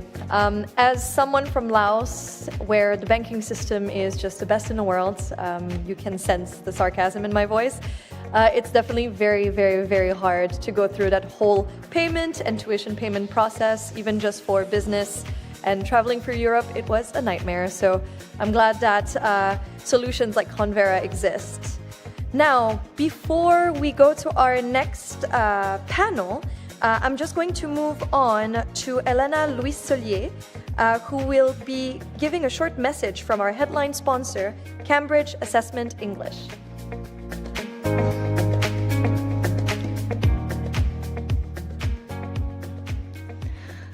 Good afternoon. My name is Helena Louis-Solier, and I'm a recognition manager for Cambridge English. Cambridge is one of the headline sponsors of ICEF Digital, and I'm excited to be able to provide a short introduction into the services we offer. As you can see, I'm also joined today by Michael Deorash, our marketing specialist for adult educational products, and Brona Rolf, our head of assessment. Brona will shortly be featuring in the discussion panel on how new technologies are reshaping standardized language learning testing. Standardized language testing. Cambridge English is a division of Cambridge University Press and Assessment, which itself is part of the University of Cambridge. And as for any other part of the University of Cambridge, our mission is the same, in that we are focused on contributing to society through research, education, and learning at the highest international levels of excellence. And at Cambridge English, we specifically focus on helping people to learn English and prove their skills to the world. Where your world grows is our promise to all the communities we work with, including teachers, learners, universities, and educational agents. We are here to engage and inspire millions of people throughout their English language learning journey, helping them confidently prove their skills to the world.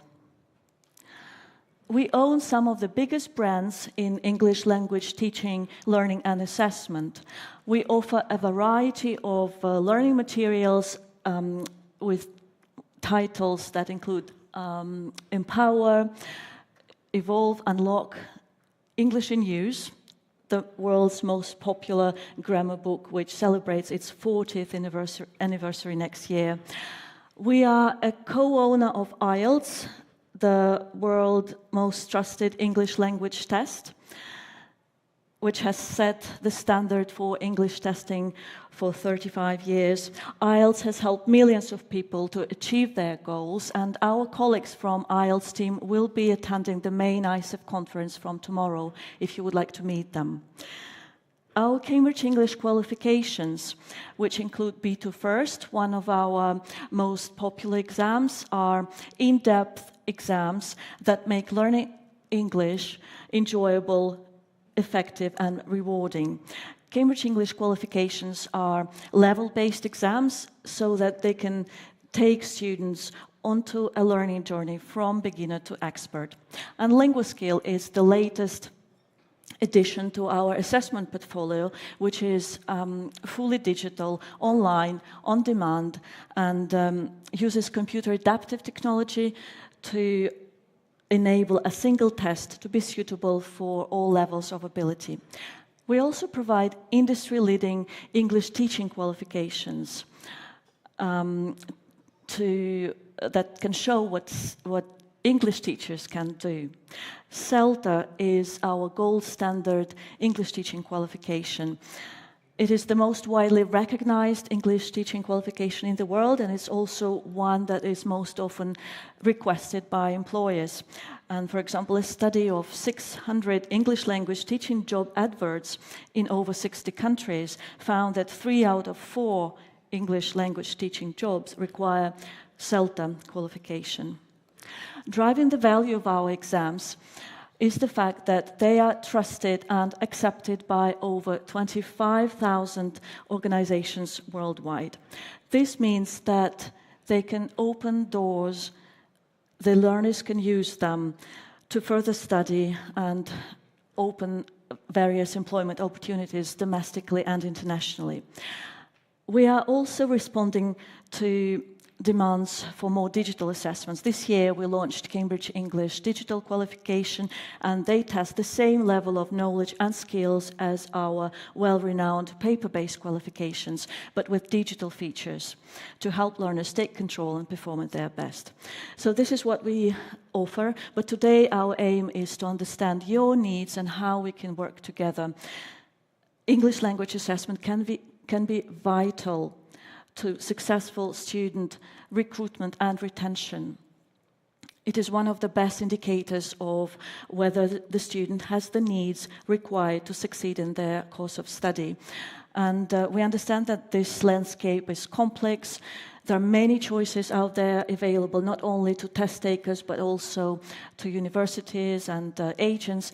And our solutions are not fit for all purposes, and we offer different services to different needs. So all that remains to me to say, please visit our stand during the remainder of the event, or connect with us on LinkedIn or during the reception tonight, and we would love to talk to you further about the ways we can work together.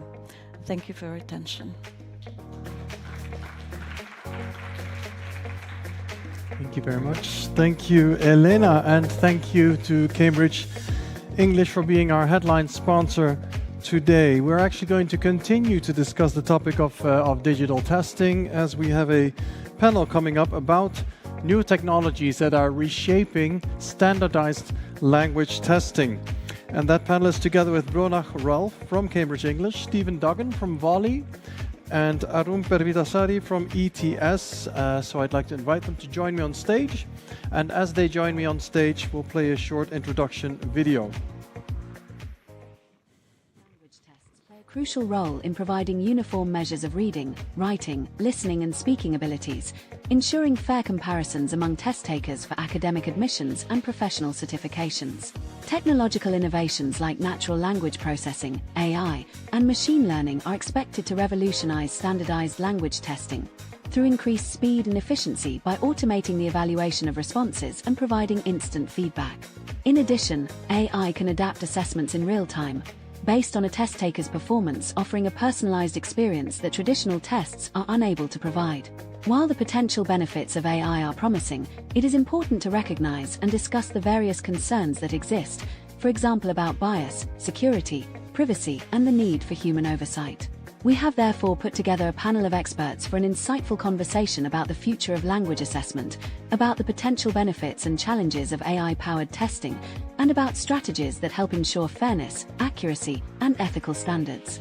This panel features Bronek Rolfe, Head of Assessment HE and Adult at Cambridge English, Stephen Duggan, Vice President at Volley, Aaron Pewi-Tassari, Academic Relations Lead EMEA at ETS, and moderator Martijn van der Veen, CBDO at ICEF. AI-powered language testing. Now that sounds interesting, and that's exactly what we'll be discussing today. Thank you very much for joining me here on stage on this very, very interesting topic. I'm delighted to have such a strong panel with true experts. And I'd like to get a brief introduction of each of you, of course, but I'd like to actually start with a question to our audience. So I'd like to pull up a poll first and ask our audience the following question, and that is, what is your biggest concern about the use of AI in standardized language testing? I'd like the poll, please. That's probably one slide up or down, not this one. And as we bring up the poll, maybe now is a good moment to go through some quick introductions. I think everyone's heard who you are and the organization you work for, but what's your affinity with digital language testing, AI-powered language testing? Let's start with Brona. As head of assessment for the multi-level testing team, the multi-level testing team is a fully digital package.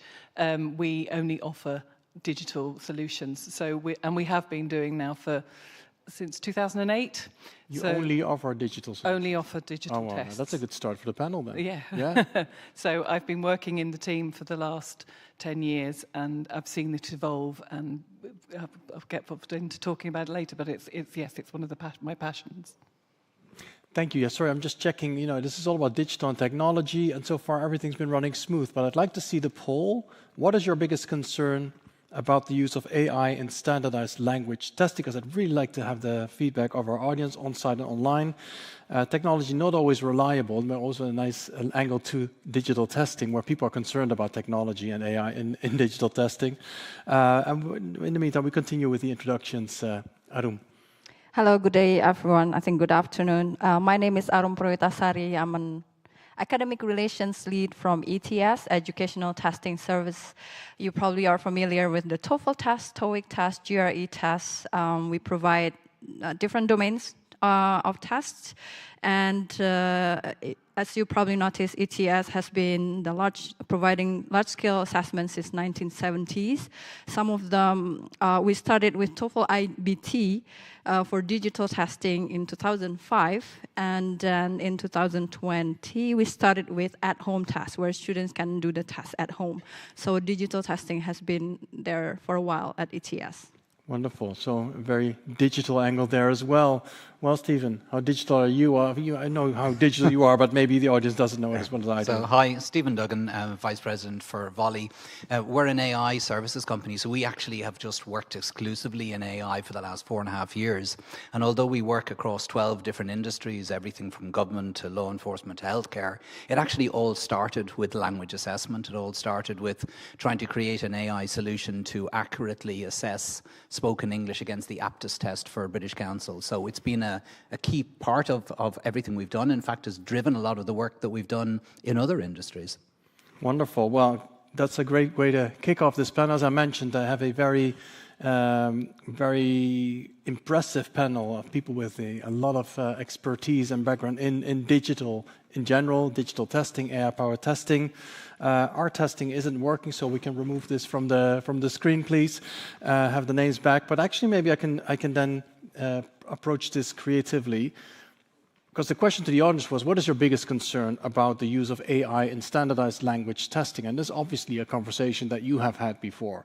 So when you have that question, when people come back to you about their concerns about the use of AI and digital innovations in language testing, which is of course a test that prepares people to, which institution they can ultimately go to. It's a very important one that we feel we need to trust. Brona, what kind of feedback do you usually get? There is often a fear of using AI and machine learning and technology in the classroom, but there's also the desire to do it. And I think the important thing is that we think about that the assessment is what comes first. At Cambridge English, we often talk about validity, reliability, impact, and practicality. The digital can really help us with that practical. You repeat that. Validity? Validity, yeah. Reliability. Reliability, yeah. Impact. Yeah. And practicality. Practicality, yeah. When I do it slowly, it's like a phone number. Yeah, yeah. For the practicality, definitely digital can help us. It can make the results very speedy. We can get use AI technology to mark free speech, free text, have results turned around within 48 hours. So that's really good, and students like that. And we can also ensure by using adaptive testing that we can have a very valid and reliable test. But the important thing is the impact, and impact is at the heart of what we do. And we shouldn't have the situation where we're letting the AI lead the assessment. The assessment needs to lead the AI, because what's important is the people, as we, I think, spoke at the beginning of the day. People are at the heart of what we do, and those people need a result that they feel is valid, reliable, and yes, the impact and practicality is important for them too, but that's what's most important, that the assessment comes first. People are at the heart of what we do, and they need to rely on the solutions that we provide to them, because these solutions have an impact on their future. Now, reliability, I'm going back to my poll, because I see it right here on my screen, so we can now pull it up onto the screen. Yes, there it is. It's great when technology works, doesn't it? So you can scan the QR code, or you can go to slido.com and enter participant code ICEF Digital. You can do that here in the room, or you can do that online. And let's see what our audience thinks of this question, right? The question was, what is your biggest concern about that relates back to the previous presentation, right? I'm also kind of sidetracked by that. But about the use of AI in standardized language testing. And as the answers come in, maybe, Arun, what is usually the feedback that you get when you talk about digital and AI-powered testing and the concerns that people may have? I like that you start the question with what's the biggest concern. I think it's really important to know, how do we use actually AI in language testing? What do we use that for? And then we can break down what are the biggest concern. Because each one of the use of AI in these different levels of testing, we talk about student, marketing journey this morning, but then there are also testing journeys. So I think it's really important, how do we use the AI? So far at ETS, we use in different types of phases. The first one, we do create content, generate content with AI. And then we also use AI for testing security, and also automated scoring. At least those are far of the things. So the concerns of these three parts are also different. So say, for example, the content generation. If we want to use AI for content generation, well, we should be aware that AI can hallucinate. The content that generated by AI, the picture that can be enhanced or generated by AI, could be also in question mark. Come to the previous statement that there is the validity and reliability of the content that we generate. The second one is the scoring that we provide, how reliable it is, that if we generate the scoring with AI, how valid it is. And also, in terms of construct of the test, I'm talking deeper into the content of the test. Do we measure what we want to measure? If we want to use AI, does the AI help or oversimplify what we want to measure? That's also the concern. And also testing security. Now we know if students do the test at home, there are cheating happening. So how That could also the concern, right, that students can cheat during the test. So those are different concerns that I can talk to you, list of it. A list, I'm sure we'll get through the list. And students cheating is, I think they've done that for centuries, so even before AI even existed. But Stephen, I saw you nodding along as Adam was making some of those points. Anything you'd like to comment on? Yeah, I suppose one of the things that occurs to me is that although AI is new and the word scary is bandied around a lot, we've actually been here over and over again. I'm old enough to remember when some schools wanted to ban calculators because they believed that it would stop kids understanding how to multiply and divide. And then 20 years later, we had a lot of schools saying, well, we can't have laptops in classrooms, that we're going to destroy handwriting. And, the cycles go on the same way. And in many ways, the biggest fears are actually the biggest opportunities. And I think that's things like equity and inclusion and access. I think the biggest challenge we probably have right now at this point in time is the same one we had when computers first came into classes, is that we need to make sure everybody has access to it. Everybody has access to the benefits of AI. Everybody has access to the services that provide those benefits. Simple things like ensuring that those services can be delivered on cheap mobile devices. Ensuring that we're looking at disadvantaged communities, we're looking at parts of the world where we don't open up yet another digital divide. But the technology will allow us to do that, and allow us to do that actually very cheaply. Steve, laptops definitely destroyed my handwriting. It happened, so I'll give you that. But look at you now. Yeah. Looking at the answers that we received on the poll, you can see, I think I'd like to stay with you on this one, Steve, because you mentioned it also in your presentation earlier, bias in algorithms. And I think it just keeps coming back in any conversation because we rely on data.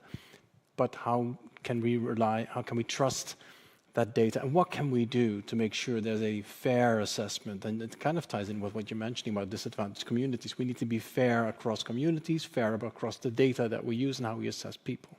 There's a lot of talk about responsible AI and ethical AI, but what's really important in that paradigm is that we also have explainable AI, that there's a duty on tech companies like ourselves, explainable AI to explain. Well, essentially, explainable AI means making transparent what the technology is doing, making sure that the customer or the Ministry of Education is not just feeding something into a magic box, but that there's a requirement in the tech companies to explain exactly what the algorithm is doing. Accountable. And again, with things like the large language models, ensuring that those large language models are closed sets, so the AI only interrogates the correct data, so it doesn't hallucinate, because AI doesn't have to hallucinate. And also ensuring that those large language models do things such as including dialects, accents, regional accents. One of the things we can actually use AI to get rid of is this notion of an acceptable accent in things like spoken English, just by ensuring that the large language models include all of those samples. Coming from Ireland. I haven't too strong an accent, but some of my compatriots do. We're two Irish here, actually, on this panel. That's really very interesting. Would you say that explainable AI is like an AI that you have to be accountable for? Accountability. Yeah, accountability is absolutely key, and explainability means exactly what it says. Yeah. There's a duty on the technology companies to dispel the magic and explain what's done, because it allows the practitioners, the educators, to say, actually, I want to hold up my hand and say, you've got to change something here. And unless there's an open dialogue, then it's happening inside the box, and there isn't the chance to have that partnership. That maybe ties in, Bruna, with that second point that the audience voted on. It's the lack of human oversight. I think it's maybe a bit of a feeling of a lack of control. It's getting out of hand, and I don't understand it anymore. How would you comment to that? Well, two things. Sort of just feeding back a little bit into the bias and algorithms first, please. Because it's relevant. So, for example, our speech and written automarker, it's all based on human marked responses. So the human, again, as I said before, is at the heart of it. Yeah. And but not just one human, because the bias in algorithms, there is then a certain assumption then that humans aren't, which I think we all know is not true. Whereas an AI, if the machine learnt speech and written automarker is trained sufficiently, it will always deliver the same response. Its speech automarker, for example, has been trained on human non-native speakers' responses. So it's not trying to say like, oh, everybody's got to sound like, I don't know, the American president or King Charles or whatever. The American president is an interesting president, yeah, I know. Don't want to go there. But it's what non-native speakers who are doing most of the communicating in English are doing. Yeah. So that's at the heart of it. And there's no lack of human oversight completely. We do want to keep humans in the loop. This is not AI is taking over the world and running the tests and running the learning platforms. The humans are using this as a tool to be able to assess candidates or students to see where they are. So, for example, if the AI has given a mark, or the AI perhaps has heard or seen a response that is unusual, they don't know what it is, there'll be a flag. And that will mean that this will be sent to the human for assessment. That's fantastic. And then once that has been marked by not just one human, because we know humans are biased. Are biased as well. That it's got a mark that everybody's agreed on, then that information is fed back into the marker. A process of checks and balances. Challenges. Yeah. Also, if the automarker is suggesting that maybe some malpractice, some cheating's gone, they recognise his voice because they have heard it in several different tests. That's one of the things that we're able to do now. Yeah. But we can't just say, oh, well, the automarker has said that. It has to go to a human to assess if that is correct, and using all the other data that can be collected. Really so very strong in the loop. process of checks and balances. Now, I must admit, we've dived into the consequences or the fear about use of AI in language testing, Arun, but maybe we can take a little step back and maybe highlight how is AI actually used in language testing, and I think we can take the poll down now. Thank you. Sorry, my question. I have a question for you. How can we just walk the audience through, like, if we talk about language testing, and since AI became so much implemented in testing, where and how is it used? What are some of the big concrete examples of how AI is used in language testing? I mentioned 3 already, but there are so many things that AI can do in terms of language assessment. Creativity is one of them. So now more and more AI test questions are generated or enhanced by AI, video, audio, even though not existing right now that we use AI audio for language testing, but it's going to come. There are more and more research about that, comparing the audio provided by AI, generated by AI, versus audio given by humans, and they see that it's kind of difficult to differentiate it. So video could also be like that. And also in terms of testing prep, that could also work. Now students can prepare for the test with AI tutors, for example. And also in terms of task production, task means the questions that we ask students to do. So for example, there are multiple choices. There are academic discussion inside it. Now I see the trend is more into scenario-based, where there will be questions and then students will get some scenario and then they will do the task and the scenario will change based on their answer. There's also adaptive tasks that probably more personalized one. You will hear more and more often language test provider give this kind of adaptive task. There's also mediation task, how people do mediation, especially if they are in professional situation, and then it's assessed using that. So there are so many things actually, at least I mentioned already 6 or 7. Yeah, and also for teachers, teachers, they can also provide automated feedback when they prepare students to do the task. Right. Adaptive testing is definitely something I also wanted to touch on briefly. Can we just explain adaptive testing? I mean, the way I understand it is that you go through a test and the questions you get are based on your answers, based on your profile, based on various factors, I imagine, that allow the test taker, whether it's AI or an organization, of course, to assess the proficiency that's needed for whatever objective is they want to achieve with that test.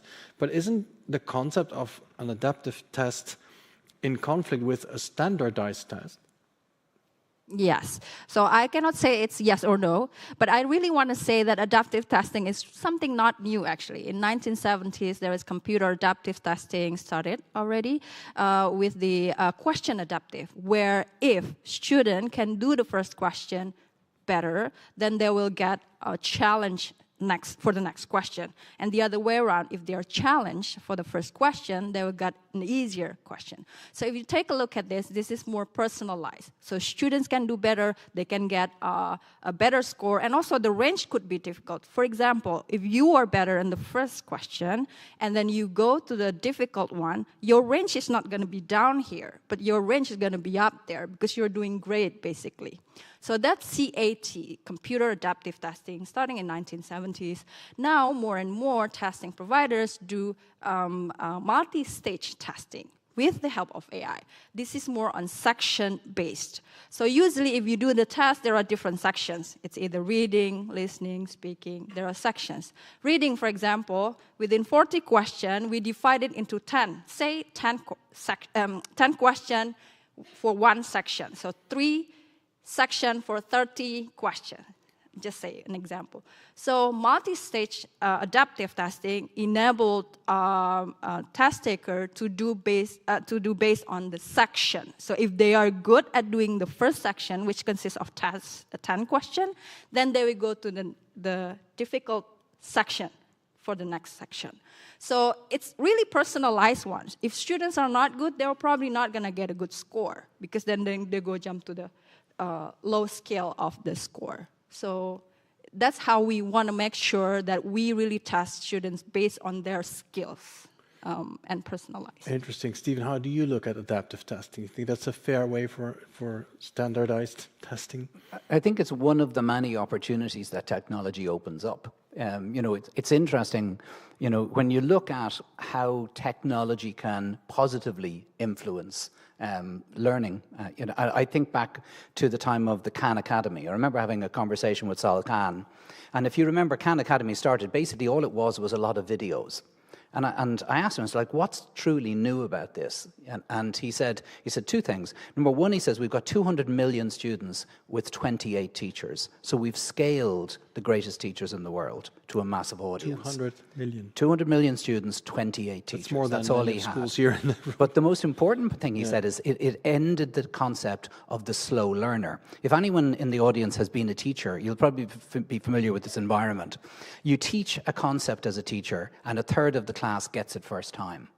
You teach it again, and the middle third will probably get it. You may not have time to teach it a third time, so people get left behind. And one of the things that technology, even at that stage, did is it got rid of the notion of a slow learner being left behind, because maybe that learner needs to look at that little video 20 times to understand the concept. So they move on at a different speed, but they move on together. And in the same way, things like adaptive testing, moving towards those inclusive opportunities that AI offers, allows more learners to succeed, and without ever feeling like failing. If you think of the scenario that was just described, rather than getting a question wrong and you sit there holding your pen while everyone else, all the brighter kids, continue to progress, you're still answering questions, you're still performing to a level, and at the same time you're sending data back which allows for a personalized learning path to be individualized for you based on your strengths and weaknesses. And that's remarkable. That's fantastic, and I'm sure as a former teacher you must be welcoming these new innovations with open arms. I see you nodding along, Brona. Just before you comment on this, I'd just like to remind everyone that since technology is now working, you can already enter your questions for the Q&A section at the end of this panel. So you can go on your mobile phone to slido.com again. If it's still open, you can already answer the question, ask your questions if it's activated. And then later we will pull up the questions onto the screen towards the end of the panel. But you can already enter your questions. So yeah, sorry, Bruna, your comments. I think your original question was, is it better or worse? Yeah. And I think... Is it that black and white, actually? It's not that black and white, obviously. But generally speaking, that as a language tester, when you want to give the final score, you have to reach what we call a standard error of measurement, which sounds negative, but it's positive. It's how sure we are where that candidate is on the scale. And computer adaptive testing gives us a highly accurate standard error of measurement.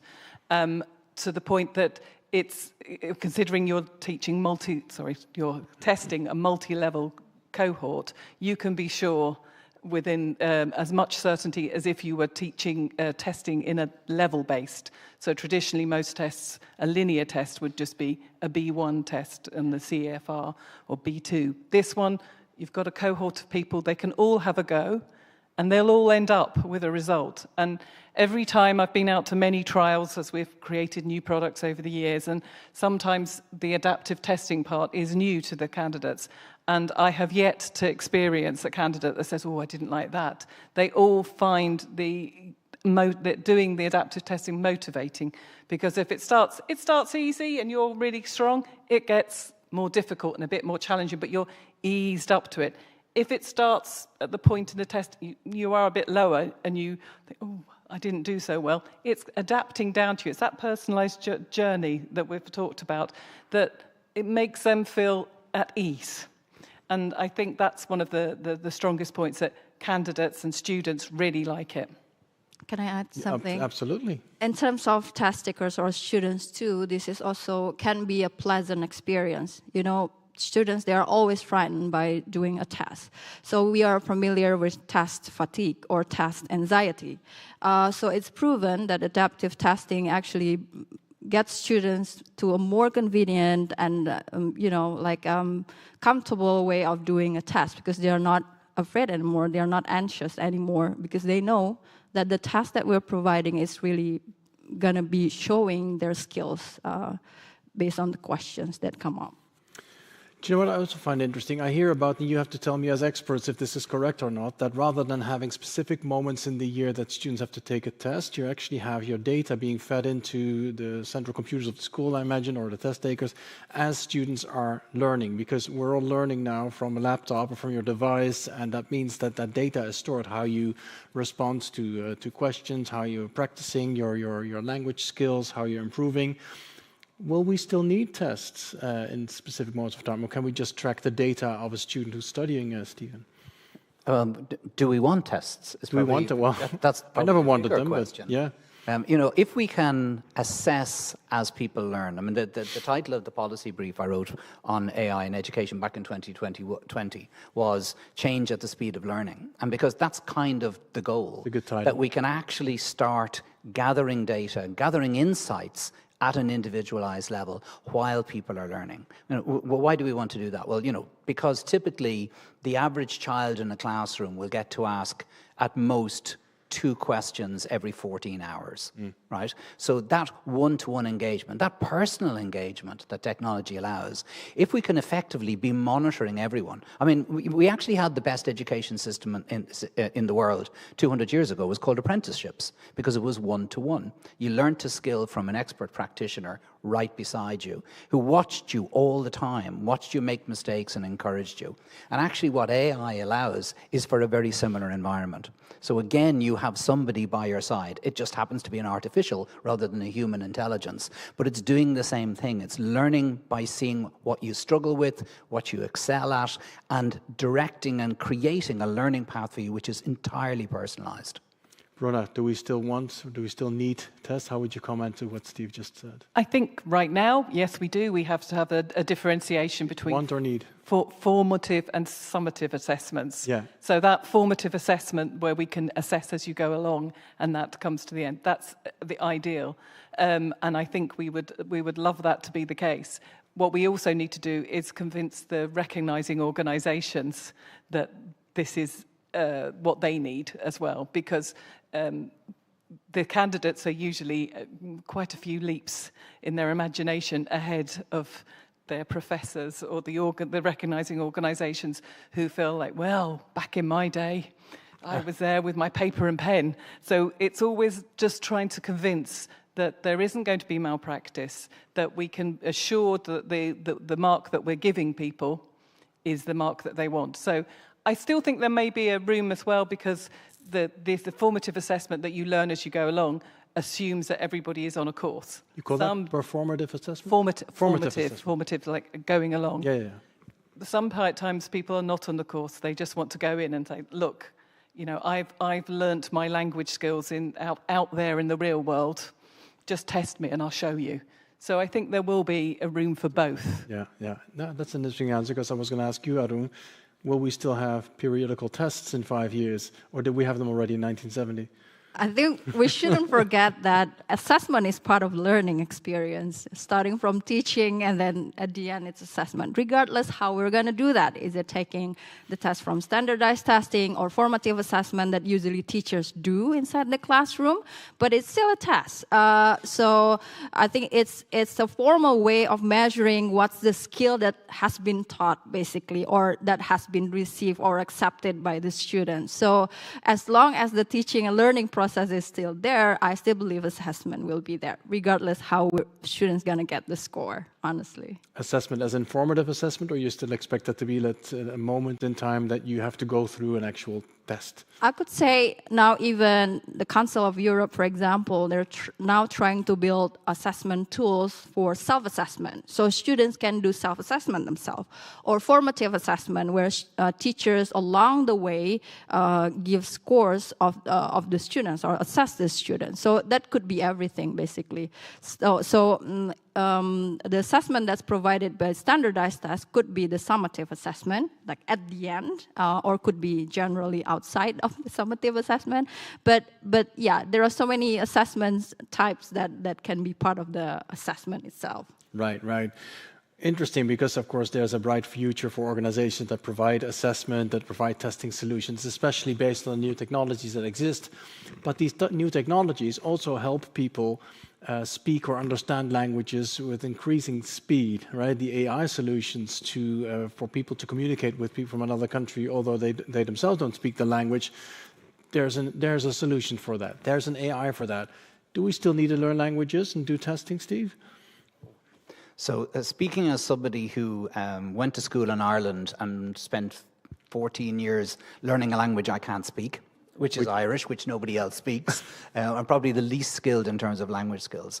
But language skills are essential. Language skills, our kids, I have 6 kids, and they're all very different. 2 of my kids are autistic, 2 of them have dyslexia, 2 of them have ADHD. They're a real mixture. I've got my own little control group.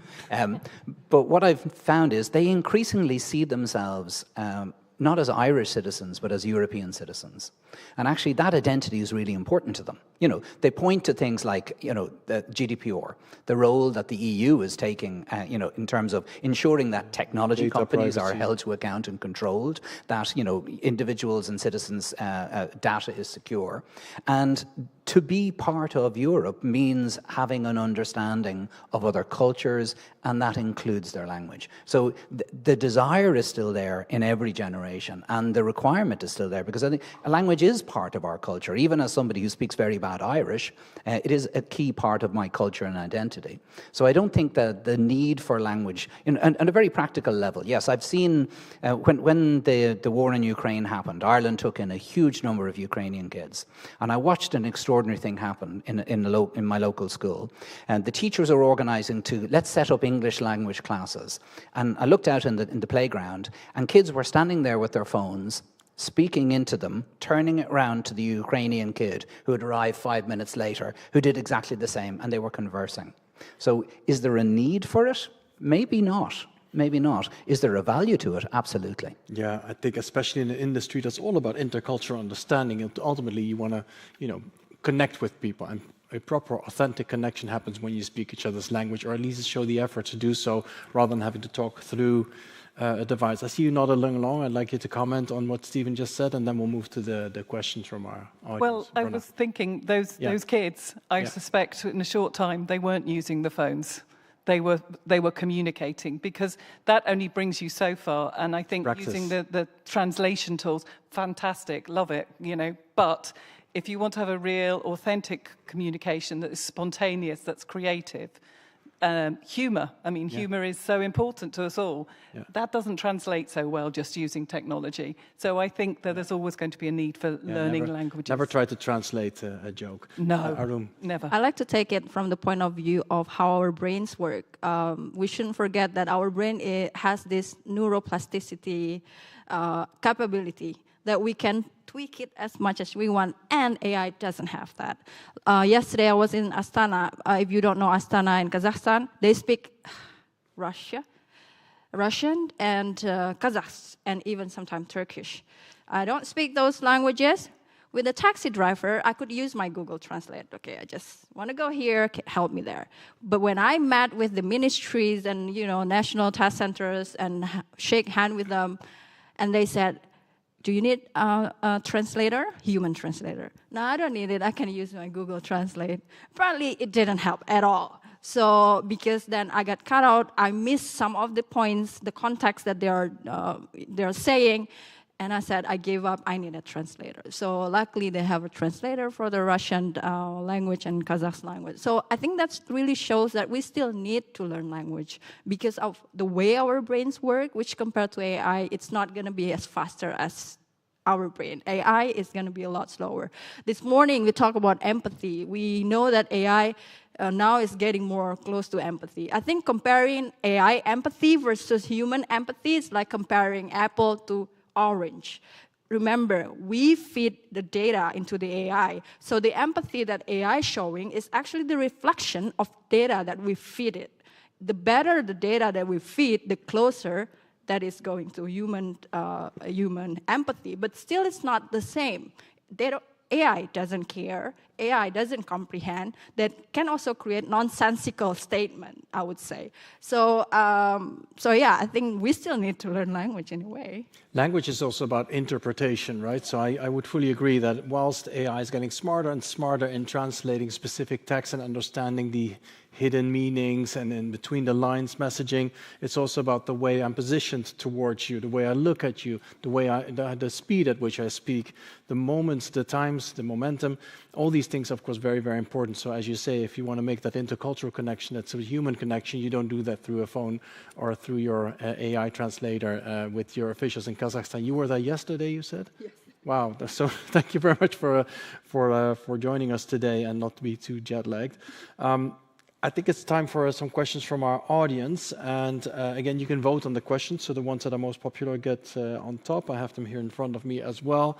And I'll start with the one that's on top now. For at-home test, who is winning the arms race between cheating and secure results? Brona, what's next in this arms race, as someone calls it? Yeah, well, we do have, for one of our products, AI remote proctoring and human remote proctoring at home. And it is an arms race. And we are constantly having to monitor and check. Interestingly, we have just launched our new certificated LinguaSkill product, which is going to have a portable certificate.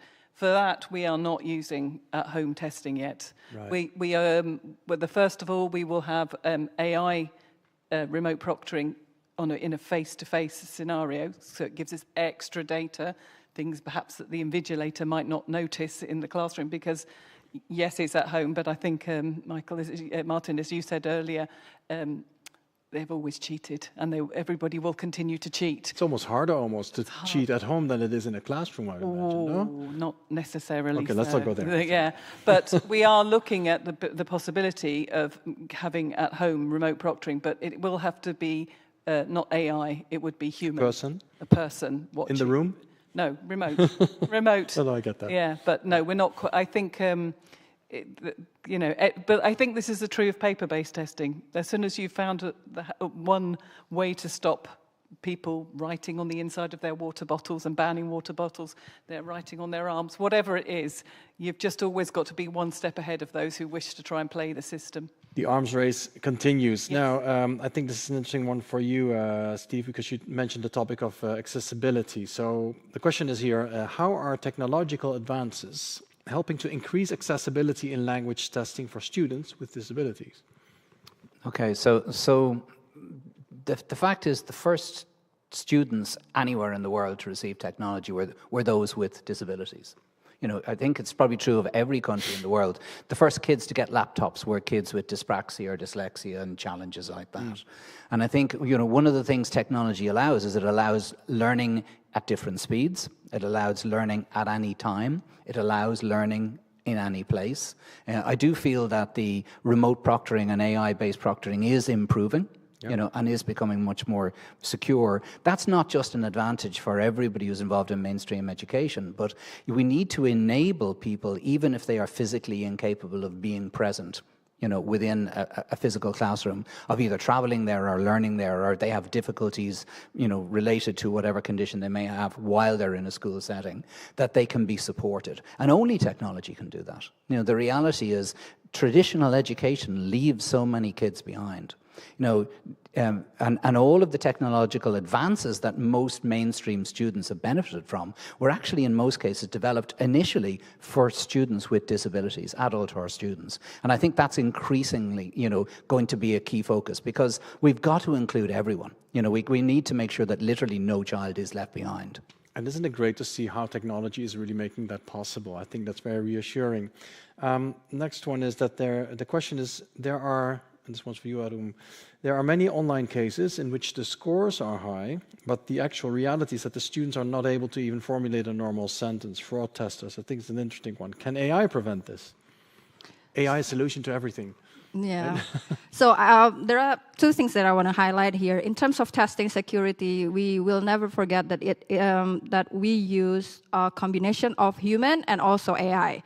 So human, it's not only human in the loop, but human in the lead.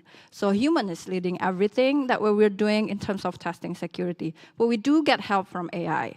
So your question is more like how to prevent it, because usually in terms of testing security, there are 3 stages that we're doing: how to prevent it, how to detect it, and how to communicate about it. So I'm glad that you asked about how to prevent it. So there are a few things that we can do. In 2014, ETS started to use biometric identification. This is where the sound, the voices of the students are recorded and then put in our database. Now more and more we become, so for example, the eye tracking, the way they track their keyboard, the way they screen switch, for example, if there are any screen switching during the test, or the keyboard data analysis, or there are also GPT collider. If, for example, we found that the essay that they are providing has similarities with other test taker. So we can also detect if the essay or the speech that they are providing is copied from ChatGPT, for example. So there are so many things to prevent it, and also how to detect it. Detectors that do help that a lot. But again, a human could also check that in all the phases. So for example, we detect that this student are doing at-home tasks and they do, essay cheating. So we check with auto SSD or screen switching detector, or essay similarity detector, or reading detector, for example, for speech, if they're reading the notes like that. So we do also have those kind of detectors. Wonderful. Well, Brona, Harum, and Stephen, I was glad that I was able to assess and test your knowledge on digital testing, and I have good news, you all passed. So thank you very much. You are welcome to come to the evening reception later. Thank you to my panel. Thank you. Thank you so much. Thank you very much. All right. Time to move on to our final session of today, and that is a case study by Nina Kunkel from Amazon Web Services, titled Harnessing Gen AI and Student Data to Enhance Retention, Academic Success, and Administration. Nina, I'd like to welcome you to the stage. Thank you very much. Welcome. Thank you. Great. Well, I have the pleasure of spending the last 10 minutes of this great day together with you, so thanks a lot for sticking around. And what we are going to do is we are looking again at the topic of Gen AI, but not just in the sense of retention, but also academic success and administration. My name is Nina Kunkel. I lead the public sector partner team for Amazon Web Services, AWS, and it's great to be here with you today. So, quick show of hands, who has heard of AWS before? A few of you, not everyone. So let me quickly explain. I'm pretty sure more of you have heard of Amazon. And as Amazon started to build this huge online shop, we got actually quite good at building the IT infrastructure behind it. And with that IT infrastructure, we thought, well, we're a customer-obsessed company. Why not make this available to all of our customers?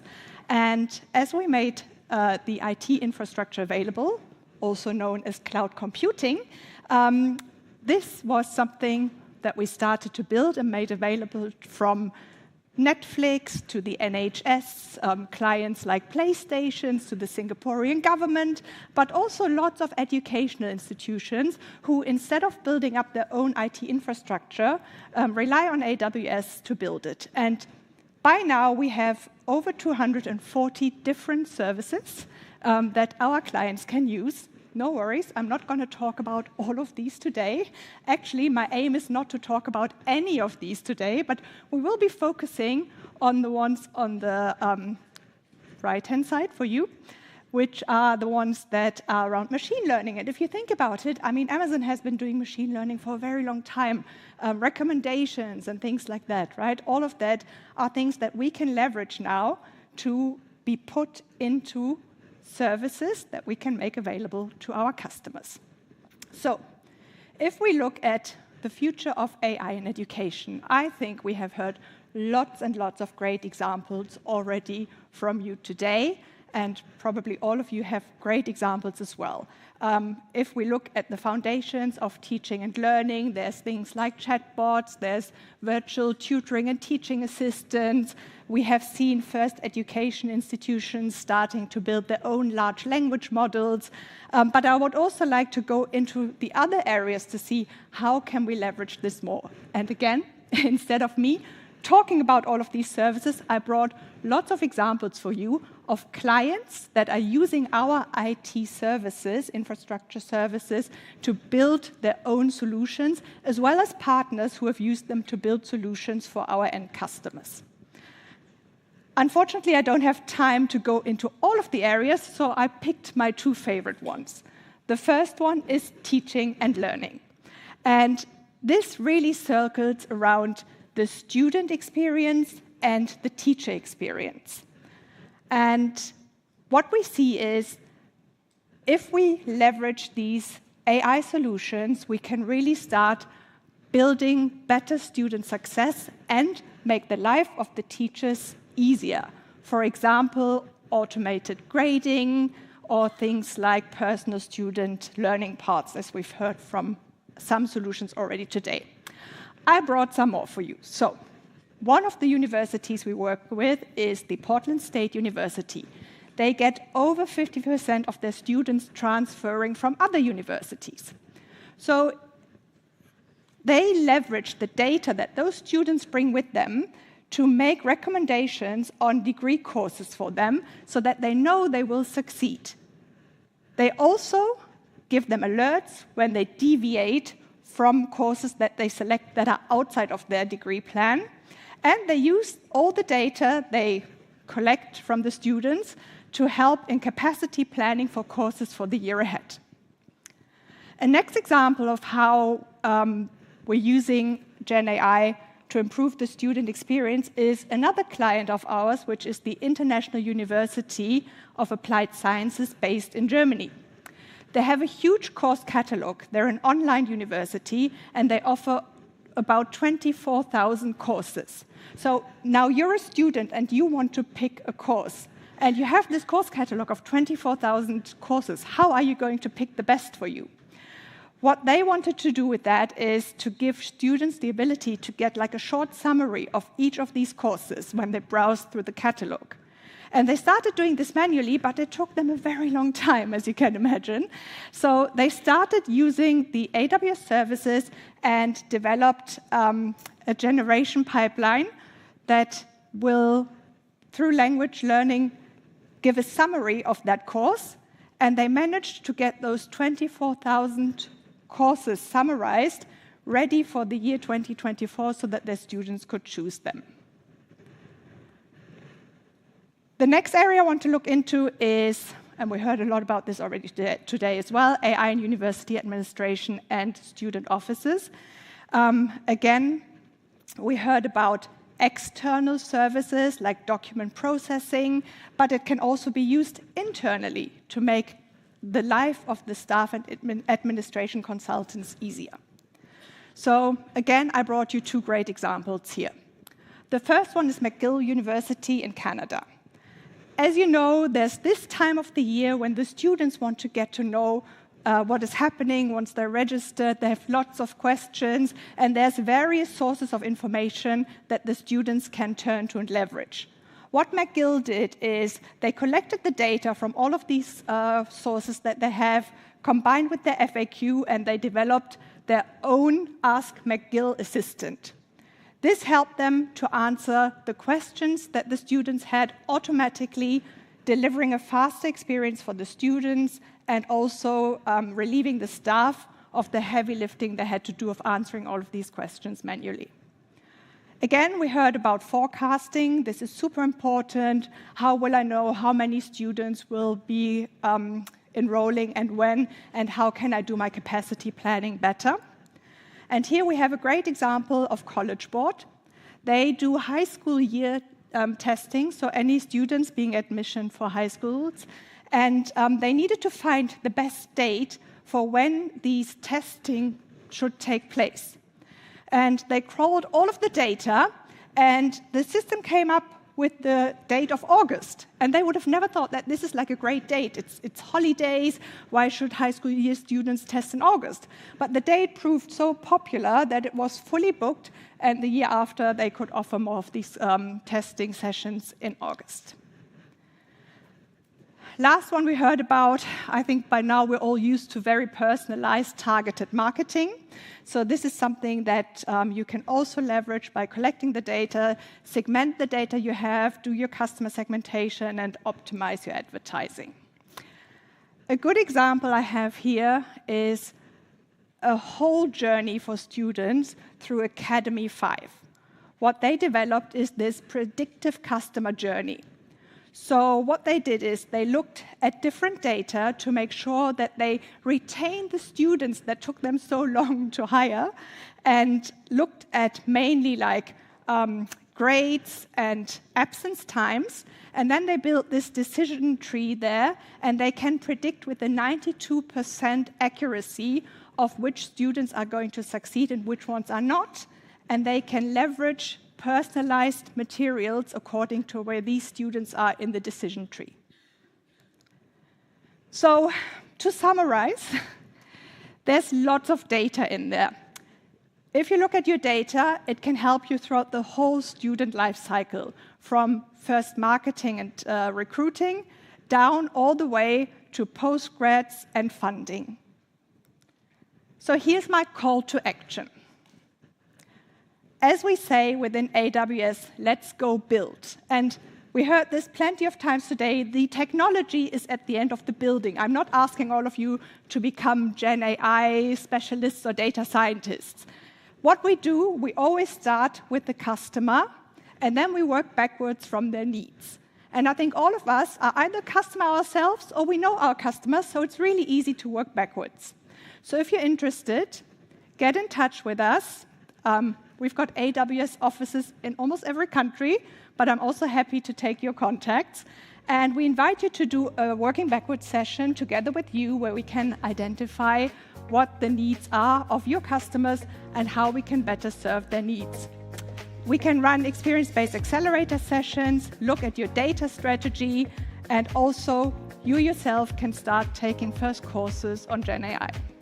With that said, I'm super excited to reinvent education, not just with Gen AI, but together with you. Thank you.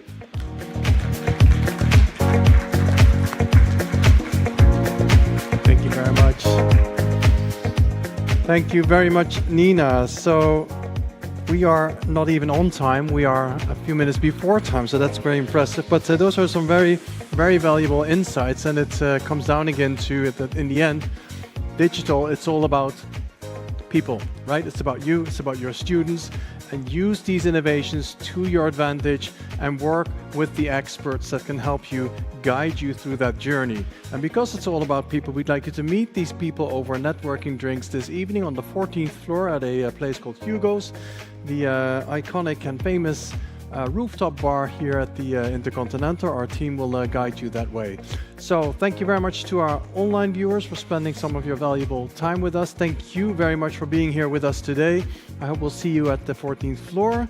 And I'd like to invite all the speakers for a group picture. So all the speakers, panelists, campfire speakers, presenters, join me here on stage. And for the rest of the audience, we'll see you upstairs. Thank you very much.